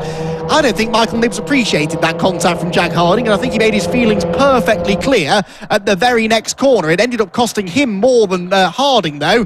But the big winner was Sam Smith, who gets himself into 2nd place. That's the kind of driving that earned Smith the championship last year. He is a clever driver. He can see the situation unfolding ahead of him. He knows when to get involved and when maybe it's better to just sit back and let it all kick off in front of you. And now he finds himself in 2nd place. Music to the ears of James Cossins, this, because he's now 1.7 seconds up the road from these two, and still Jack Harding has not got himself into 2nd place. He briefly was, but that then very quickly became 3rd place again. And these two made contact at this corner early on in the race, didn't they? Slight contact when Smith tried to get up the inside of Harding. Harding now almost pushing Smith through the same sequence of corners. Pulls to the outside. Right, let's try this again now. He knows there's grip on the outside here into the complex. Trouble is, so does Sam Smith, and Smith is going to try and make sure he keeps that line covered. It's definitely getting wet around there again now, isn't it? I've got to see the marshals out of the window getting their umbrellas ready. So the rain is starting to come in over this part of the circuit, and that is going to make conditions very sketchy indeed for the final 2 laps of racing that we have remaining here at Croft for the MX-5 SuperCup. Across the line they go. James Cossins was 1.7 seconds ahead of Sam Smith. The gap at the end of lap number 9 is down to just under 1.6, but given all of the battling going on behind, that's a pretty impressive pace actually for Sam Smith, and he's bringing Harding again with him. Harding carrying the speed through Clervaux. Patrick Fletcher's on fire now as well in this final portion of the race. Patrick was languishing down in 6th all race long. He's now into 4th and closing in rapidly on Smith and Harding ahead of him. Nibbs, Bessel and Langridge all back together again as well. So been a weird kind of race this, hasn't it? They spread out a bit after the restart and now they're bunching back together again into the closing stages. Smith defends his 2nd place from Jack Harding, who couldn't quite get that late jink up the inside at Tower that he's sort of made his own move this weekend. Heavy rain down at Tower though. Look, you can really see the rain coming down on the camera there as they work their way again back uphill towards the Jim Clark S's. A lap and a half left to run then. Who's going to win? Who's going to be on the podium? What does it mean for the early championship picture? Jack Harding and Patrick Fletcher only a few points apart, of course, even after Fletcher's double victory, because Harding's been shadowing him all weekend, but Jack is currently only one place ahead of Patrick in this race. So at the moment, Fletcher would be the championship leader, but Jack Harding's again trying to get up the inside, maybe this time of Sam Smith. Smith sees it coming, moves to the inside to defend, but he's outbraked himself. Smith drifted a little bit wide there, but Jack Harding can't take advantage. Inches between them, if that, as they come through the penultimate corner. Harding likes this move up the inside at the hairpin. He's going to go for it on Sam Smith, is he? Yes, he's got the inside line, but Smith might have the better traction on the outside line. He does, so Harding has to stay in third. This group of cars getting closer and closer together, and they continue to delay each other, because now James Cossons is 2.1 seconds ahead. He gained a full second on that lap. Braden Fletcher comes across the start-finish line onto the final lap of the race, but what's going on for second position is Harding, Fletcher, Nibbs, Bessel, Langridge all absolutely together, with Sam Smith at the front of that group in second position. They're going around the first sequence of corners. Braden Fletcher goes through Clervaux, hops over the curbs onto the final lap of the race. Right, let's see what's going on for second place. They'll be heading down towards Tower Corner now, and Sam Smith, is he still hanging on? Well, only just. Jack Harding's almost hitting him down into Tower. Goes to the outside line. Smith is doing everything he can to defend. What's going on for second position? The rain coming down heavily at Tower Corner still. Bessel is side by side with Michael Nibbs, I think, at the back of the group. And Patrick Fletcher tries to elbow his way up the inside of Jack Harding. We need to see what's going on for second place. James Cossons has the lead in hand. But for second place, it's Smith from Harding, from Fletcher, from Nibbs, still ahead of Bessel. And then John Langridge. Down towards Sunny they go for the final time. Jack Harding running out of options now. Two more places really that he can do it. One is into the complex and the other one is coming off the complex through the hairpin. This final sequence of corners could get pretty interesting now. James Cossons can afford to relax now. He just set the fastest lap at 1 minute 40.854. And that means that he is nearly 2 seconds up the road, but for second, well, actually he was. They've caught him, haven't they, suddenly in this final few corners, but I think he's just backed it off here on the run to the flag. Harding tries to get up the inside of Sam Smith. He can't do it. Patrick Fletcher goes to the outside. Nibbs and Bessel are all together as well. It's going to be a bit of a drag race to the line, but James Cossons is going to get his first ever victory in the Mazda MX-5 Super Cup. He punches the air in delight. Second place for Smith. Third place goes to Harding. Fourth, Fletcher. Fifth, Nibbs. Sixth, Bessel. Seventh, Langridge. Quicker than you can say them as they come across the start-finish line. That was a cracking race in very, very difficult conditions. And across the line now will come well, eventually, Will Blackwell Chambers. There he goes. Blackwell Chambers in a solid position, actually, at the end of that race after what's been a difficult... I know he dropped down to 14th, didn't he? So Blackwell Chambers has had a moment on the last lap. Blackwell Chambers, I think, has been off. So that's not good news for Will. Again, he'll be quite glad, I think, to see the back of Croft. But James Cossons gets his first ever victory, becomes the 24th different driver to win a round of the Mazda MX-5 Super Cup. And Jack Harding, with that third place, it's not the win that he was craving, but it does mean that he's now had more podium finishes than any other driver. 64 times he's been on the podium over the, 6 years or so that he's been racing in the championship.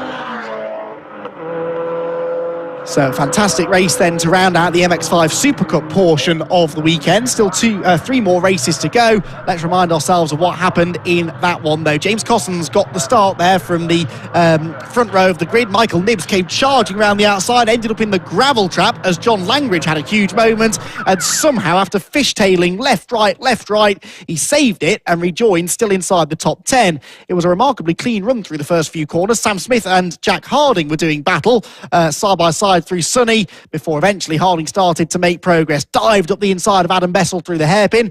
Alex Miller had a spin at Clervaux, having got that car hastily repaired after it shunt in the earlier race. Braden Fletcher showed us all about good car control as we rode on board with him in the Paddock Motorsport prepared car for the whole race. He would eventually come home with his first top 10 finish of the season. Sadly, midway through the race, we lost James Warrior. His car pulled off on the run into turn 1 just as Martin Tolley had an off, and those two things combined to bring out the safety car. When it came back in, the heavens had started to open down at Tower. That caught Chris Richardson out, whilst Jack Harding and Michael Nibbs got into a real barging match through the final complex. Harding took second, but Nibbs didn't like it, retaliated with more contact, and that delayed them all and allowed Sam Smith through into second. No one could catch James Cossons, though, and he got his first ever victory in the MX-5 Super Cup. And what tricky conditions to do it in. His team owner, Aidan Hills, would have been proud of that. Aidan goes well in the WED himself, former rallycross driver. He's done a lot of races here on the rallycross circuit. And James Cossons, who was new to racing, certainly in Mazda MX-5s, only a year or two ago, and now here he is winning a race at Croft, putting himself well and truly into championship contention. Runner-up in last year's championship with a much bigger grid this year, much more competitive grid as well than we had in 2020. So winning this year means all the more.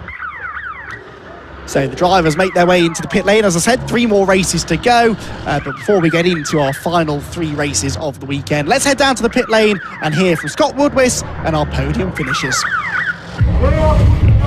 Well, the rain's back, but it hasn't dampened anyone's spirits. It's certainly not the minute of that third incredible SuperCup race. The reverse grid race always puts on a great spectacle, and it certainly has produced not only a great spectacle, but also another first-time winner, because James Cousins has never won a SuperCup race before, but he has now. So let's see if we can bring him over for a second. Well, that makes it 2 new SuperCup winners this weekend. James Cousins, MX-5 SuperCup winner. Tell me that feels good. I'm knackered. I'm knackered. If it wasn't wet outside, I wouldn't have noticed. I'm soaked to the bone with my own sweats, but that was good. It was quite tricky towards the end, especially down the far end.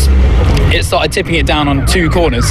So obviously I'm the first one to go in there, and I'm just sort of looking up everywhere and seeing the guys all fighting behind. I think I saw some contact behind one of the hairpins, which gave me a bit of breathing space, but I'm over the moon. First win. Let's hope they continue coming like this, really. Just got to crack down and crack it on. Your pace and your confidence has been up ever since you joined in the Super Series and the Super Cup, so you just seem to have gelled with this championship and this car really quickly. Yeah, it's obviously credit to Hills Motorsport for a great car and great setup, but yeah, I do minimal testing, and you know, I struggled here in qualifying. I got loads of laps deleted for off tracks, so I ended up 8th, which is me out of position. So I knew it would be a challenge, but obviously starting second for reverse grids, slam dunk really. Yeah, well done, go and enjoy it. That's another new winner, and more of the same, hopefully next time out. Yeah, absolutely. Crack open some tins tonight, that's for sure.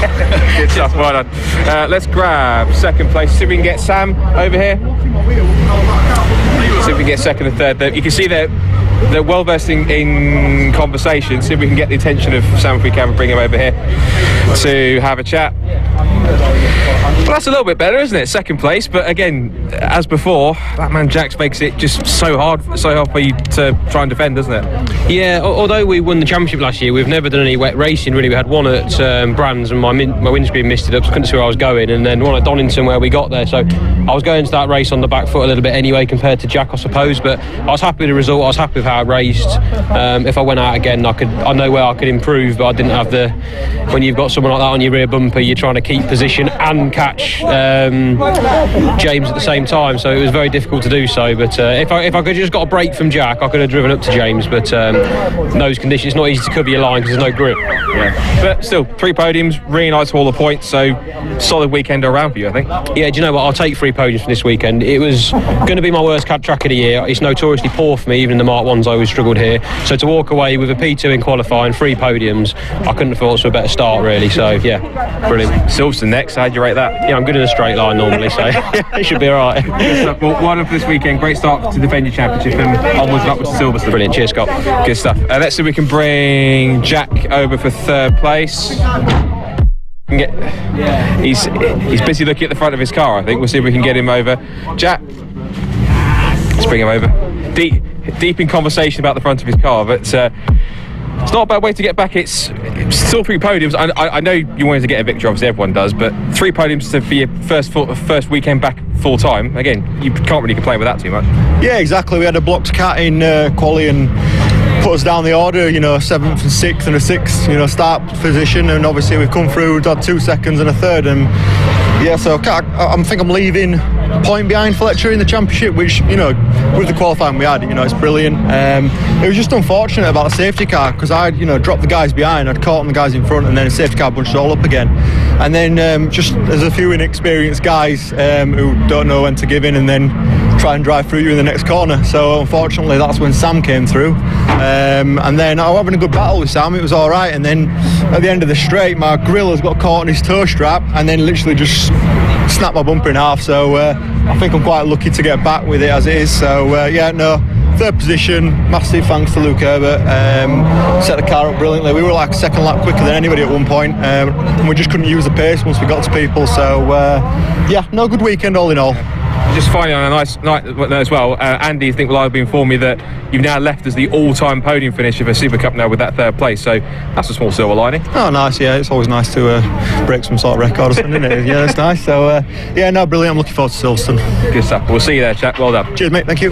Good stuff. I would have a chat to our top three in club, but well done to Kevin Sylvain for his first, but I think it's had a Richard Amos and Clive Powell's, but again, cars already out on circuit, so apologies to them, but we just haven't got time to talk to them, so again, I'll hand back to Andy for the grid for the MX-5 Championship. The rain is starting to come back down again. This is going to be a tricky one. Yes, it is. Wet conditions very much so. The rain was a minute or two ago coming down very heavily over the pit lane. I think it's lessened a little bit now, but this is likely to be the way for the rest of the day, I would imagine. The grid for the Mark 1s is not reversed, so they finished, they start race 3 the way in which they finished race 2. So Jack Brewer, double winner so far, has a good opportunity here to try and take a third victory of the weekend.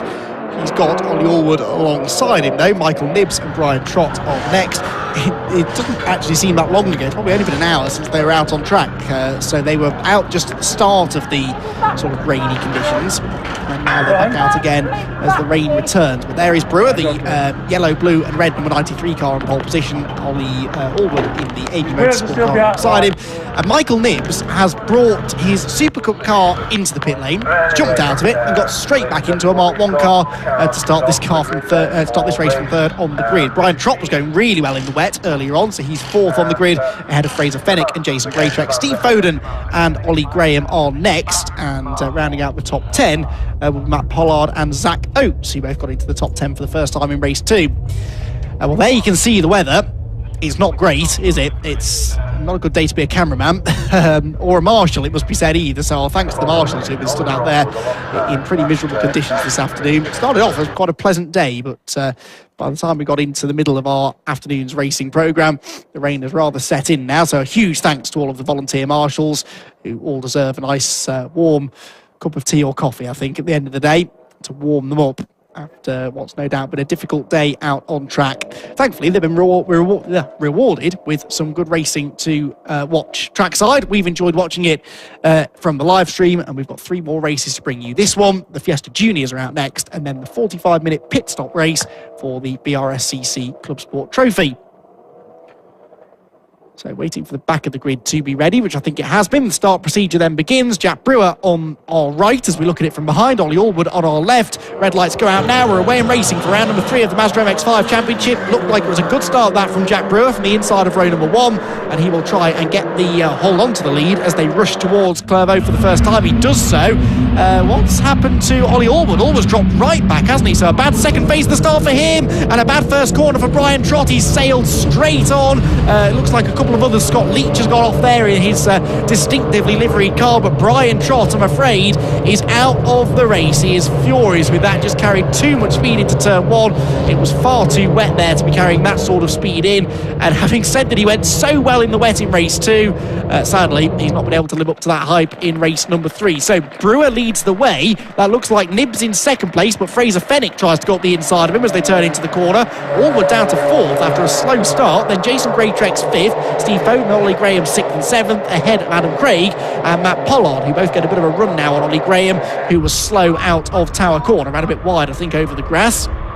So Brewer then now tries to make good his escape from Michael Nibbs. Now Nibbs does surely have an advantage here because yes, this is a different car, but the conditions now are pretty much identical to the ones that he was experiencing at the end of that SuperCup race. Fenwick up the inside of him, but there should be yellow flags out because the safety car is being scrambled. The RunYourFleet.com safety car, I think, is about to make an appearance on the track so they can recover Brian Trott's errant MX-5 at Clervaux. And that is going to lead to probably only one lap under the safety car. Michael Nibbs and Fraser Fenwick are getting up very close and personal here. I think they're both trying to debate who was ahead when the yellow flags came out, but making contact under yellow flags doesn't tend to go down all that well. So Fraser Fenwick has his nose ahead. Oh, there's more cars off now. Alan Hawkins is the 722. Oh, God, dear, no, there's loads of cars off. So 78 with significant front end damage, somehow carrying on. But that is a heavy hit up at the exit of Sunny, that is, I think, isn't it, that they've gone off. So 78 is Richard Bartlett. 222 is Michael Green. Number 5, Nick Ledoyen. And I think I saw a yellow car as well, which is just tucked behind a marshal's post. Oh dear, that was an interesting reaction for Michael Green, who I don't think realised how bad the damage was until he got around to the other side of the car, and then he wasn't best pleased with what he saw. Richard Bartlett can't see much probably over that.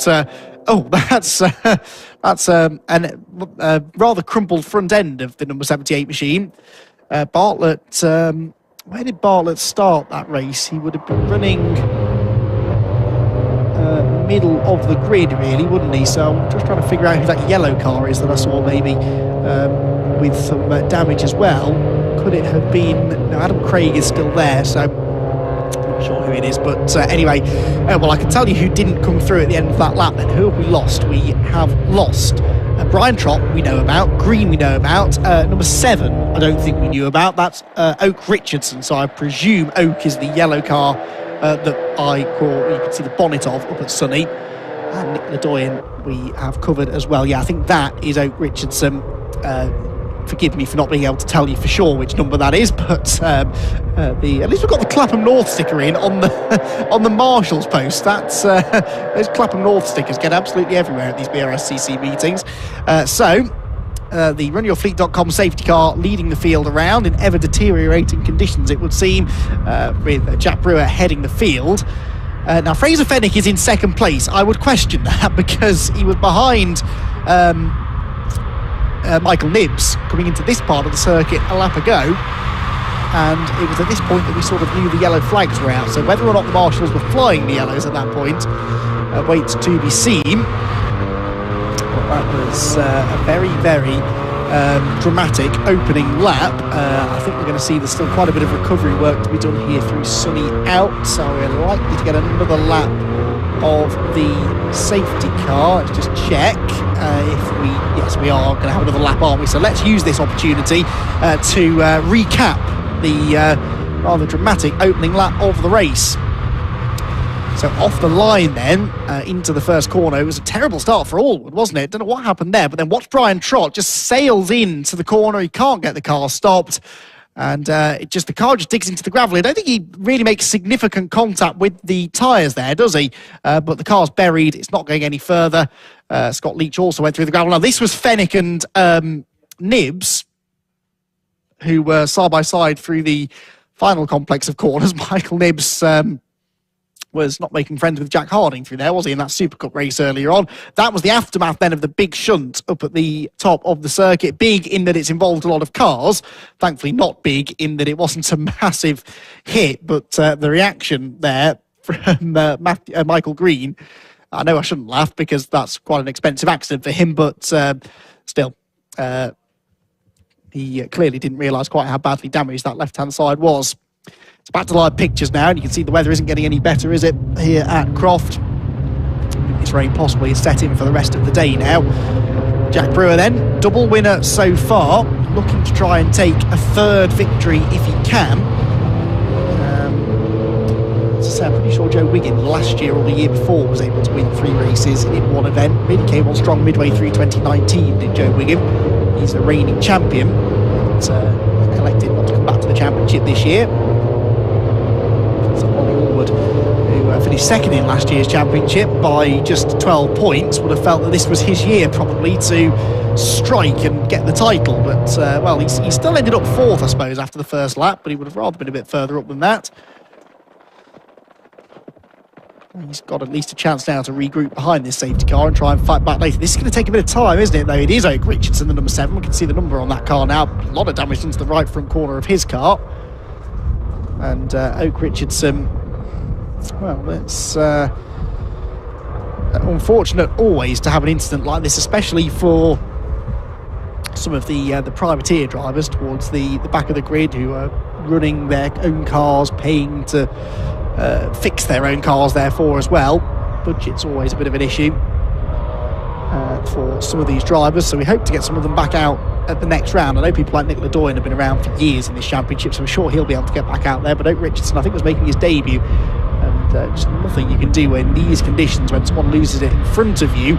Unfortunately, it's likely to collect others. We had a few near misses through the first sequence of corners this afternoon, haven't we, with people spinning and others doing well to avoid.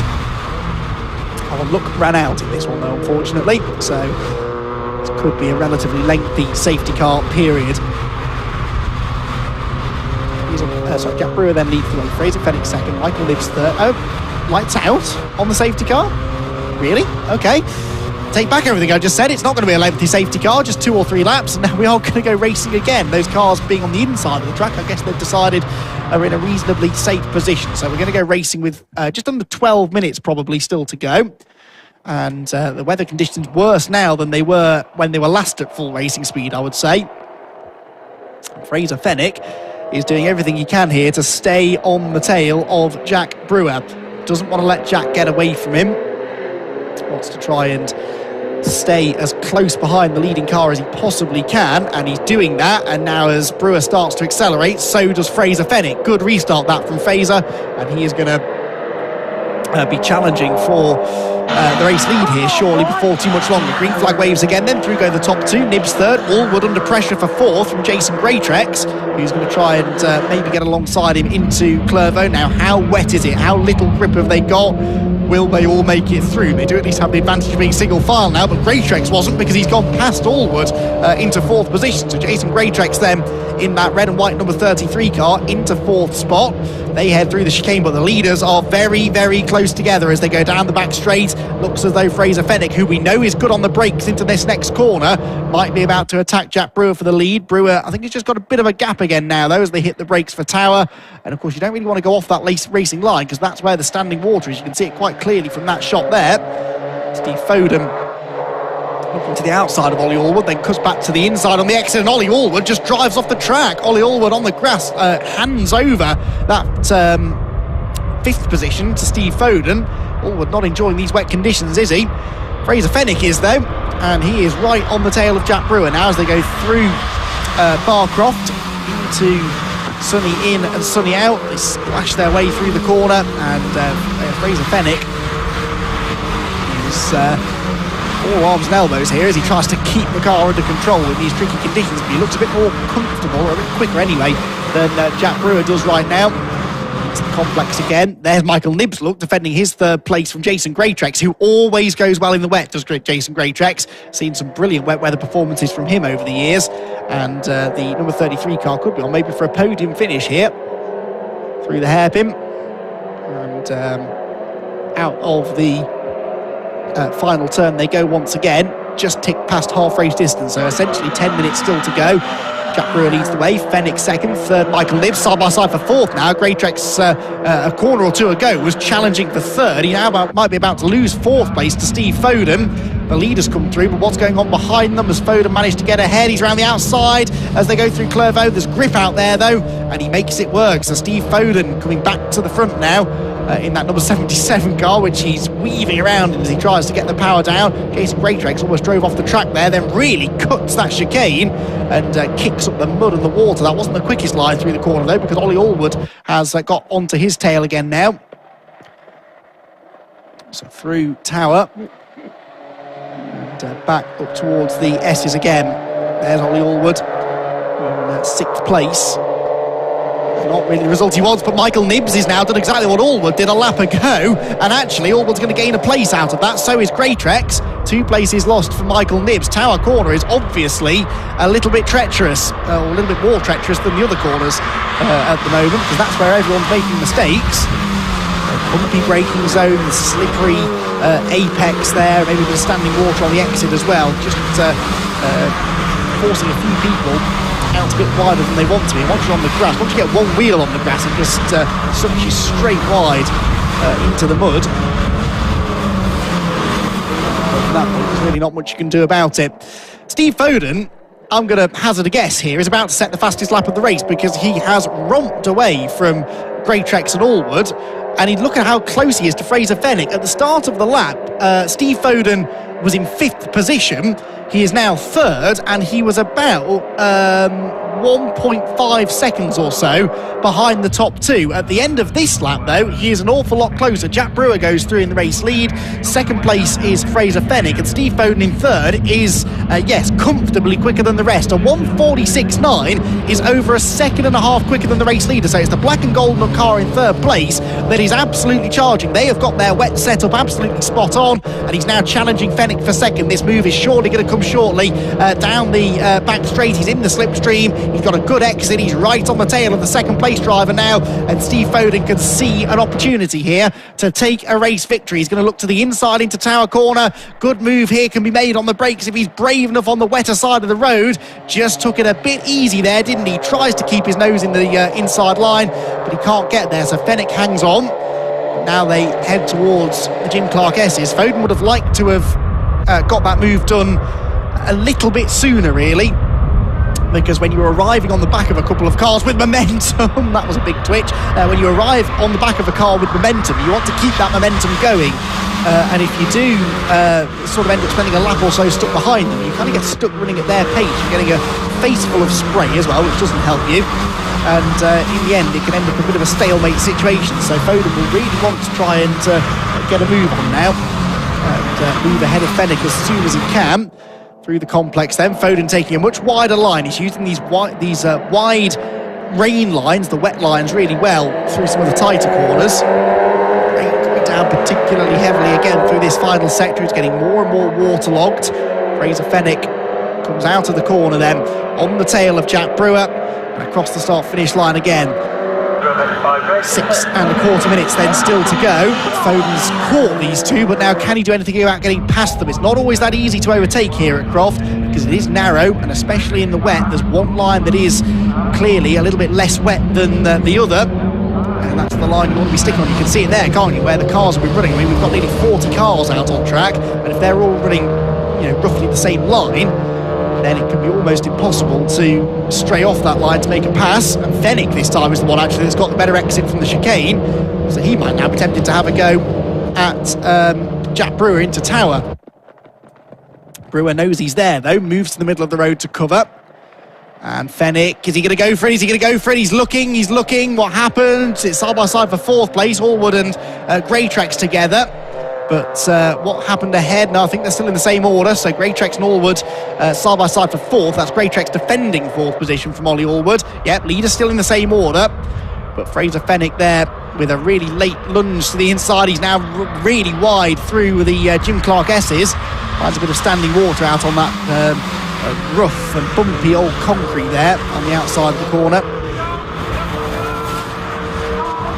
Oh, and that's Allwood. Ollie Allwood's off. Ollie Allwood into the barriers, into Sunny, and that is a big mistake for Ollie Allwood. We've been commenting on the standing water there throughout the course of this race, and he's going to get stuck on the mud. I think there'll be damage done to the car, and Ollie Allwood is absolutely furious with himself. Now, you can go the long way round there, actually. He needs to go left, not right. He needs to turn left and get onto that concrete runoff area. Now he sees it, and he's got to just try and be gentle on the throttle, but the red mist will have well and truly descended now for Ollie Allwood, and he will be spinning the wheels desperately in anger as he tries to get back on the road. Right, we'll see if we can get a replay of that in a moment. Let's focus on this battle for now as it goes through the first few corners, because it looks as though, well, it did look as though Steve Foden was closing in on Fraser Fenwick. Couldn't quite get there though, so as they all safely negotiate Clervaux and Hawthorne, they punch back together, but no move being made, or is there? Fenwick almost into the back of Jack Brewer. They're getting so close together as they go through the chicane, but no way through at that particular part of the circuit. We'll follow them through Tower and then maybe think about looking back at the incident there for Allwood, because Steve Foden again is pulling up alongside Fraser Fenwick. Can't get there on the way into Tower though. He's on the wet side of the road and does well actually to keep it on the island. They come off the corner pretty evenly. Right, let's take a look, shall we, at what happened to Ollie Allwood, because that was a pretty major collision with the tyre barriers for one of our championship favourites. He's going to appear into shot, completely out of shape already. He rattles down the barrier and then makes second contact with the front and rear. I'm amazed there's so little damage done actually from that contact. He really did get away with that. Did he rejoin? That's the question we need to ask ourselves. Ollie Allwood, did he finish that lap? Yeah, I think he must have done. Yes, in 25th place. So Ollie Allwood is back in the race and can therefore still score some valuable championship points. There are drop scores that could come to his rescue later on in the season as well, of course. But Ollie Allwood still will be massively frustrated at how his final race of the weekend has ended. Race not over for these three though, is it? We've got 2 more laps to go at the end of this one, and Jack Brewer somehow is still fending off Fraser Fenwick, but Fenwick's alongside him now coming out of the final chicane. They made contact though, and I think Fenwick spun the rear wheels, and now Steve Foden's weaving around behind him trying to find his way alongside. The outside line is probably the place to be at Clervaux Corner, but he's going to try and force the issue on the inside perhaps. They stay as they were then. Fenwick goes off into Clervaux Corner, noticeably quicker than the 2 cars around him. But Jack Brewer, as he did all the way through race 1, all the way through race 2, despite not necessarily being massively quicker than the cars around him, in fact in these conditions I think he's maybe a bit slower than Foden and Fenwick, he is defending brilliantly, just placing the car exactly where it needs to be. And Steve Foden and Fraser Fenwick both going to get ever more frustrated here that they can't find a way past. Tower is getting ever more wet as well, isn't it? Because look at the standing water there through the apex. This is getting a bit marginal now, I think, out there, isn't it? Because the rain is still hammering down. Steve Foden, though, is up alongside Fraser Fenwick. There's a bit of a squeeze going on, and Foden is second. Steve Foden goes ahead of Fraser Fenwick for P2, and Steve Foden took full advantage there of Fenwick having a moment at Tower, and then he has an even bigger one going out of the Jim Clark S. So now Foden is released. Can he do anything to stop the Brewer train here? Jack Brewer has won both of our races so far. He's led every single lap across the 2.5, or well, nearly the full 3 races that we've had now, because we're about to go on to the final lap. But Steve Foden is on his tail, going down towards the complex for the penultimate time. Jack Brewer on the inside. Steve Foden goes to the outside, tries to find the grip through the left-hander, tries to get the inside for the penultimate corner, which he's done. But now, of course, the grippier line is on the outside for Jack Brewer. Does Foden leave him room? Yes, he does. Really clean, gentlemanly racing there from Steve Foden. Many other drivers would have run Brewer off the road, which it is their right to do there, actually. It's the right of the driver on the inside line to take the natural racing line off the corner. And if someone's on the outside, then well, that's their risk, isn't it, really? But Foden left him room, and as a result, Brewer starts the final lap of the race now, still in the race lead. Some terrific racing this weekend, even in these really difficult conditions today, but this one is not over. Foden, I'm convinced, is quicker. That car looks a bit softer. It looks like it's getting better traction off the corners. He's using the wet lines as well to good effect to carry the speed through Hawthorne and trying to tee up Jack Brewer for a move down the back straight. Onto the back straight they go then for the final time. Tower corner incoming, but if Foden's going to get through on the way into the corner, he'll have to go onto that really wet line down the right-hand side of the road. Anthony Pettigrew's about to go a lap down to the leaders who are behind him, and we'll see what happens as they come through the corner. Is it still going to be Brewer? Yes, just about. Now Foden, this is where he got past the Fraser Fenwick car before.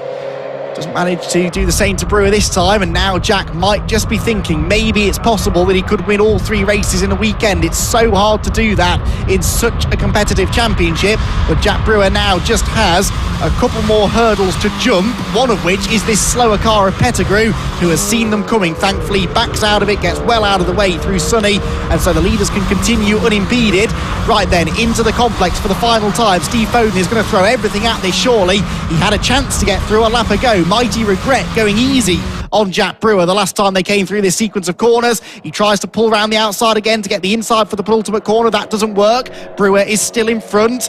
Foden tries to find the traction, tries to find the grip, and off has gone. That's one of the other grey tracks. He's number 34. They've had a couple of cars off going towards Sunny. The leaders there at the hairpin, and it's going to be, I think, 3 wins from 3 for Jack Brewer. Steve Foden just can't get the power down quickly enough, and Jack Brewer takes the checkered flag to win all 3 races in the Mazda MX-5 Championship here at Croft. A brilliant performance from Brewer, but that one was by far the hardest race for him to win so far this weekend. All weekend for the MX-5s. Steve Foden second, Fraser Fenwick a solid third, and Jason Greatrex fourth. It was Callum Greatrex that had the spin at Sunny. So Callum Greatrex then was lucky not to be collected on because he seemed to arrive backwards at the corner at great speed, but thankfully avoided another significant impact either into the tyre wall or into another car as they went through that part of the track that time.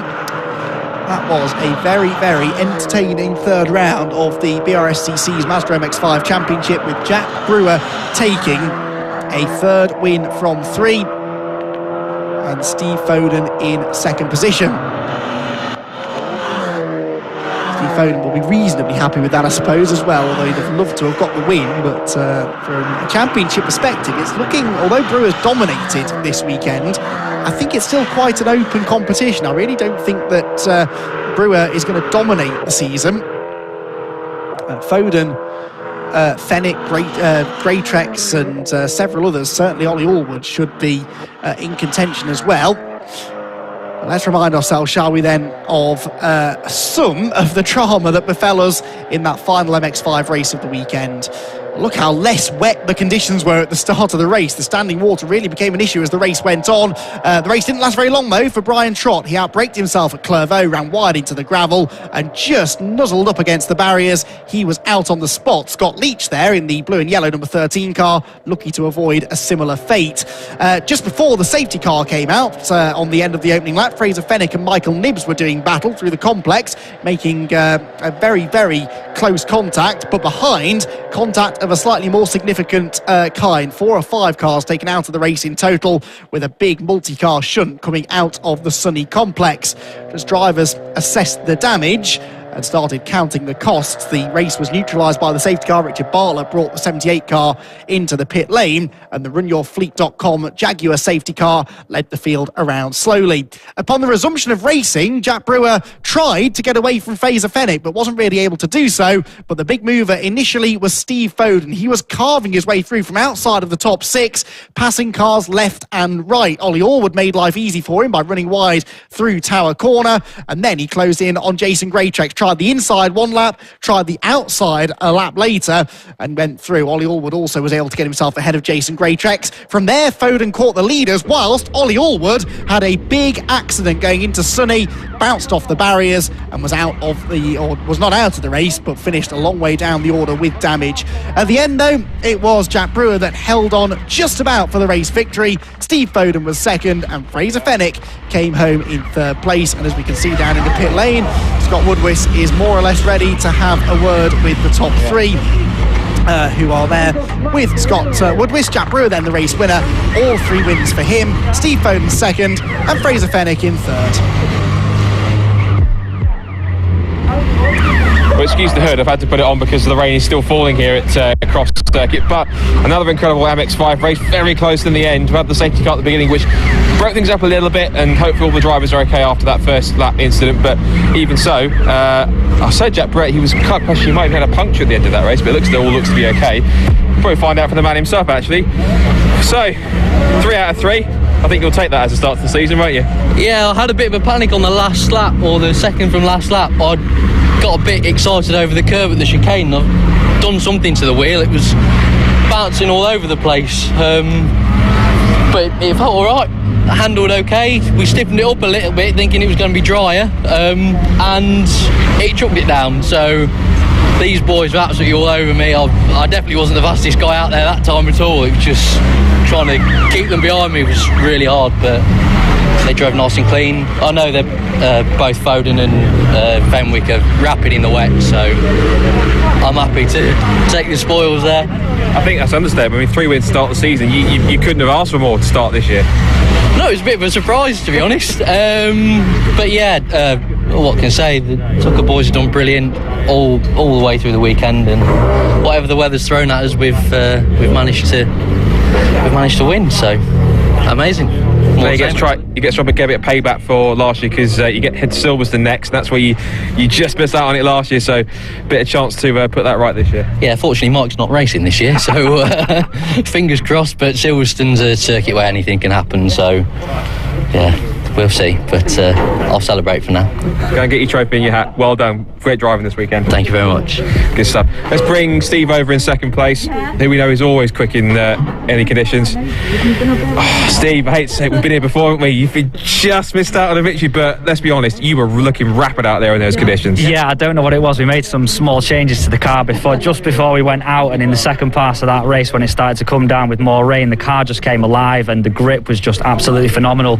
I couldn't see a thing out the back. The windscreen had steamed up, and it was horrendous. But I had one go for the lead into the second to last corner, tried to go around the outside, couldn't quite make it stick, and then the last lap, I didn't actually see the last board because I couldn't see anything out of my windscreen, so it was kind of tricky to know when the last lap was. He came across the line, and fair play to Jack, he's driven absolutely amazingly all weekend. I cannot fault, he's not put a wheel wrong, so congratulations to him.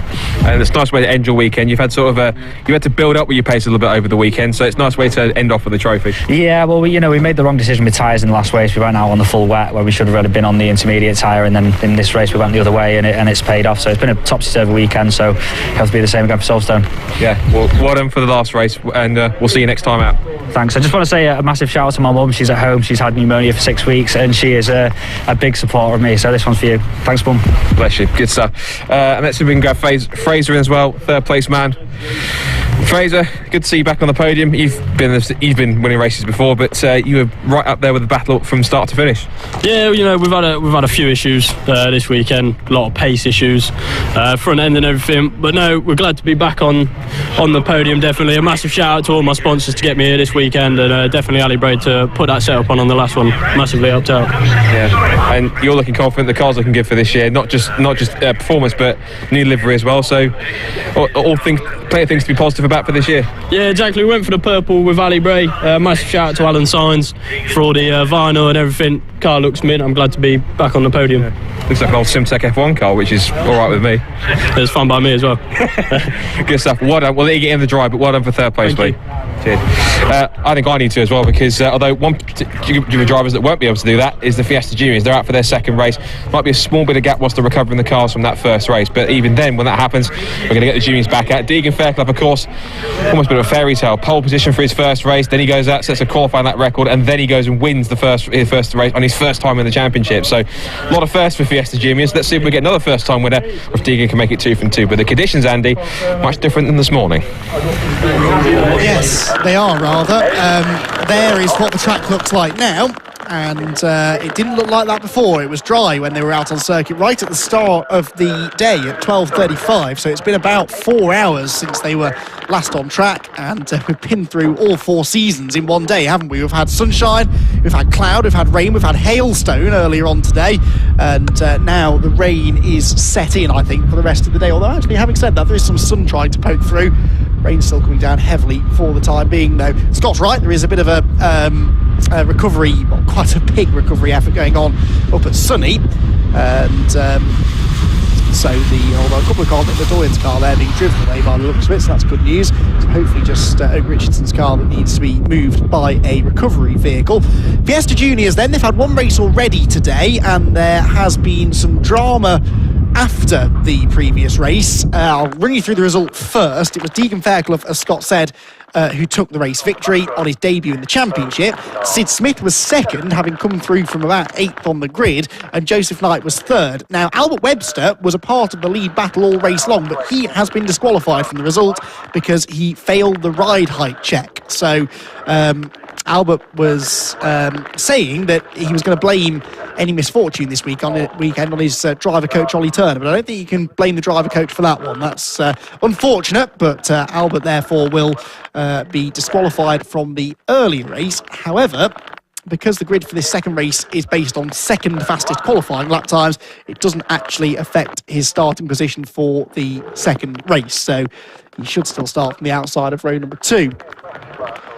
That is if the race starts at all, because quite frankly, this amount of water on the track is a concern, and the rain just isn't letting up. It's getting heavier and heavier. That particular camera doesn't really show it, but from some of the other points around the circuit, we've really seen the rain. You can see in the puddles the heaviness of the rain, and this now is too much even for Croft's updated drainage system to cope with. You can see the runyourfleet.com course car there coming around the track, just doing a bit of an assessment of the conditions, because not only are the conditions really treacherous, but you're also going to send a grid of 15 junior drivers, some of them with zero wet weather racing experience, out onto the track, and with this amount of standing water, that's just asking for trouble. So do have to wonder whether or not this race might end up being delayed, maybe to later in the day, although we're pretty much at the end of the day now. We've got this race and one more scheduled to happen, the one more being the ClubSport Trophy race, due to get underway at 5:15. There is also, of course, a curfew here at Croft. All racing must cease by either 6 or half 6, I think it's 6 o'clock. Otherwise the locals get a bit grumpy, so it would be a shame if the weather were to stop play, but certainly for the time being, it appears that it might have done.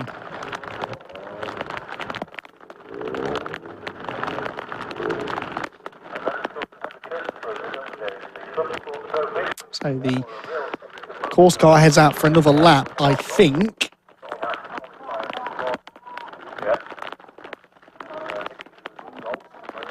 And it's either gone round for another lap or pulled into the assembly area, possibly at the end of pit lane. But I think the assessment is going to be a fairly damning one, isn't it? The track there, I mean, you can barely see the track anymore for the amount of surface water, and that is not even the part of the circuit where it's the worst, really.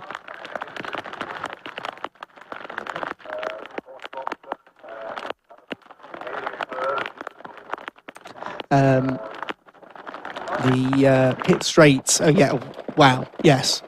So that tells the story, I think. Tower Corner is extremely wet, and that is now serious standing water. You'd imagine that's going to cause lots of cars to go skating straight on at that part of the track. We believe the recovery is still ongoing up at Sunny as well, so they're still moving Mazdas out of the way, and whilst this is delaying things, the rain just keeps on coming. The track's not getting any drier, obviously. The standing water is building and building. And yeah, I do just get the feeling that we might be in for a little bit of a delay at the very least. We've got time, we've got about an hour and a half left before the curfew, but one of the races that we have to run still is a 45-minute pit stop race for the ClubSport Trophy. They have to be mindful of that, and those poor ClubSport Trophy drivers, they qualified at 12 o'clock this afternoon, and they haven't been on track since, so they've been sat around all day. It would be a real shame if their race were to be cancelled because we run out of time.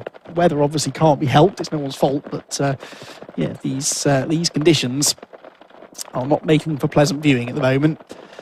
Cars are capable still of running in wet conditions. These Fiesta Juniors, they have the option of a more deeply treaded tyre, which I'm pretty sure they'll all be on. Well, they will all be on, I'm certain of that.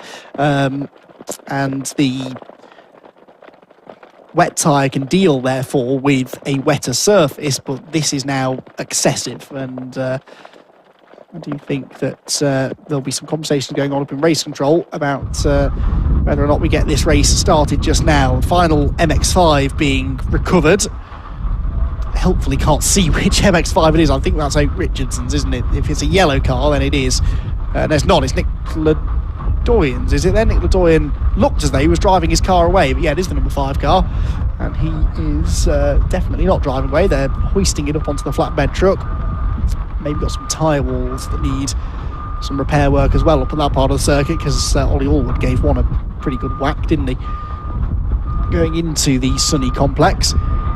The irony is that it is sunny at that part of the track. The sun is coming through the clouds, but the clouds are still dispensing their load all over the circuit. So although from that particular shot it doesn't look all that bad, it's I can tell you it's still absolutely hammering it down.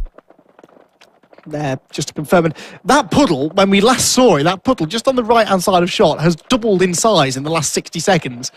So, yeah, bit wet out there at the moment, and getting wetter and wetter and wetter. And we're in danger here, I think, of losing the track.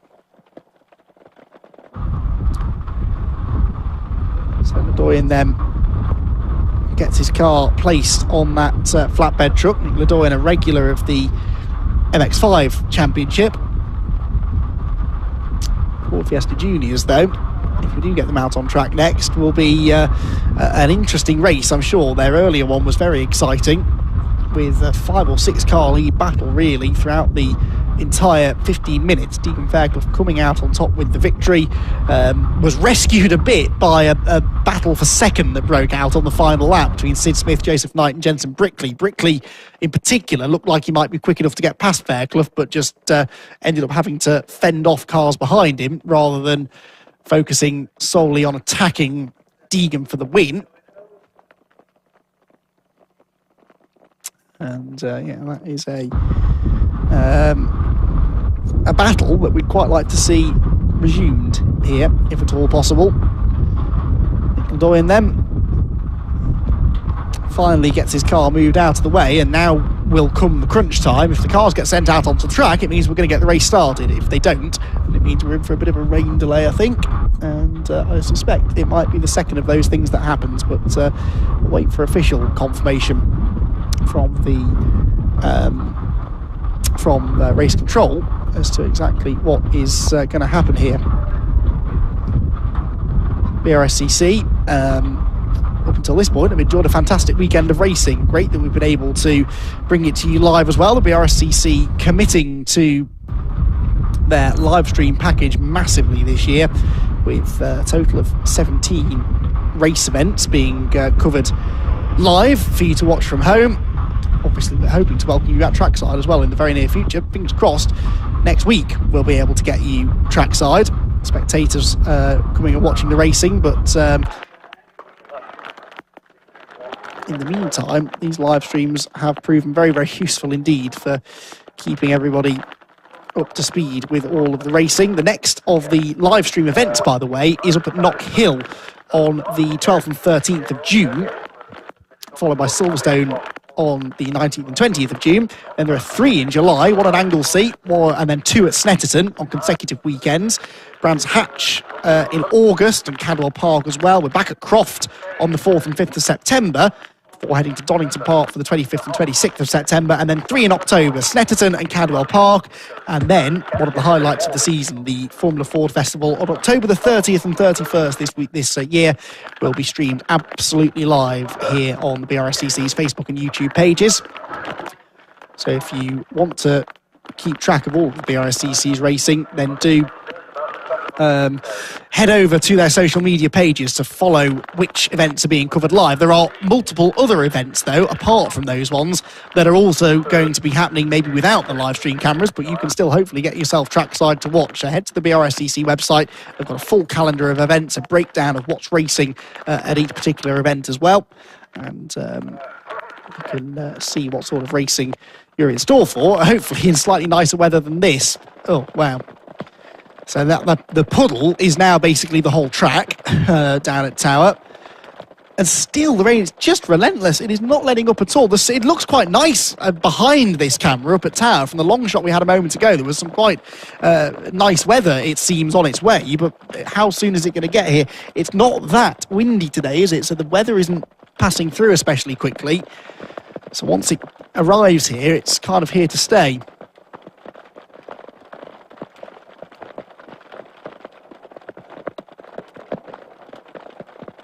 So, and that's Barcroft. You can see the issue here, because not only is the track wet, but you can see the standing water in the grass. That means that it's just not draining away. So the water's collecting, nowhere for it to go. You can't move it. You can't. Sometimes you can send marshals out there and dig extra holes to help with the drainage. Well, apparently the race is going to get underway as planned then for the Fiesta Juniors. Good luck, everybody. This is going to be treacherous, to say the least, and what a test of these young drivers' abilities. Some of them in their first ever weekend of racing, and these are the conditions they're being sent out in. Well, let's hope they all make it through this race cleanly. Let's run through the grid then, shall we? It's based on those second fastest lap times from qualifying earlier on today. So it's Alex Lay that has the pole position from Deegan Fairclough alongside. Fairclough had pole for race 1 ahead of Lay, but Lay had a terrible start and dropped down to about 7th or 8th place before the first corner. This time he needs to hope he gets off the line better, because you don't want to be going into the first corner in the pack with a face full of spray. Jensen Brickley and Albert Webster make up row 2. They're the 2 cars on your screen right now. Joseph Knight, the black car, is 5th alongside Jack Maynard, and then Dylan Hotchin, who had contact with Alex Lay midway through that first race at Clairvaux. Thankfully, they've both got both cars repaired and back out on track. Hotchin has George Davis for company on row 4. James Wallace and Sid Smith make up the 5th row. Now, Smith came charging through to finish 2nd in race 1 from 8th on the grid. This time he has to come from 10th, though, and we'll see what he can do in the wet conditions. Then Jake Triggs and Archie Handy, followed by Harry Garman and Daniel Lewis, with James Pope rounding out the top 15. The sun, this is what I mean, the sun is shining. It's a nice day, apart from the fact it's absolutely hammering it down with rain. But it's the temperature's quite high and the sun is shining over the Croft Circuit. There's blue sky in the distance. This is properly weird weather. But let's face it, we've had a month or so of properly weird weather here in the UK. I suppose we shouldn't be too surprised to see conditions like this, but as you can see, the rain is still coming down very, very heavily. They're getting given, obviously, a second green flag lap just to double check what the conditions are like, but it does look as though we're going to get a standing start as well. No sign that this is going to be a safety car start or anything. So Alex Lay and Dean Fairclough are going to have a real fight now to get into that first corner first. Neither one of them will want to follow the other into turn 1, because you just won't be able to see where you're going.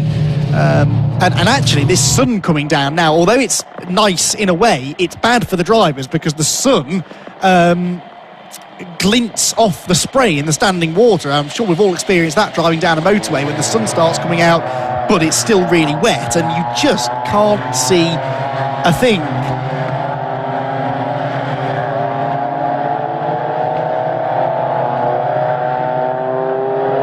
So through Tower they go. A bit of the Goodyear windshield strips there coming loose from one of the cars. You can see just from the amount of spray how much water there is. They splash their way through Barcroft and into Sunny.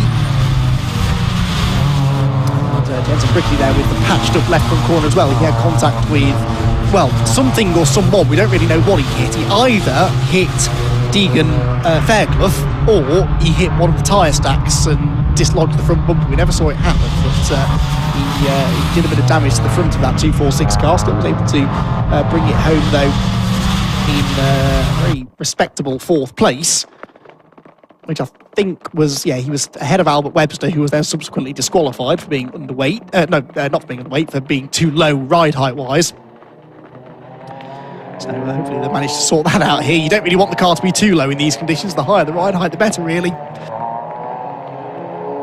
In the wet conditions, excuse me. And I don't think we'll see anyone getting caught out with too low a car in this one. So the cars swim their way towards the start-finish line, where they will probably not be able to see the grid markings, in all honesty, but they'll pull up vaguely where they're supposed to be. The marshals, I'm sure, will be directing them into the correct position. And then we hold our breath and hope for the best, because this run through the first corner is going to be a real test for these youngsters. Teenage drivers, all of them 17 or younger. As I've said, many of them in their very first weekend of racing cars on real circuits. It's Alex Lay on the left, car number 76 on pole. Deegan Fairclough, the race 1 winner, on the right, is going to be hoping to get into that first corner first. Then it's Brickley and Albert Webster, row 2. Joseph Knight and Jake Maynard make up the 3rd row of the grid. The back row of the grid, which is just James Pope on his own, is more or less in position now. And yes, I was wondering if we get a rainbow. That's a complete rainbow as well. Look at that rain, though. That is awful.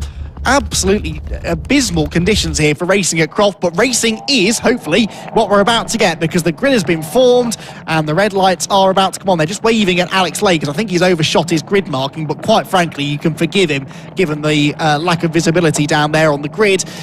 Right, red lights go on. Round number 2 of the BRSCC Fiesta Junior Championship gets underway, and it's a good start made by Fairclough from the outside of row number 1. He's going to have the lead by the time they get to Clairvaux, I reckon. There's a staller further back, possibly Daniel Lewis, I think that is. No, it's Archie Handy. Archie Handy is going nowhere. Not a great start again, look for Alex Lay, but they just can't see where they're going. Into Clairvaux they go. Lay on the inside line. Will they all make it through? Somehow they do. Maybe I should have had more faith in them after all. They splash their way through Clairvaux into Hawthorne Corner. There is the 47 of James Pope towards the back of the field. Not right at the back now, of course, because Archie Handy, who I think has got started now, is behind him. And ahead of him, that looks as though it was George Davis maybe cutting the chicane. Down the back straight they go now. This is the tricky one. Deegan Fairclough has to pick his braking point right. Brickley is through into second. Look ahead of Alex Lay third. Brickley's in the puddle though. He ran out wide, and I think Lay might have got through back through on the inside there. Pick them up again as they come through. And George Davis, that's an interesting line. There is a rallycross circuit here at Croft. That is not the circuit we're driving on though, George, so stick to the black stuff if I were you. Brickley sideways through the Jim Clark S's, but he is still ahead of Alex Lay in third. Albert Webster inches away from Lay, but sideways from Brickley, he's lost it. Jensen Brickley from second place does a full 360. Don't tell me he's going to save it. He does. Brilliant car control, and he's only going to lose 2 places. Lay has gone through and Webster's gone through, but that is one of the best saves you will ever see in your life from a driver who probably hasn't even passed his road driving test. That was absolutely incredible. Brickley has actually lost a few more places, probably because he stopped for a new pair of underpants, because that was an absolutely huge moment at high speed, and somehow he's still in the race. Right, thankfully everyone is going to make it through this first lap by the looks of it, with varying degrees of success, but at the front of the field it is, I think, still Deacon Fairclough who's got the advantage. Yes, he does. Second place for Alex Lay, third Albert Webster, and someone pulling into the pit lane further back has decided that they've had enough. There were a couple of misted up windscreens, I noticed, so it's possible that that is the reason that people are pitting, and Dylan Hodgin is slowing. Dylan Hodgin with a problem. The number 50 car that had that off earlier on gets passed into turn number 1 by Sid Smith, who is now then into 5th position. Right, let's see a replay, shall we, of what was the save of the day for Jensen Brickley. He's just moved into second ahead of Alex Lay, and then has a big twitch coming out of the S's, turns into Barcroft, carrying too much speed. The rear gets away from him there, probably as he hits the brakes actually, and look at that, a full 360 through the mud, gets it back on the road again, and he's probably not been able to find the right gear. That's the only reason he's actually lost too many positions there, is because he couldn't get it back in gear. That was sensational. Right, Joseph Knight struggling a bit here. That's Harry Garman going through on the inside in the 75, I think. Dylan Hodgin, by the way, back up to speed now after slowing mysteriously down the pit straight. Albert Webster is now second ahead of Alex Lay. It's a job to keep up with everything here, but now Webster's going to lose it as well, is he? Webster was sideways. Surely didn't get it stopped for the corner. Let's see if he's still on the road. Sid Smith tried to get it stopped as well. Where did Albert Webster go? Oh, and there's another one. That's Garman, Harry Garman, who's just made a place up. That is the part of the circuit that's catching them all out, isn't it? There are sods of earth all over the road. Now there goes Brickley thinking, yeah, I did that a lap ago, and then a big lunge up the inside. That was brave. That was Daniel Lewis going up the inside, picking 1 place up at the expense of, I think that was James Pope, and now he sets off after the recovering car ahead. This is certainly turning into an entertaining race, isn't it? Deegan Fairclough trying to avoid the drama out in front. Do we still have Albert Webster? That's my question, because the last I saw of him, he was careering into Sunny completely out of control, out of the hairpin go. Look at the state of the track down at Sunny. Webster is still there. Albert Webster set the fastest lap last time, so no need for me to start panicking. Obviously, he was a full 2.6 seconds quicker than the race leader. Albert Webster clearly has his wet setup working well. The entrance to Sunny Corner is looking rather messy, and that's going to make it even more slippery now, because water is bad enough, but stones and mud are even worse. There's a car off at the chicane, which looks like it's George Davis, so yellow flags there. And this is for the lead. Albert Webster up the inside of Deegan Fairclough has gone into first position now. Albert Webster clearly has the pace in this car. He's got more experience in it than the Jam Sport Racing driver Deegan Fairclough has. And Alex Lay is now going to try and move on to his tail to attack as well. But you know what? Deegan could do worse things here than to just sit behind Albert Webster and learn from him, follow his lines, copy his braking points, maybe just try and learn how to navigate this track in these conditions a little bit more quickly. Oh, and Webster's going to lose it this time, surely. He's sideways, he's on the power, he's gone. Albert Webster from the race lead is off. He tried it a lap ago. He backs into the barriers and gets going again. There's another car off as well. That is number 18 by the looks of it. So that would have been Jake Maynard. And, well, just like that, Deegan Fairclough's back into the lead. You know how I said he should follow Albert Webster and copy what he was doing? I bet Deegan's quite grateful that he didn't do that, because Webster's fired himself off into the scenery and Fairclough has reclaimed the race lead. Alex Lee now back on his tail in second position, and third is Sid Smith from 10th on the grid. Quite frankly, I have no idea what the order is behind them, because it's changing by the corner. Who's going to come out of the hairpin in fourth place? It's a long wait, isn't it? Sid Smith's already gone through. It was going to be Jake Maynard, but Maynard's been off now. So maybe Dylan Hotchins back into fourth place. Let's see. Fairclough through, Lay through, Smith through. It is Hotchin fourth now from someone in fifth position. The leaders go through the chicane. Sid Smith's off this time. Sid Smith through the gravel, keeps his foot in it, bounces through, gets back on the track again. It's a job to see where the track ends and the runoff area begins, isn't it, through there? And Sid Smith, no real harm done. Still yellow flags out at the chicane because George Davis is still trudging his way through the mud as he tries to get himself to a place of safety. And Deegan Fairclough, through it all, finds himself in the lead. Now, the safety car's being thrown. That's a bit of a shame in a way, because this has been entertaining, but no doubt that there must be a car stuck somewhere. I wonder if maybe it's the car of Albert Webster that's been stuck possibly down at... no, Webster completed that lap. Brickley hasn't been through yet. Mind you, neither of half the field. So, yeah, Brickley, Wallace, Triggs, Handy, and, well, we know where Davis is. So there are 4 cars not accounted for, some of which are coming across the line now. Yeah, I think we've lost Triggs, haven't we? No, it's going to be Triggs or Handy. Archie Handy, I seem to recall being near Jensen Brickley, and Brickley has been through and Handy hasn't, so I think maybe Archie Handy's been off. Don't know where he is.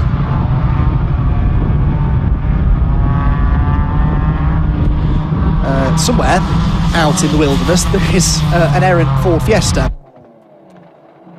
unless of course they've decided to neutralise the race because of the conditions. But I mean, they started the race in these conditions, and I wouldn't say the conditions are any worse now than they were. I think it's just as bad as we always expected it to be, but you know, there were a couple of moments, but generally people were managing to keep it calm. Scott Woodwis is now messaging me saying that Archie actually got pushed off the grid at the start. So Archie Handy, although he was showing up ahead of Jake Triggs on the timing screen just now, but Triggs is in the pit lane. So yeah, the only car that's actually stuck out on track now, I believe, is George Davis. So we know where his car is. That's going to come into view coming out of the chicane. Handy has completed a lap, so I think although he was pushed off the grid, he has been able to sort of get back out there again. However, that is definitely a dangerous position for George Davis's car. That is the rallycross track I was talking about that he's been found himself stuck on, and that car probably needs recovering. Right, let's try and remind ourselves, shall we, of some of the antics of our Fiesta Junior drivers in the first half of the race. In absolutely filthy conditions. Albert Webster there got the lead away from Deegan Fairclough. He was so much quicker, over 2 seconds quicker than Fairclough on the previous lap.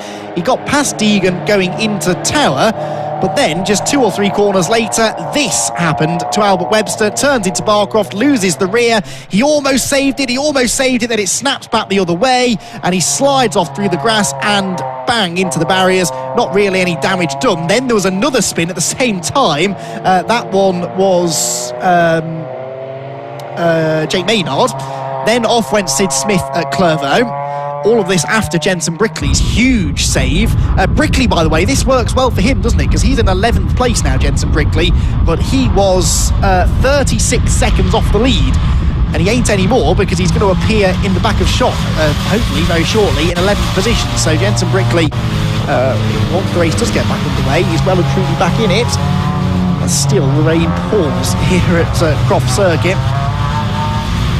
You'll have to take my word for that. I realise because from this camera shot it doesn't look like it's raining, but it is, trust me. And all of the poor marshals stood out trackside at the moment will confirm that, because they're having been stood out in the rain for an awfully long time now, probably starting to wonder when this is all going to come to an end. The track looks better now than it did at the start of the race, though, doesn't it? There's certainly a lot less standing water there. It's amazing what just putting cars out on track can do for clearing standing water. Sometimes it's the best way to dry a track is just to have cars circulate, even behind a safety car or something. It clears away the worst of the water, and gradually, therefore, the conditions get better as you go through. Let's run through the order, shall we, then, whilst we're behind safety car. It's Deegan Fairclough with the lead, Alex Lay in second position, third for Sid Smith, fourth Dylan Hotchin, despite his issues seemingly earlier on. Joseph Knight is fifth, Jake Maynard's sixth, he's been off. Harry Garman's been off and he's still seventh. Albert Webster's been off and is eighth.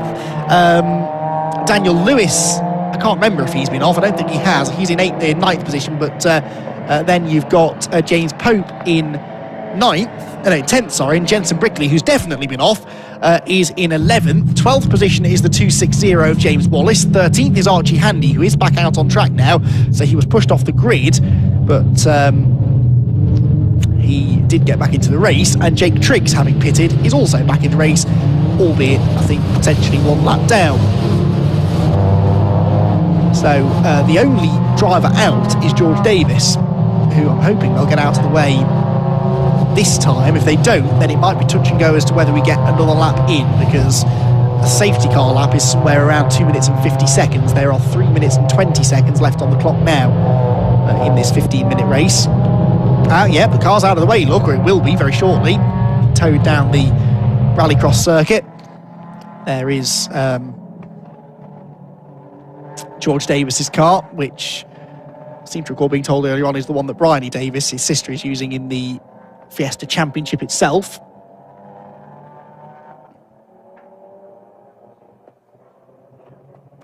So hopefully we're going to get a one-lap dash to the flag here. It will only be one lap, because even a full flying lap is in the 1 minute 50s, whereas a flying lap in the dry has been down in the low 1 minute 40s up to this point. Lap record, by the way, for Fiesta Juniors, I did make a note of this, was a 1:43.2 set by Scott Cansdale back in 2017. That was in the dry race earlier on. Clearly, we're not going to get down to that sort of pace in this race. Service, we do have a new lap record around here. Right, lights out on the safety car. We are going to get one more lap of racing here for the BRSCC Fiesta Junior Championship. Deegan Fairclough trying to do the double here at a circuit that he's clearly clicked with, a car that he's clicked with, a championship that he's clicked with. He's really enjoyed himself here this weekend, and he would love nothing more, I'm sure, than to take another race victory, but he's going to have some fierce opposition. Well, he's gone already, look. Deegan Fairclough, oh no, he's backed off now. Looked as though he'd accelerated early, but he backs off again now through the final couple of corners. He can't catch the safety car because you can't overtake it until it's in the pit lane. The other thing you can't do, though, of course, is accelerate and then stamp on the brakes again. Once you go, you have to commit to it, otherwise it causes a bit of a stack-up effect behind you. Now he goes out of the final corner, then one more lap, 2.1 miles of racing left in the BRSCC Fiesta Junior Championship. Across the line goes Deegan Fairclough, and he leads them into the unknown, because the conditions might have changed again now since they were last racing speed. We know that Clairvaux can be treacherous with that standing water, and Fairclough finds it but saves it. Nicely done. You can see the car aquaplane. There are cars running wide in the background, and look at that. It's like a stage of the Rally of Great Britain right now, isn't it? That was Joseph Knight running wide, gets elbowed rudely out the way by Jake Maynard, and Harry Garman takes advantage to follow him through as well. Then it's Albert Webster, who's probably only just caught his breath after that mammoth accident or off that he had at Sunny. It wasn't actually a big accident in the end, but a big spin. Fairclough now then heads down towards Tower Corner. spots his braking point, avoids the worst of the standing water on the apex. The car just wants to understeer wide. He's managed to get through there nicely though. Alex Lay doing his best to go after him, but now this is the sequence of corners that has caused so much trouble for so many drivers in this race. Will they all get through here safely on this final lap? Deegan Fairclough is going to be the first one there. He's the pioneer, turns into Barcroft corner, the rear of the car behaving itself sort of. Had a bit of a twitch there as he got on the brakes, but he does get into the corner in the lead. Lay second, Smith third. Bit of a puddle forming even on the apex there, isn't there? Which you can see Dylan Hotchins splashing his way through. Basically, I think they have all got through that very slippery part of the circuit in one piece, and now they just need to make it through the complex for the final time. And Deegan Fairclough looks as though he's going to do it. He won earlier on by 1.3 seconds. This looks like it's going to be a similar winning margin, but in very, very different conditions. Through the hairpin he comes, and Deegan Fairclough, it's a dream debut for Deegan. He is going to come through to take a double victory here at Croft. Deegan Fairclough takes the victory in race number 2 of the BRSCC Fiesta Junior Championship. Second for Alex Lay, third Sid Smith, fourth for Dylan Hotchin. So no change to the position there on the last lap. Behind there was, though, wasn't there? Because Garman got himself ahead of Maynard as well. So 2 places gained there for Garman on the last lap to get 5th. Maynard 6th, Webster 7th. Joseph Knight down to 8th. He'll be disappointed with that. Lewis was in 9th. James Pope was 10th ahead of Wallace. Jensen Brickley 12th. And then Archie Handy a couple of laps down in 13th ahead of Jake Triggs. With George Davis, the one retiree. So a dominant double then for Deegan Fairclough here in the Fiesta Junior Championship. 1.318 seconds was his winning margin there, compared to 1.346 in the earlier race. So very, very consistent performance, certainly, for Deegan. We look forward to hearing from him in a moment or two. Don't go anywhere, one more race still to go here at Croft. That is for the BRSCC's ClubSport Trophy. We've got a big grid of cars set to take to the track for that one. 34 cars went out in qualifying earlier on. But let's check out some of the highlights of what was a dramatic second Fiesta Junior race of the day.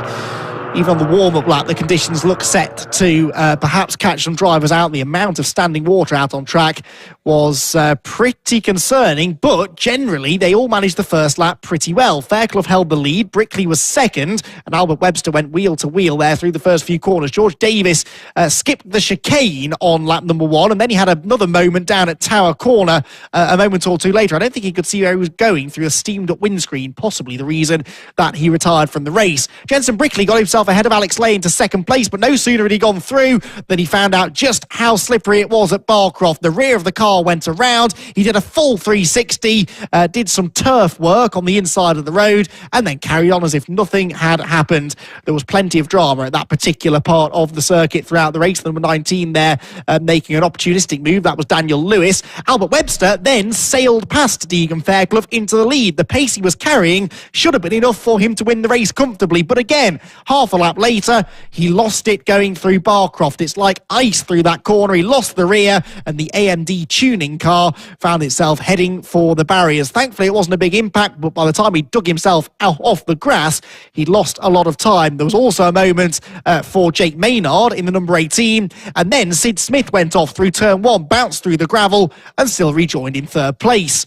With George Davis's car in a dangerous position, the RunYourFleet.com safety car came out, and by the time the car had been moved, there was only 1 lap of racing left, an uneventful lap in the end that saw Deegan Fairclough come home to take the race victory.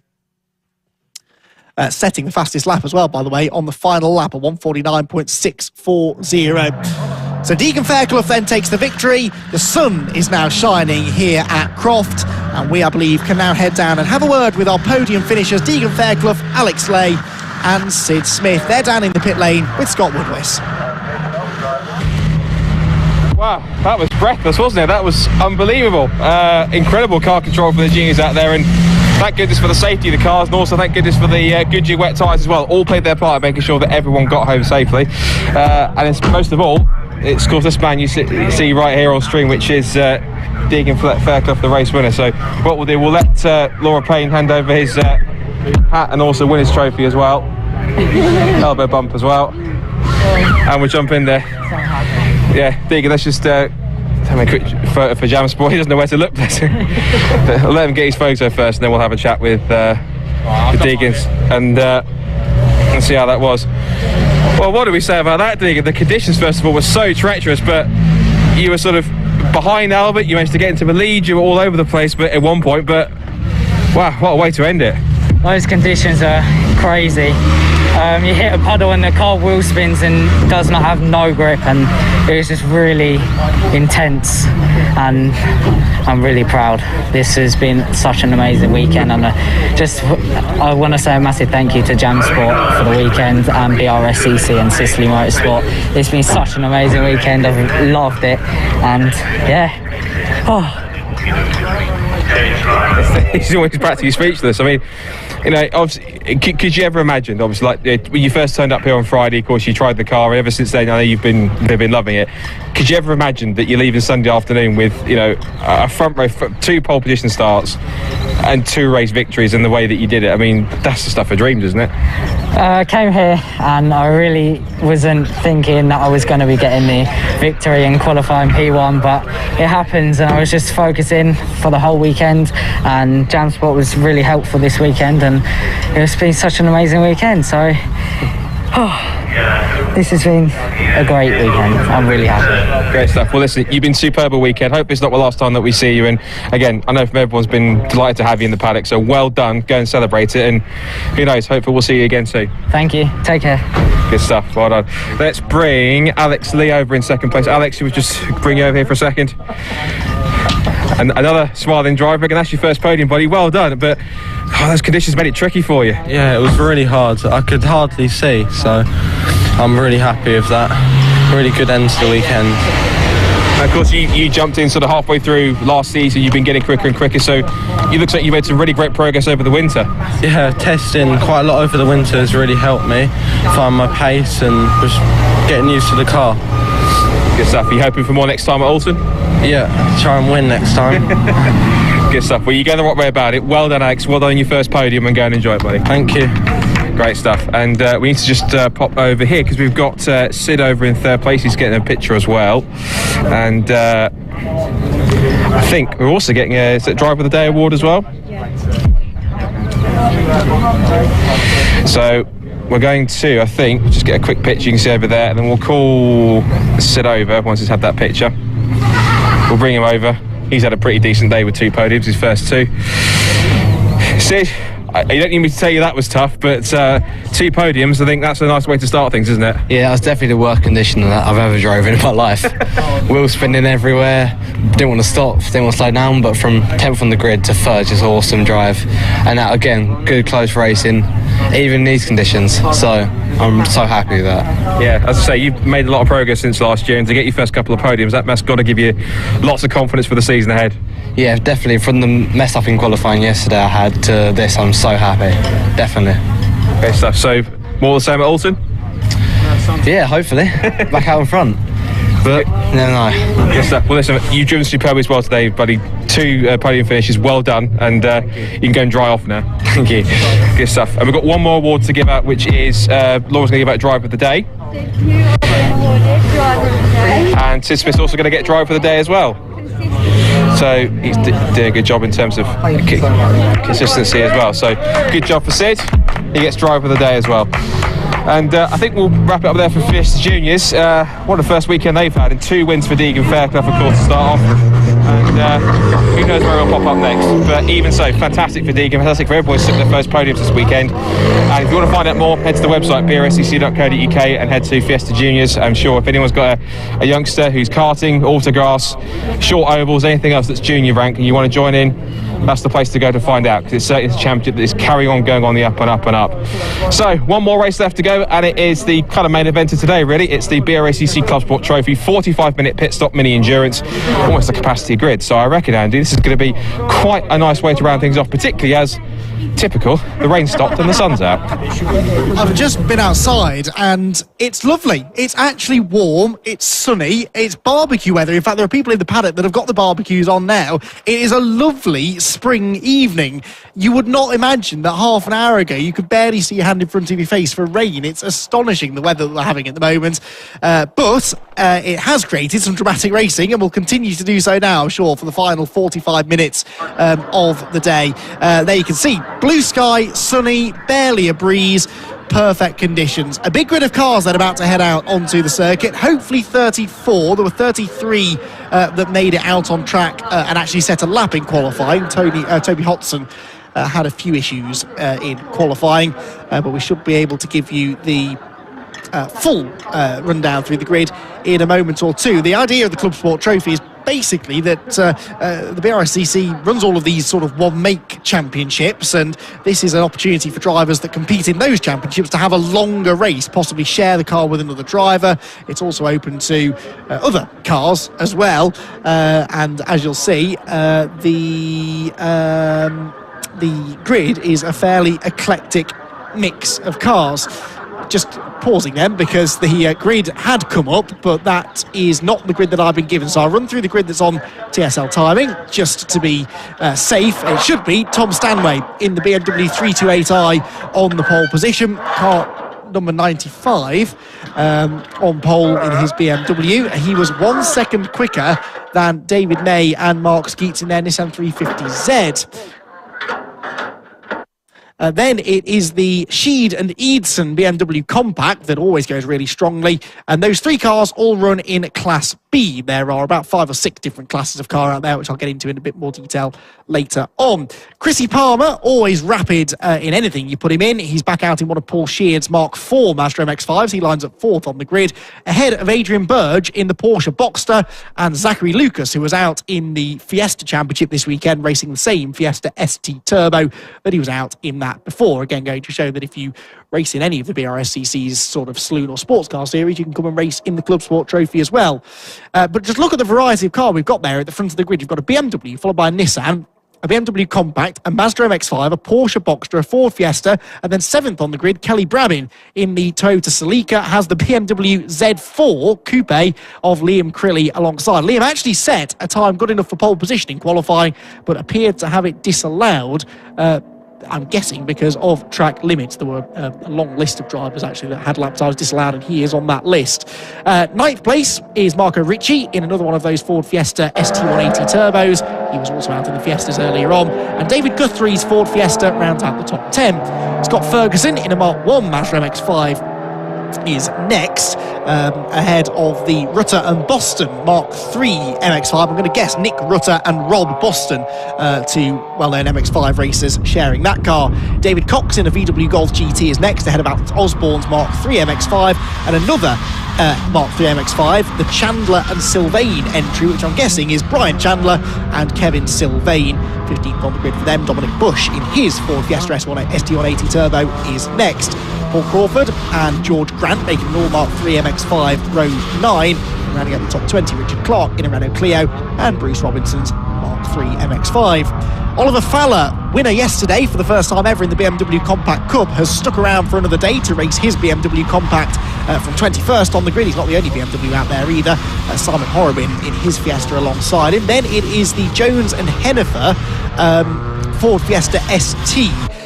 Chris Jones, I reckon, winner this weekend in the STXR Championship, and Jason Hennifer, XR3 racer, sharing the car. Ivan Mayers is out in his Mark III MX-5, and he's got Martin Gadsby for company in another BMW Compact. And then 4 more Mazdas. 3 of them are Mark 1s.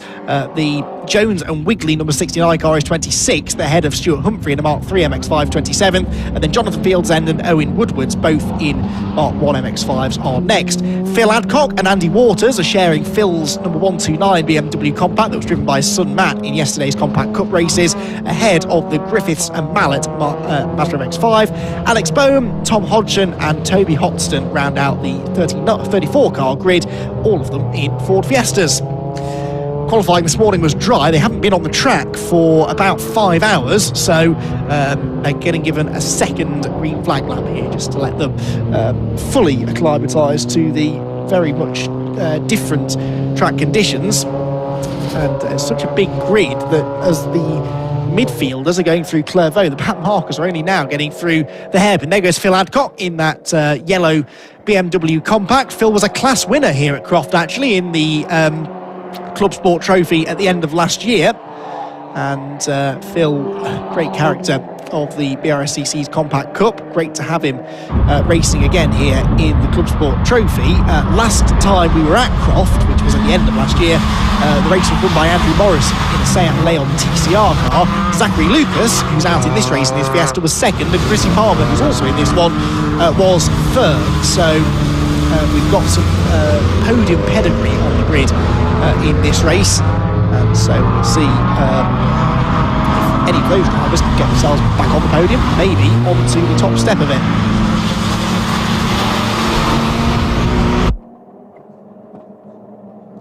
So the field working its way around the track on this second green flag lap. There goes the front row pairing. The BMW of Tom Stanway has got David May and Mark Skeets behind. Now, I wasn't sure which of the two were going to go out first. I think David went out first in qualifying, so I wonder if they've gone for the same sort of pattern again.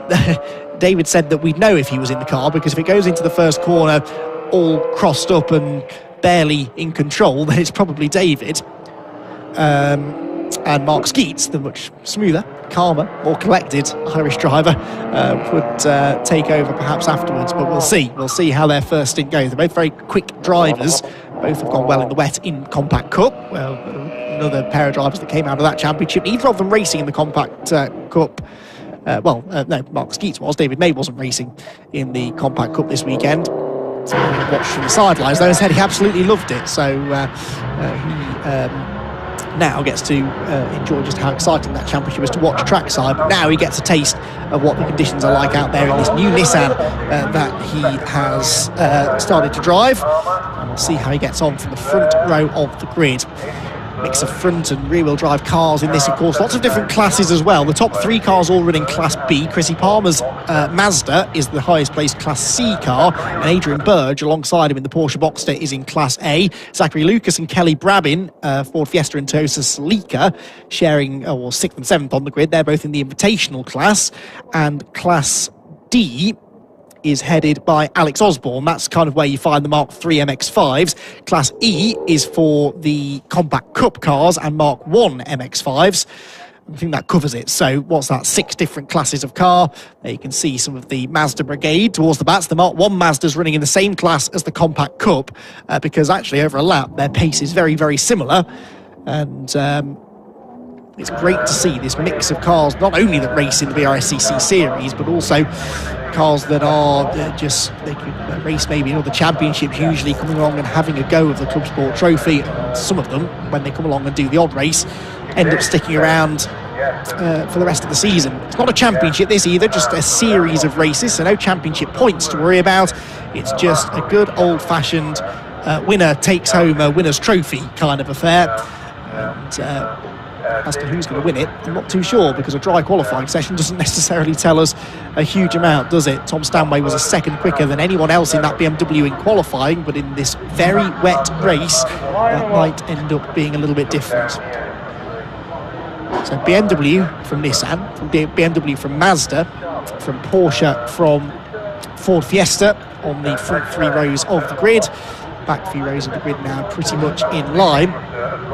And Tom Stanway there in that brilliant BMW 328i, very popular shape of touring car, of course, back in the 90s. That is a production car that's been modified, obviously, to racing spec and goes very, very rapidly. But will it have the traction in these wet conditions? Will these conditions maybe favour some of the front-wheel drive cars? I'm looking, I think the Celica of Kelly Brabin is probably the highest placed front-wheel drive car on the grid. That and the no, I tell a lie, Zachary Lucas is ahead, isn't he, of Kelly Brabin? So Zachary Lucas 6th on the grid. The first of the front-wheel drive cars might have an edge, possibly, in these slippery conditions. Rear-wheel drive cars sometimes struggle for traction and understeer quite a lot because there's not much weight over the front axle. They also don't always warm their tyres up all that quickly.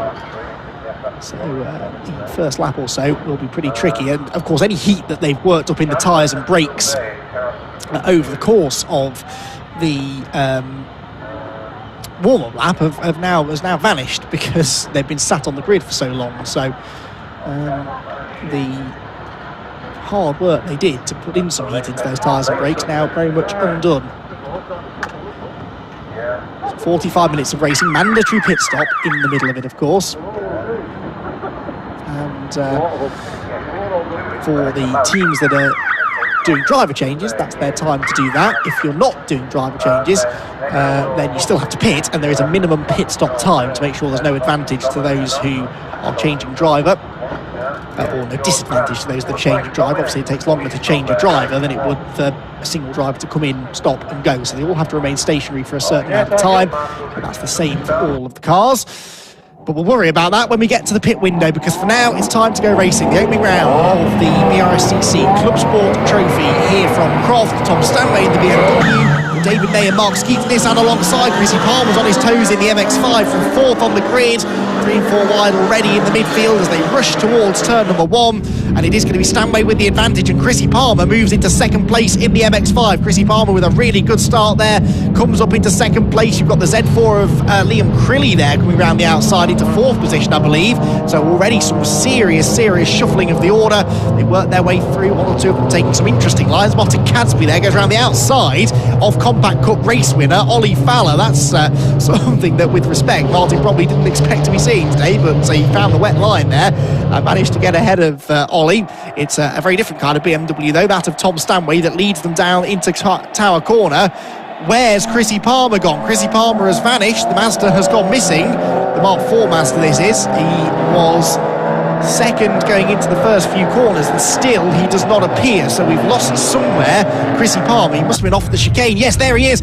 Well, you know, I was going to try and segue into a story about how Chrissy Palmer is a multiple RX 150 rallycross winner and has won many races on the rallycross circuit here at Croft, and maybe he's tried to return to his natural habitat, because that is how you go on to the rallycross circuit. It almost looks as if he's turned right where he should have turned left. I'm sure the wet weather had something to do with it, but Chrissy Palmer, yeah, that is a costly error for one of our potential race winners. Ollie Fowler there goes up the inside of Chris Jones and Jason Hennifer's Ford Fiesta ST. That is Chris Jones's car that Hennifer is sharing for this one. Hennifer in the XR Challenge was out in an XR3 Ford Escort earlier on. Through the complex we go then for the first time. That looks like Zach Lucas maybe. No, it's one of the other Fiestas. That was the number 50 of Marco Ricci coming through quite nicely. And across the line, Liam Crilly side by side now with the May and Skeets Nissan as they head towards turn number 1. The Nissan on the inside, the BMW on the outside line. Where is the grip going to be? You'd think the outside line, but it's tricky to go around the outside at Clervaux, and so the Nissan hangs on. It's Stanway that leads the opening lap. The Nissan of May and Skeets is 2nd, Crilly is 3rd, and that is the Nick Rutter and Rob Boston Mazda MX-5 into 4th position. I reckon maybe Rob Boston is in the car for the opening stint in that 99 car, as Rob is a former race winner in the MX-5 Super Cup. So yeah, I reckon Rob Boston almost certainly at the wheel of car 99. Then it's Kelly Brabin, Liam Crilly there at the inside of the Nissan for 2nd place. And Kelly Brabin, in fact, has gone past Rob Boston now. So the front-wheel drive Toyota Sleeker picks up a position. But for 2nd place, do we have a change? Is it Liam Crilly that's ahead? Yes, it is. The BMW ahead of the Nissan now. So Liam Crilly then into P2 and off. 2 cars off, 150 and 37. The 37 Mazda is that of Scott Ferguson. 150 was the Golf, wasn't it? The VW Golf of, or was it 15 maybe, of David Cox. So David Cox off the road and he rejoins, but the Mazda MX-5 does not. Porsche coming through here. Now that's Adrian Burge. He started 5th but finished the first lap in 8th position, and I think he's lost a position or 2 since then as well. So the Porsche Boxster struggling a bit in these conditions. This battle then between Kelly Brabin in the Toyota Sleeker, Rob Boston in the Rob Boston Racing Prepared Mazda MX-5 Mark III comes through the final couple of corners. Zach Lucas has disappeared, hasn't he? So Zach Lucas in the Ford Fiesta has dropped down to, as Liam Crilly goes up the inside. We'll get to that in a minute there, because Liam Crilly's just taken the lead from Tom Stanway, but Stanway tries to fight back at Hawthorne. Couldn't quite do it. So Crilly goes through then in the BMW. and takes over the race lead. So it's BMW Z4 ahead of BMW 3 Series at the front of the field. And they head back out of the chicane again then, down the back straight. We only had 31 starters in the end, so I wonder if Zach Lucas potentially was a non-starter. I thought I saw him going out of the pit lane, but no, perhaps not. He's not completed a lap of racing, even if he did get out there. Stanway has, though. He led the first couple of laps, but he won't lead lap 3. Liam Crilly Z4 is working well in these conditions, getting away at the front of the pack. The fastest lap, though, set by Jamie Going in the 146 Ford Fiesta, down in 6th position. He's catching that Kelly Brabbin and Rob Boston battle for 4th, but he is having done a 45.3, 1.3 seconds quicker than the new race leader Liam Crilly. So keep an eye on the Fiesta. I did say the front-wheel drive cars might come on strong in these wet conditions, and that is now the second highest placed front-wheel drive car behind Kelly Brabbin's Toyota, but rapidly catching that group. So you've got the top 3, but then 4th, 5th and 6th might be where the action is about to be. Through come the top 3. There is Brabbin 4th, and Jamie Going is 5th now, ahead of Rob Boston. So Jamie Going into P5, and before long he's going to be on the tail of Brabbin in the Celica, and I reckon Jamie Going is on a real march here to the front of the field. That's Chrissy Palmer, by the way, limping in after he's off on lap 1, went off at the chicane, and maybe some damage done, maybe it was a problem that led to him going off, but that's a massive shame because Paul Sheard and Chrissy Palmer have worked well together in the past in this series. Paul Sheard occasionally going out and racing actually in the ClubSport Trophy, but choosing just to run the cars this weekend. Rest of the field comes out of the final hairpin. There is our 2nd and 3rd place battle, but look behind for 4th position. That was Jamie Going on the tail of Kelly Brabbin, and I think Jamie Going is about to move through now as they go down the back straight towards Tower Corner. And the Ford Fiesta looks like the quicker of the 2 cars right now. There you can see them coming in the background, the yellow Celica, the white and blue Ford Fiesta behind. Oh, and lots of wayward lines being taken through Tower Corner. But the Fiesta still, I don't think has quite got through. It was pulling up alongside Brabbin as they went out of Tower. What about as they come towards Sunny? Yep, it's game on here, isn't it? Jamie Going has caught Brabbin. But Brabbin in that Celica, which you really don't see enough Toyota Celicas racing, well, anywhere really, certainly in the UK. It's always been, I thought, a really good-looking car, and one that's perfect for racing. Good weight distribution, nice sleek shape, and that one in particular, very well turned out. Kelly Brabbin running very strongly in the Mac G Racing run car. Side by side behind them as well, that's Rob Boston losing out now to another one of the Ford Fiestas. That is going to be Dominic Bush, who started 16th in that red Ford Fiesta. Dominic Bush, number 91, moves himself into 6th place. So yeah, front-wheel drive cars are the thing to have in these conditions, but the flip side of that is they might wear their tyres out a bit harder than the rear-wheel drive car. So if the track gets drier towards the end of this 45-minute race, that could flick back the other way. Simon Horrobin now drives past Rob Boston as well. So another Ford Fiesta gets itself past the MX-5 through turn 1 at Clairvaux into Hawthorne. Really tightens up through that second corner. Then into that chicane once again. Class leaders at the moment then. Liam Crilly leading overall is leading in Class B. Jamie Going is now leading in the Invitational class. That battle that that move he just made on Kelly Brabbin was for the class lead. Class A being led still by that car, the orange MX-5 of Rob Boston and Nick Rutter, and the Invitational, the D class, being led by Brian Chandler and Kevin Selvane in 9th position. Class E led by Ollie Fowler, by some way actually, over Martin Gadsby. Ollie Fowler is 30th, Gadsby is in 19th. Fastest lap now belongs to the Simon Horrobin and John Cooper Ford Fiesta that's just raced its way past Rob Boston. Or Nick Rutter, whichever one's in that car. I'm not entirely sure. Our timing screen sadly doesn't give us that information. So, 99 car though. It's Nick Rutter's usual car, but he has it run by Rob Boston. Kelly Brabbin really losing out now because through comes the next of those rapid Fiestas in Dominic Bush, and now also Simon Horrobin and John Cooper's Fiesta working its way through. Didn't qualify very well, that car. Qualified in Simon Horrobin 22nd on the grid, but he's absolutely flying now. And look at the way that Jamie Going has caught the David May and Mark Skeets Nissan, so they're all coming together now, aren't they, for 2nd, 3rd, 4th, 5th, 6th, 7th and 8th position, really, well no, 7th position I suppose. Kelly Bramman at the back of this group, so there's Stanway 2nd, then the Nissan of May and Skeets is 3rd, Jamie Going, the first of the Fiestas, is 4th, and look how much more grip the front wheel drive car has. It can just keep a much tighter line through Hawthorne Corner. It can get the power down a bit more easily as well, because it's not as powerful as the Nissan, and although the Nissan will come back at it down the back straight, I'm sure into the braking zone, Jamie Going should be able to stay ahead, and in fact it might be that it's Dominic Bush who goes on the attack. Well, actually no, the Nissan does fire it back on the inside and makes a liar of me, so David May and Mark Skeets, well, briefly back into 3rd, but they slide a bit wide, and so now Jamie Going does go back through, and Bush is up the inside, Horrobin's going to the outside, 3 wide into the corner, and Horrobin's on the grass, the Ford goes sideways, it slides through the mud.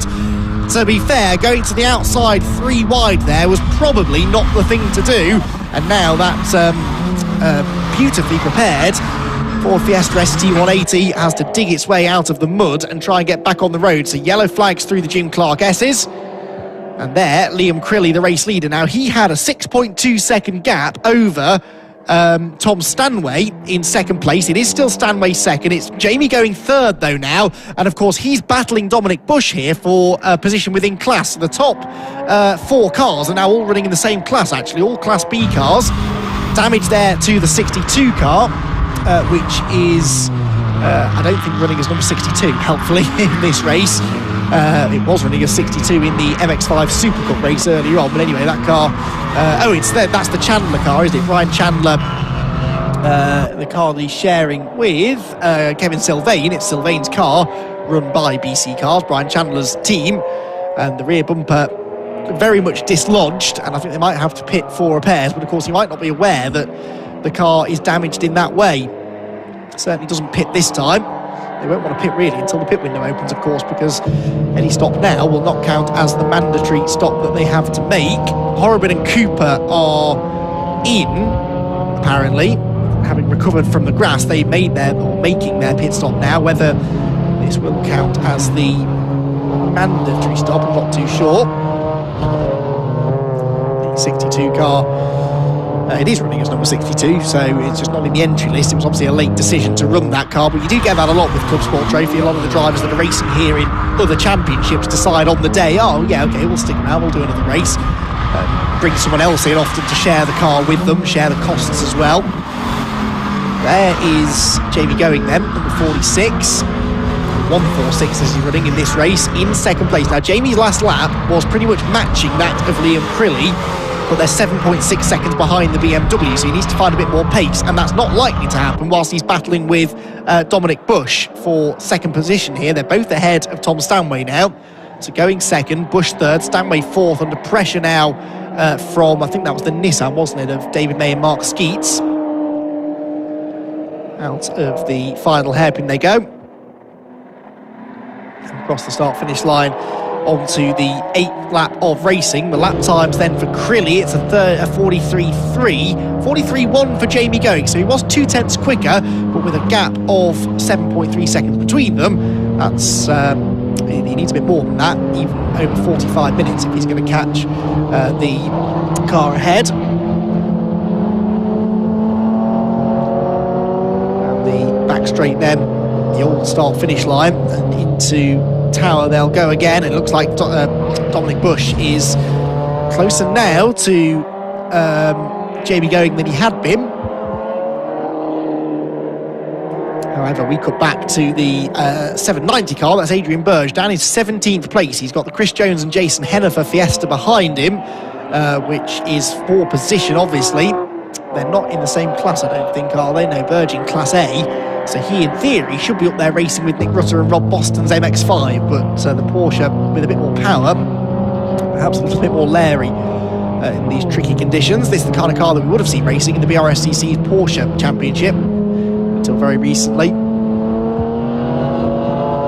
And Adrian Burge has got his hands on one of them now, done a few modifications to it, and it's a very, very quick piece of kit in the dry. He qualified 5th and quite comfortably on Class A pole.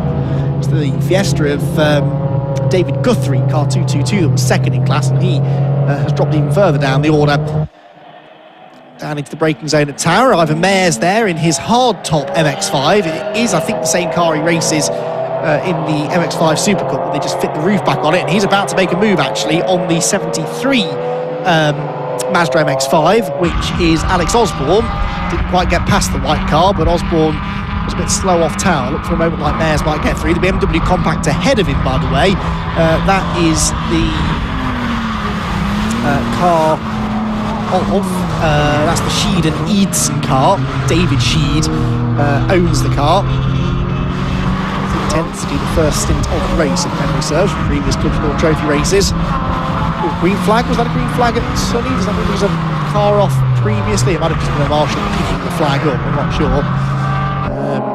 Certainly haven't noticed anyone missing. Oh, that's a big move at the inside. That's the 114, so that'll be Simon Horrobin. Yeah, Simon Horrobin and John Cooper's car are working his way back through the order. It has made a pit stop, but it didn't count as the mandatory stop because the mandatory pit lane window only opened a few seconds ago. So now the pit lane window is open, and the teams have a limited amount of time to bring their cars in for the minimum pit stop time and the driver change for those that are going to change drivers. Horrobin and Cooper, though, by the way, gained 5 positions on the previous lap, and they still hold the fastest lap from a bit earlier on, so it's a real shame they had that spin after trying to take it 3 wide into the Jim Clark S's.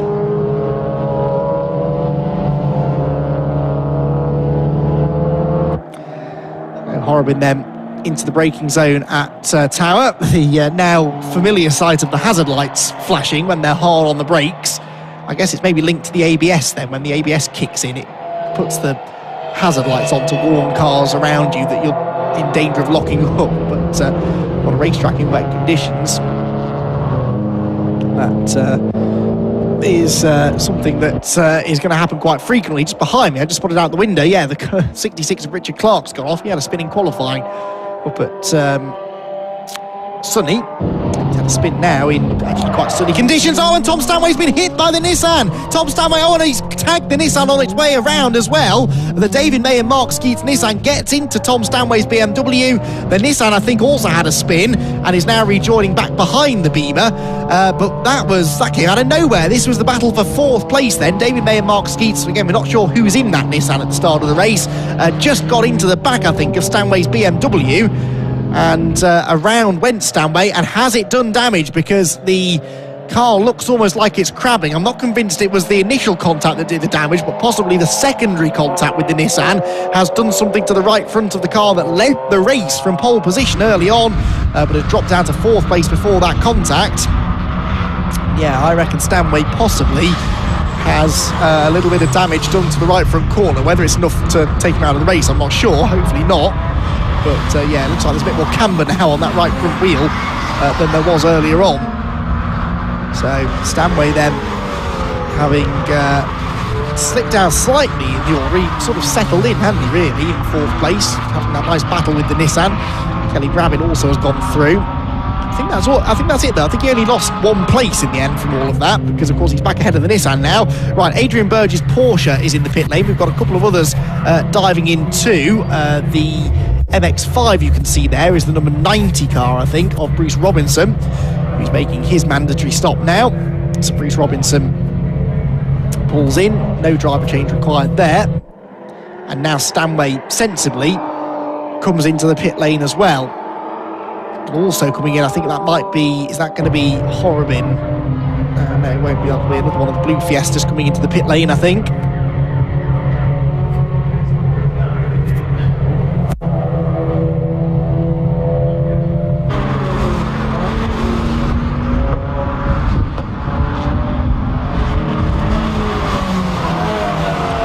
Martin Gadsby through Sunny, and Martin Gadsby running in the Class E, second in Class E. It's still Ollie Fowler that leads that class in 11th place overall. In the dry, you would never see a Class E car troubling the top 10, but Fowler is actually only 1.6 seconds behind the VW Golf number 15, which is David Cox. That's fairly impressive. Repair work being done to the front of the Tom Stanway BMW. And is it going to be a simple bit of a case of taping up some loose bodywork, or has there been some damage done? At the moment, they're trying to use cable ties to get the front bumper fully attached. Meanwhile, lots of other cars coming into the pit lane. We've also got Marco Ricci in. He was the blue Fiesta I saw coming in. The Sheed and Eidson BMW, the red compact, came in just now too. Whilst Jamie Going at the front of the field, by the way, continues to lap quicker than Liam Crilly. The gap is down to 6.6 seconds now between the top two. He's taking at least half a second, sometimes a full second a lap out of Liam.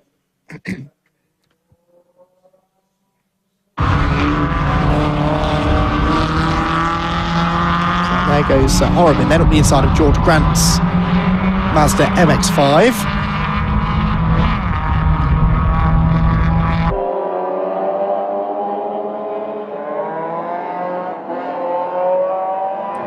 So through the final complex then, Simon Horobin there, having got past George Grant. Grant waving out of the window, look to, well, where the window should be, on a convertible, to say that he's coming into the pit lane. That's the number 11 car, one of the Paddock Motorsport MX-5s. Paul Crawford is at the wheel of that one, going it alone. There's a bit of damage to the front of the car, they're just assessing. Bit of contact to on the left front at some point. One of the team members just sticks an extra bit of gaffer tape on, then takes it off and thinks, nah, it's fine, that's not going to fall out. In comes the Golf behind. You've got the Clio that had that spin earlier on of Richard Clark coming in, the Finsport car. 150 Golf in as well. And more and more drivers coming in, but the leaders, interestingly, staying out a bit longer. There's the Rob Boston and Nick Rutter MX-5, sorry, just ahead of car 181. So this is not for position. Car 181 is Toby Hoxton, who came from the back of the grid. I think he might have pitted because he's fallen behind the Rutter and Boston car, which hasn't yet stopped, and in fact just set its personal best lap time. Quite a few teams setting personal bests at the moment, which goes to show the conditions are getting better. You can see there's very little standing water actually out on track now. Hardly any actually. It's back to that sort of greasy phase that we saw for much of the day. 6.6 seconds still the lead for Liam Crilly. Matched Jamie Going last time, but Crilly, Going, Brabin, May and Skeets, they've not pitted yet. Neither have Rutter or Boston, neither have Chandler and Sylvain. So the top 6 cars staying out for the time being. George Grant, 7th, has pitted now. Oh, and so too have Horobin and Cooper for their second stop now, which is their first and only mandatory stop.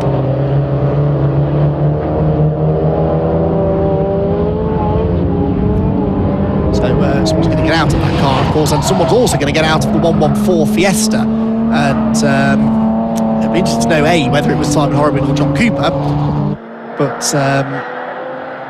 also be interested to get their side of the story in that incident down at the Jim Clark Essids.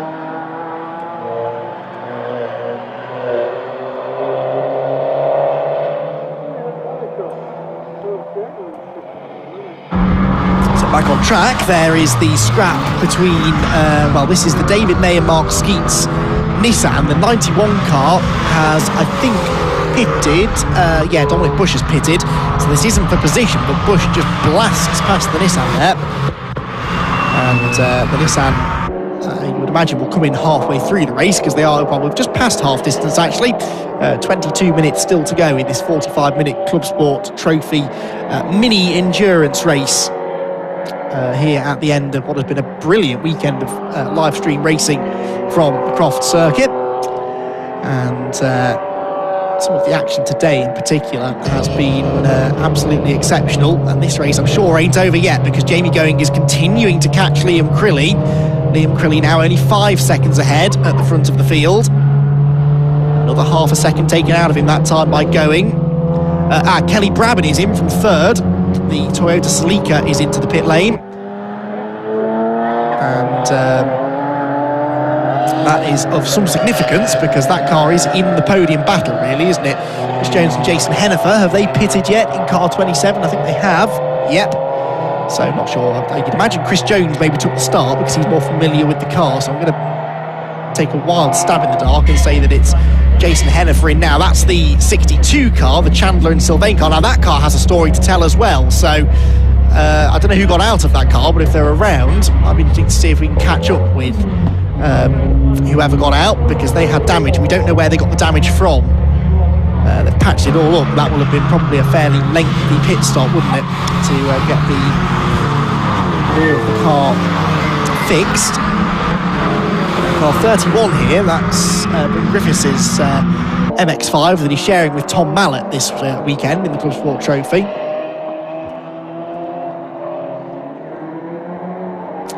And he's battling away with the Mark III MX-5, number 11 there. And number 11 being Paul Crawford, who we know has been in the pit lane. 31 I don't think has. Ollie Fowler is in now from the lead of Class E this. So the Compact Cup and Mazda MX-5 Mark I class, unofficially, is Class E. And Ollie Fowler victorious already this weekend in the Compact Cup yesterday. In this very car as well, in a really good weekend, good visit to Croft, making up for a mistake that he made actually in the Compact Cup races here a couple of years ago when he was in with a shot of winning, had a big spin going through Barcroft. A couple of people have done that today in these wet conditions. Quick tyre pressure change, check in with the driver that everything's okay, and they'll send him back on his way. So, still waiting for Liam Crilly and Jamie Going to pit. They're now only 4.1 seconds apart, so we need to keep an eye out for those two coming in. The May and Skeets Nissan is in as well. We were hoping to maybe catch up with whichever driver got out of that. There it is, right on cue. And the Nissan driver chase, that's David May getting in. So it must have been Mark Skeets that was in for the first stint. And I'm sure David will be ribbing him for that bit of contact that he had with the BMW then, because Skeets, he was saying that the more dramatic of the two drivers, shall we say, is usually David. But it looks like Skeets has got out of the car.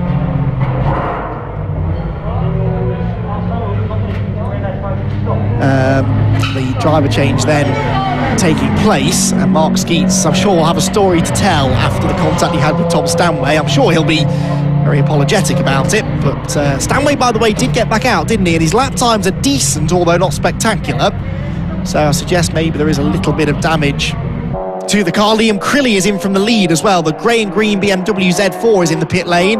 Martin Gadsby is heading in, but Liam Crilly is in, and Jamie Going has gone on for another lap. So Going takes over the race lead, but has yet to make his pit stop. So Liam Crilly then in. Again, not a driver change going on there. But there it is. The BMW Z4 Coupe pulls in just in front, actually, of that Nissan that we were talking about.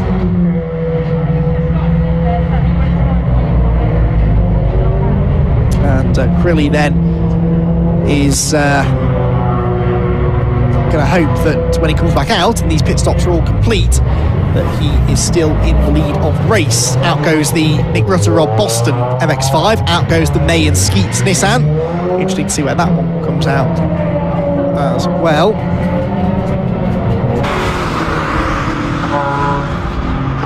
So Jamie Going then second place, was second place, now leading the race because he hasn't yet made his mandatory pit stop.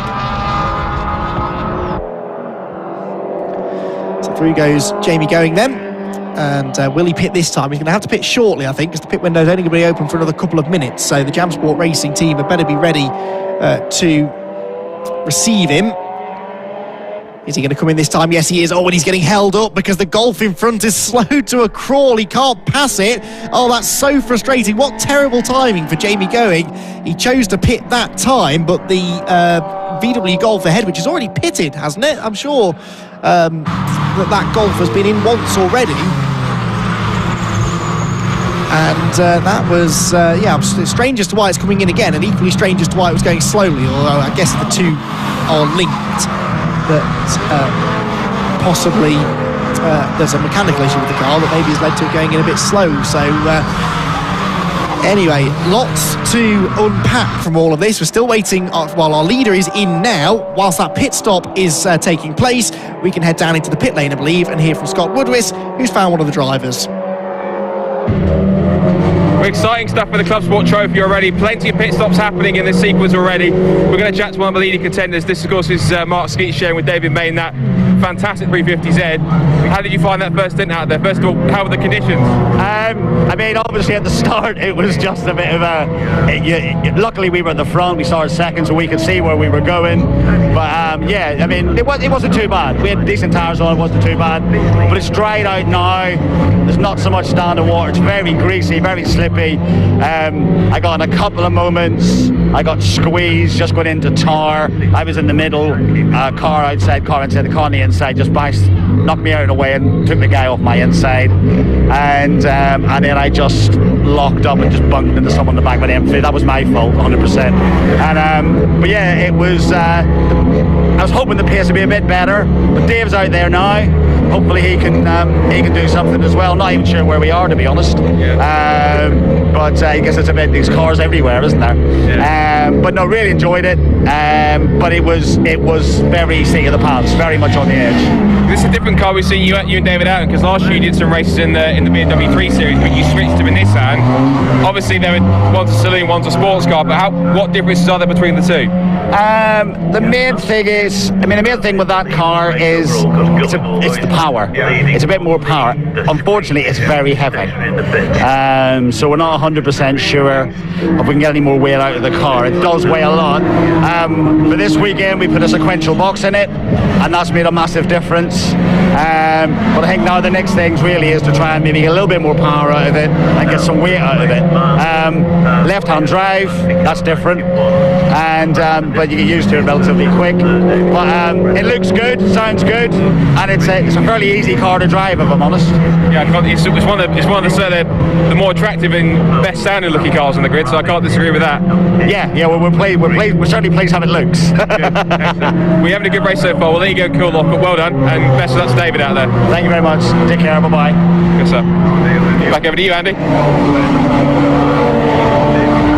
Yes, thank you very much, Scott. So there is the car that Mark Skeets has got out of. David May is back on board. Yellow flags at Clairvaux. Is there a car in the gravel? Yes, there is. One of the MX-5s. And that looks as though it's the 73. It is the 73 of Alex Osborne. Now, that could be a safety car then, couldn't it, I suppose? Pit window is closed, by the way. It actually closed whilst we were speaking to Scott down in the pit lane. But there we go. The pit lane is closed and the live snatch vehicle in operation to get the car out of the Clairvaux gravel trap. We're waiting for the leaders to come through because both Jamie Going and Liam Crilly have pitted, and they were only about 4 or 5 seconds apart before they both pitted. Liam Crilly is still the leader. He's just got into turn 1, the race leader. So Jamie Going is 5.8 seconds behind him. They've just gone across the start-finish line. So it's the grey and green number 12 BMW Z4 that leads the way. Second place is Jamie Going. This is the Nissan that will presumably still be somewhere in the top 5, but we'll wait until it crosses the line this time and the timing screen fully updates itself before I give you the proper rundown, the order. But it is Liam Crilly then that's back into the lead of the race, going in second position. Now third is a long way back. It is Dominic Bush, but Dominic Bush has just pitted for a second time. There's drama for the car in third place then. So Dominic Bush, now had he... This is outside the pit window, so this is an issue then for Dominic Bush. There is the leader. Liam Crilly goes through the Jim Clark S's, even Jamie Coke second, but Dominic Bush is in the pit lane with some sort of a mechanical issue, we have to presume. And that means that Marco Ricci is going to move into third position then. Kelly Brabin perhaps moving into fourth as well, depending on how long Dominic Bush is. Well, he's back out of the pit lane now, apparently. So what was the reason for the second pit stop? I've not been notified that he's got a penalty or anything, but that will almost certainly have cost him third position. So Liam Crilly leads, then Jamie Going in second place in the 146 Ford Fiesta. Hugo Bush no longer, we think, in third. It should be Marco Ricci. Then it was Kelly Brabin next, wasn't it? And Tom Stanway, after that contact he had with Mark Skeets, down in 6th or 7th position, 5th or 6th position, depending on how much time was lost by the Fiesta of Bush with that pit stop. There is a 10-second penalty being given out for someone, is there? Or a penalty of some sort being given out. Can't see the other side of that board to see who it is, and the timing screen isn't telling us either. There's Jamie Going, second place for him then, 6 seconds behind the leader, a 10th slower than the leader last time. So he's going to have to find a real turn of speed now in the remaining 11.25 minutes to try and reel in Liam Crilly in front. And now the track is getting a bit less wet. this might be coming back into the wheelhouse of the rear-wheel drive cars, because they do look after their tyres better, slightly more even heat temperature control between the tyres, which will help in these conditions. And that now is that Dominic Bush that was stopped trackside, having made an unscheduled pit stop. That is 91, isn't it? I think that's Dominic Bush that's off at the side of the road. And Dominic Bush, I'm pretty sure, he's not come through this time. So he made a pit stop, then he's pulled off at the side of the track. And there you can see the gap between the top two, by the way, the BMW and the Ford Fiesta. Sadly, one of these very rapid Ford Fiestas is out of the race. So the order then, Crilly leads, going second. Marco Ricci is third, but 31.3 seconds behind. Kelly Brabham is fourth and 11.5 seconds behind him. And then we've got Tom Stanway in fifth. Off has gone the number 50. Is that 50? No, there isn't a number 50. It's one of the Ford Fiestas anyway. That has bounced wide on the grass through Tower. So that will have been obviously a car that's a little bit further down the order, because the top 10 have just crossed the start-finish line. And now the leader's back round again. So Liam Crilly leads, a 1:44.3 that time for Jamie Going, for Liam Crilly, but a 41.7 for Jamie Going means that he's about 2.5 seconds quicker that time. It was a personal best lap for Jamie Going, possibly a bit of traffic for Liam Crilly delayed him as well, but this is the turn of speed that Jamie needed to find if he was going to challenge for the race victory here. George Grant moves out of the way in his Mazda MX-5, but there you can see visibly the gap between the top two. There are no cars between them now. So the BMW then will head down to a yellow flag zone at Tower, presumably because of Dominic Bush's car that's still stationary on the exit, but there you can see the gap between the top two. BMW to Ford. Rear-wheel drive Z4, that sports car, going up against a front-wheel drive turbo tin top. Two more different cars you really couldn't hope to find, but their pace is remarkably similar, and it looks like we're building up here to a pretty entertaining scrap at the end of the race. Ivan Mayers, by the way, has just pitted for a second time as well in the 316 MX-5, so a few of them running into mechanical difficulties here just towards the end of the race. Crilly from going from Ritchie from Brabham. Stanway is fifth. May and Skeets are sixth at about 11.2 seconds back now. And seventh position for the Nick Rutter and Rob Boston Mark III MX-5. Ollie Fowler is eighth now in that BMW Compact. That's remarkable. Ninth place George Grant, and 10th for Brian Chandler and Kevin Sylvain, despite their damage that they had in the earlier stages. Class leaders, well, Liam Crilly leads in Class B and Jamie Going leads the Invitational class. So the top two cars both class leaders. Kelly Brabham in the Celica in fourth leads in Class A, as into the pit lane for a second or third time comes the Simon Horriban John Cooper Ford Fiesta, and that was Ivan Mayers, I think, coming back in as well. Just to continue down the class leaders, Class D being led by Rutter and Boston in seventh, Class E by Ollie Fowler in eighth position, which is the one I haven't done. Well, Ivan Mayers was leading Class C. I don't think that was Ivor I saw coming back in, was it? No, sorry, it was the 199 of Palmer that was pitting again. So Ivan Mayers, despite making an extra pit stop, is still, I think, leading in Class C. Right, leaders then, 1.3 seconds apart. Game on now. There is the Class E leader, by the way, Ollie Fowler, in the black and yellow BMW. But it's this BMW that all eyes are on now, because with just 7.5 minutes left on the clock, Liam Crilly has been caught by Jamie Going. But now, where does Jamie make his move? Where is a Ford Fiesta ST180 quicker than a BMW Z4 Coupe? The Z4 started 8th on the grid. Mind you, Jamie Going started further back, didn't he? Jamie Going in the 46 car must have started right towards the back of the field then, or possibly was even a late entry, so he's really charged his way to the front here, made a lot of that ground up in the early stages, and now is on the tail, or he was on the tail of the BMW, but a bit of traffic getting in the way for him. Yeah, I don't think he qualified in the end, did Jamie Going, so he's come from the back of the grid here to second place, and now he's on the tail of Liam Crilly, the race leader. 6.5 minutes to go. He's done the catching, now he's got to do the passing. They both go up the inside of Ollie Fowler, who's going a lap down, and their next target will be Adrian Burge in the Porsche to put him a second lap down. Crilly goes up the inside, gets a bit delayed there though. Then of course the pain that he feels through turn one Jamie Going sort of has to feel through the next corner, and Ollie Fallon goes up the inside as well. Crilly runs out wide though, and Going's gone through. A mistake for Liam Crilly, and Jamie Going has got the lead. Now can Crilly come back at him down the back straight, as the BMW maybe got a bit more horsepower than the Fiesta? I don't think it does it? They're pretty evenly matched. They're both running in different classes, of course. But the BMW on the brakes is going to try and come back at him up the inside. Jamie Going has to leave the door open because Liam Crilly is there. Now, rear-wheel drive traction off the corner might help Liam Crilly, but it doesn't. Jamie Going powers off the corner, and he moves the Jam Sport Fiesta into the lead of the race. Inside the finals 5.5 minutes, we have a new leader in Jamie Going. And given the pace that he's shown so far, another personal best last time around, despite the traffic for Crilly, no, it was Crilly, sorry, with the personal best lap, but he was still nearly a full second slower than Jamie Going, who is now starting to get away from him. I don't think there's much that Crilly can do here to get that lead back. So, good battle while it lasted, I suppose, although it didn't last very long because the mistake came from Crilly at the crucial moment. Hasn't really put a foot wrong all race, but under pressure there from Jamie Going, he loses the lead inside the final 5.5 minutes of the race. But he's safe in second because they're 38 seconds ahead of Marco Ricci in third. Ricci in the same class as Jamie Going, so Going's going to win the class by getting on for 45 seconds at this rate, maybe more, because he's lapping a little bit quicker than Ricci is still. Across the line they go then. Look at the gap between them. Bear in mind the lead changed less than a lap ago, and Going is already 2.6 seconds to the good.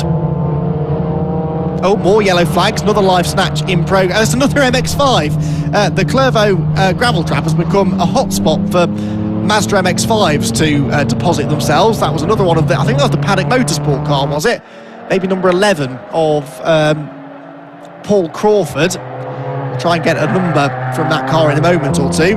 It's number 11, Paul Crawford, who's gone off in exactly the same spot as George Grant and so many others this weekend. If you get your braking wrong into Clervaux, so easy to just lock up and skate straight on. He needs to get the wheel straight, doesn't he? Because he's dragging the front wheels across the gravel at an awkward angle there.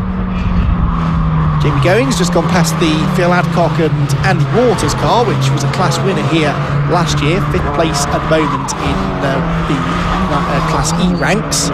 20th place overall, though, which isn't a bad effort.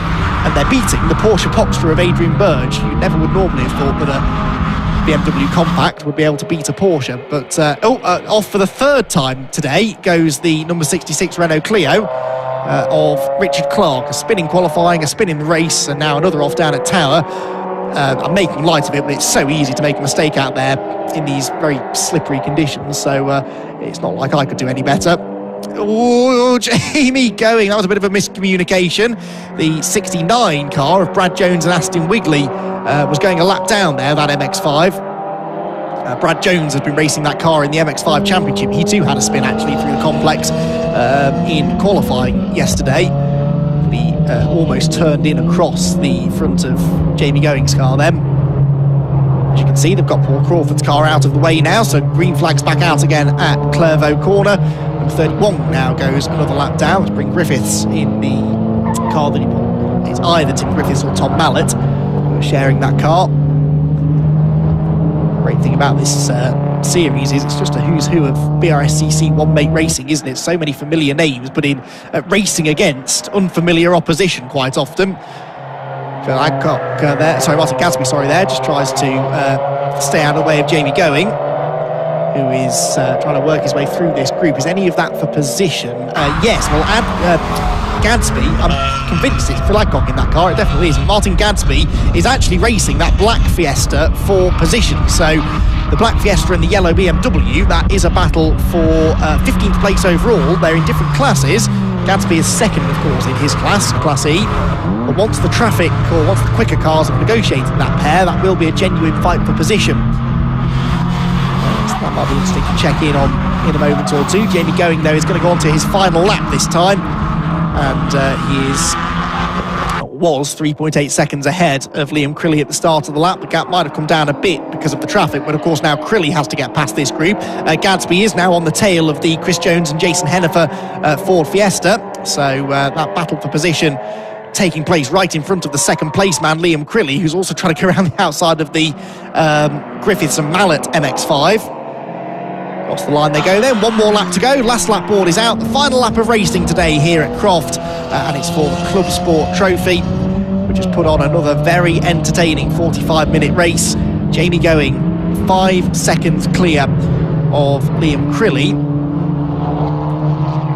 5 seconds should be enough, but in these conditions a mistake is so easy to make, and Jamie will be fully aware of that, a man of his experience.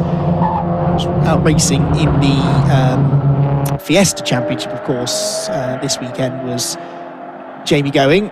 In race number 1 he finished in 4th position, in race number 2 6th place, so he's had a solid if unspectacular day or weekend in the Fiestas, but in the car that he races in the Fiesta Championship, it looks like he's going to come home a winner in the ClubSport trophy. I think the first time that he's won one of these ClubSport trophy races. So Jamie Going then heads through the Jim Clark S's into Barcroft, which is getting down to a far drier condition now than it was in during our Fiesta Junior race in particular about an hour ago.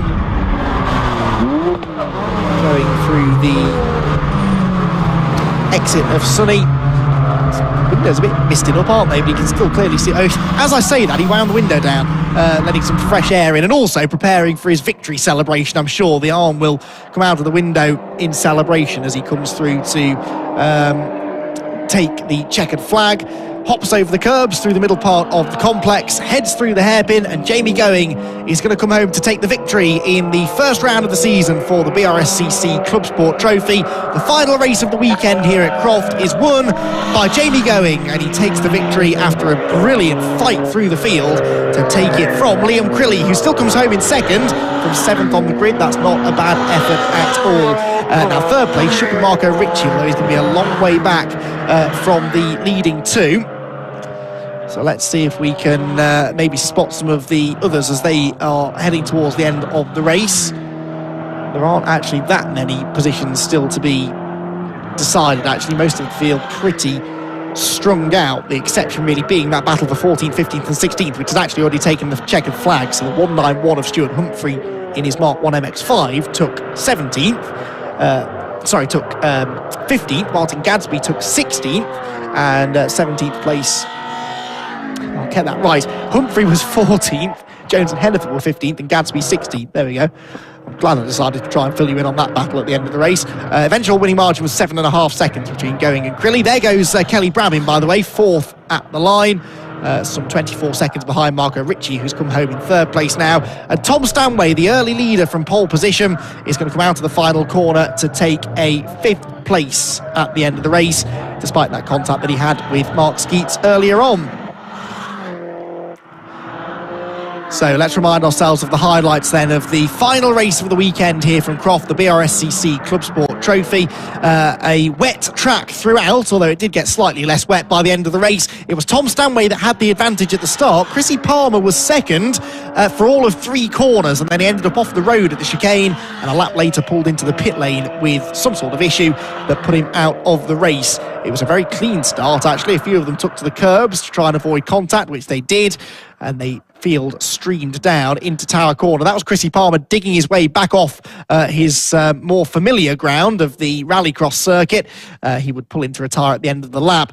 Mark Skeets moved into 2nd place ahead of Liam Crilly. The Nissan looked strong in the early stages, but a lack of power saw them fall down the order a bit towards the middle part of the race as the track dried out. Number 37. Scott Ferguson had a spin at Tower, and then for the lead, Liam Crilly, having already got past Mark Skeets, then moved ahead of the BMW of Tom Stanway and started to build a nice lead. Then came the Fiesta Brigade. The front-wheel drive cars definitely had the edge in the early stages. Jamie Going got past Mark Skeets, who then had contact with the Simon Horrobin and John Cooper Ford Fiesta, which slid spectacularly off into the grass. They dug their way back onto the track, whilst the 66 car of Richard Clark had his first of 2 off-track excursions. Mark Skeets into the back of Tom Stanway's BMW. They made further contact then as Stanway spun around. Tom rejoined, ironically still ahead of Mark Skeets, who apologised profusely mid-race for the contact. First of the MX-5s to find the Clervaux gravel trap as its final resting place was Alex Osborne, and there would be a further incident down there for Paul Crawford a bit later on. Jamie Going going was flying, and after the pit stops, he made a 6-second advantage for Liam Crilly evaporate over a couple of laps. He passed Liam when he made a mistake at Hawthorne, and from there, Jamie Going never looked back. He pulled out into the clear, taking the checkered flag in our first BRSCC Club Sport Trophy race of the season by 7.5 seconds, taking the invitational class with it as well. Second place went to Liam Crilly. He won in Class B, whilst Kelly Brabin in fourth place managed to take a Class A victory. Class E was won by Ollie Fowler in 8th position, adding to his victory in the Compact Cup yesterday. And Class C won by Ivan Mayers, despite the fact he made an extra pit stop during the middle part of the race. So dramatic stuff then to round out the weekend of racing. Just take my chance to thank everyone at the BRSCC for putting together this whole race meeting, all of the marshals as well for their great work trackside. And we're looking forward to more BRSCC live streaming action in the very near future. Now though, for the final time this weekend, let's head down to Scott Woodward in the pit lane, who has got our podium finishers. So, final race of the day is done, and we're getting our class winners in here to have a chat to 5 of them. We've got a bit of time to have a chat. Now, Jamie Going won the race overall, but he was invitation class, which means that the actual Club Sport Trophy win goes to the man that's, well, was stood behind me, but he's disappeared, so we'll see if we can bring him in. Liam Crilly, who is not only overall winner, he is also Class B winner, so good stuff. So, that looked like it was pretty entertaining out there. I don't know what to say, I'm exhausted. I thought actually I'd been done at the end, because I thought, I went for the wrong tyres after all. I'm on, put wets on, but they were just destroyed at the end. And then the Fiesta came past me, and I thought, he's done a blinder there, he's hang on to it, but it turns out no. So, yeah, great. Yeah. Casting well sorted as well. Tell us a bit about the BMW you got behind you. This was new to me last year, built it year before and mostly in lockdown. It's a standard engine, but it's got a slippy diff and the aero balances it out, so it was just delight, absolute delight. Fantastic car. Good stuff. And you liking Club Sport? This is my first Club Sport. I've done a few other things, but I really love these 45-minute races. You really get to get in a rhythm, and this track is just awesome for just getting your head down and cracking on with it. So, yeah, I'll be back for more for sure. Good stuff. Maybe Silverstone or further in the season? Silverstone's on my calendar, looking at that. I think I've got all of them in my calendar, so good. Hope to be back out. More class wins, hopefully. Yes, yeah, I don't think I'll get an overall too often. Good stuff, we'll go and savour it. Well done, and we'll see you soon. Good stuff. Excellent, thank you. Next car we've got is Nick Rutter and Rob Boston. Let's see if we can get Nick and Rob over here if we can. Nick and Rob, do you want to come over? I'll have a chat to we've got Nick. Let's bring Rob in as well. Of course, there was a 2-driver effort. Class D winners in the well-prepared MX-5, and I think Rob, you're out first in that stint, I believe, were you? Yeah, very much enjoyed it. It was very good of Nick to invite me to join him in this race, and yeah, always a pleasure. You would never say no to a jump in one of these, will you? No, they're great. I've got a real affinity with the MX-5s, and yeah, given an opportunity to do it, I'll always say yes. And today's conditions were like really well. They were exciting because they were changing, they were difficult, they were greasy, there was sun out, but there was standing water at the beginning. So yeah, I had everything. So for somebody like myself to be able to get out there and experience all that, it was really fun. And Nick, of course, you've had a busy weekend. 3 SuperCup races and now a 45-minute enduro. You'd lie down after that, won't you? I certainly will, yeah, I certainly will. I'm not sure I'm going to make it home without having a snooze. But no, that was brilliant. I thoroughly enjoyed that. Obviously, Rob did all the hard work to start with, but at least I didn't throw it away. And love the conditions like that when it's greasy and changing, because you've got to be really delicate with the car, and I thoroughly enjoyed it. So it was a brilliant race. And more of that the same later on the season? Yeah, I think we've got a few more booked, so we've not discussed strategy yet. But no, that's it. But given the opportunity, I wouldn't say no. Good stuff. Well, hopefully more the same next time out. So we'll see you soon, hopefully, and well done to both of you for a class win. Thank you very much. No, thank you very much. Good stuff. Right, let's now grab our Class E winner, who has already won a race in Compact Cup so far this season. Let's bring Oliver Fowler over. And we were here before yesterday, weren't we? We had a race win in the Compact Cup yesterday, now a class win in Club Sport, so not a bad weekend in Yorkshire. Yeah, I really like it here, as you can probably tell. So yeah, Compact Cup was awesome first round for us. I was happy that it's the first round here because I know from previously I've gone quite well here. So, but maybe sneak a podium, but I didn't think I'd come away with the first and the second. So happy with that, and then back it up. As soon as the conditions got wet, I knew people would be struggling. So the extra power that they have doesn't count for anything if they don't keep it on the black stuff. So no, I was chuffed with that. Chuffed. Great stuff. And obviously, this is on the same weekends where you race in Compact Cup. So if there's an opportunity to give it a go again, would you? Yeah, I'll give it another go for sure. Yeah, maybe even if we're not on the bill, I'll perhaps have a little look what's about. Maybe give it another go. Excellent. Well, again, well done for an all-round successful weekend, and you can go and enjoy it now. Thank you very much. Good stuff. Now, Ivan Mayers, who's Class C, he looks like he's driven off, but we can get one of our last class winners, who just follow me over here, is Kelly Brabin, who put in a fantastic drive in this Mac G Racing Prepared car. We've got Paul from BRSCC, quickly jumps out of the way. Well done. Kelly, well done. Class A victory in the Toyota Celica. That was pretty superb out there for you. Thank you. Enjoyed that a lot. I honestly didn't think I was going to get out this year much, but I'm so happy. Yeah. So happy right now. Yeah. And Andy was remarking on the commentary, we don't normally see many Toyota Celicas out, so tell us about yours and what you've done to it. There's a few in the team, 7 Motorsports. This one is turboed, the rest are NA, but they handle brilliant, really good. The light, and they just turn in fabulous. Yeah, it looked as though it handled the conditions out there because it was very mixed, wet, dry, seemed to just handle it fairly effortlessly. Oh yes, the tyres help as well a lot because I've got a set of slightly old wets, but wet. Yeah. Good stuff. And more of the same, some more ClubSport stuff later in the year? Absolutely, yeah. Yeah, I can't wait. Good, yeah. Excellent. Maybe Silverstone? Definitely Silverstone. Good stuff. And maybe another class win, hopefully. Oh, I hope so. I hope so. When I saw the two take each other out over there, I was like... your eyes just lit up. I was like, I didn't expect that. Good stuff. Well, listen, you can go and enjoy it now. Well done on the class win, and we'll see you again soon, hopefully. Thank you very much. Thank you. Good stuff. Good stuff. Fantastic. Wow, what a weekend that was. And we've got the overall winner behind us, but we're kind of having a chat to class winners, so on that side. But well done to Jamie Going as well, who won it technically overall, even though it was invitation class. But before I start tripping over myself, I'm going to wrap up down here. Fantastic way to start the BRSCC season for 8 more championships. They're on their way now for another season. And of course, they'll move off to either Knockhill or to Alton Park or to Silverstone, depending on which championship they are.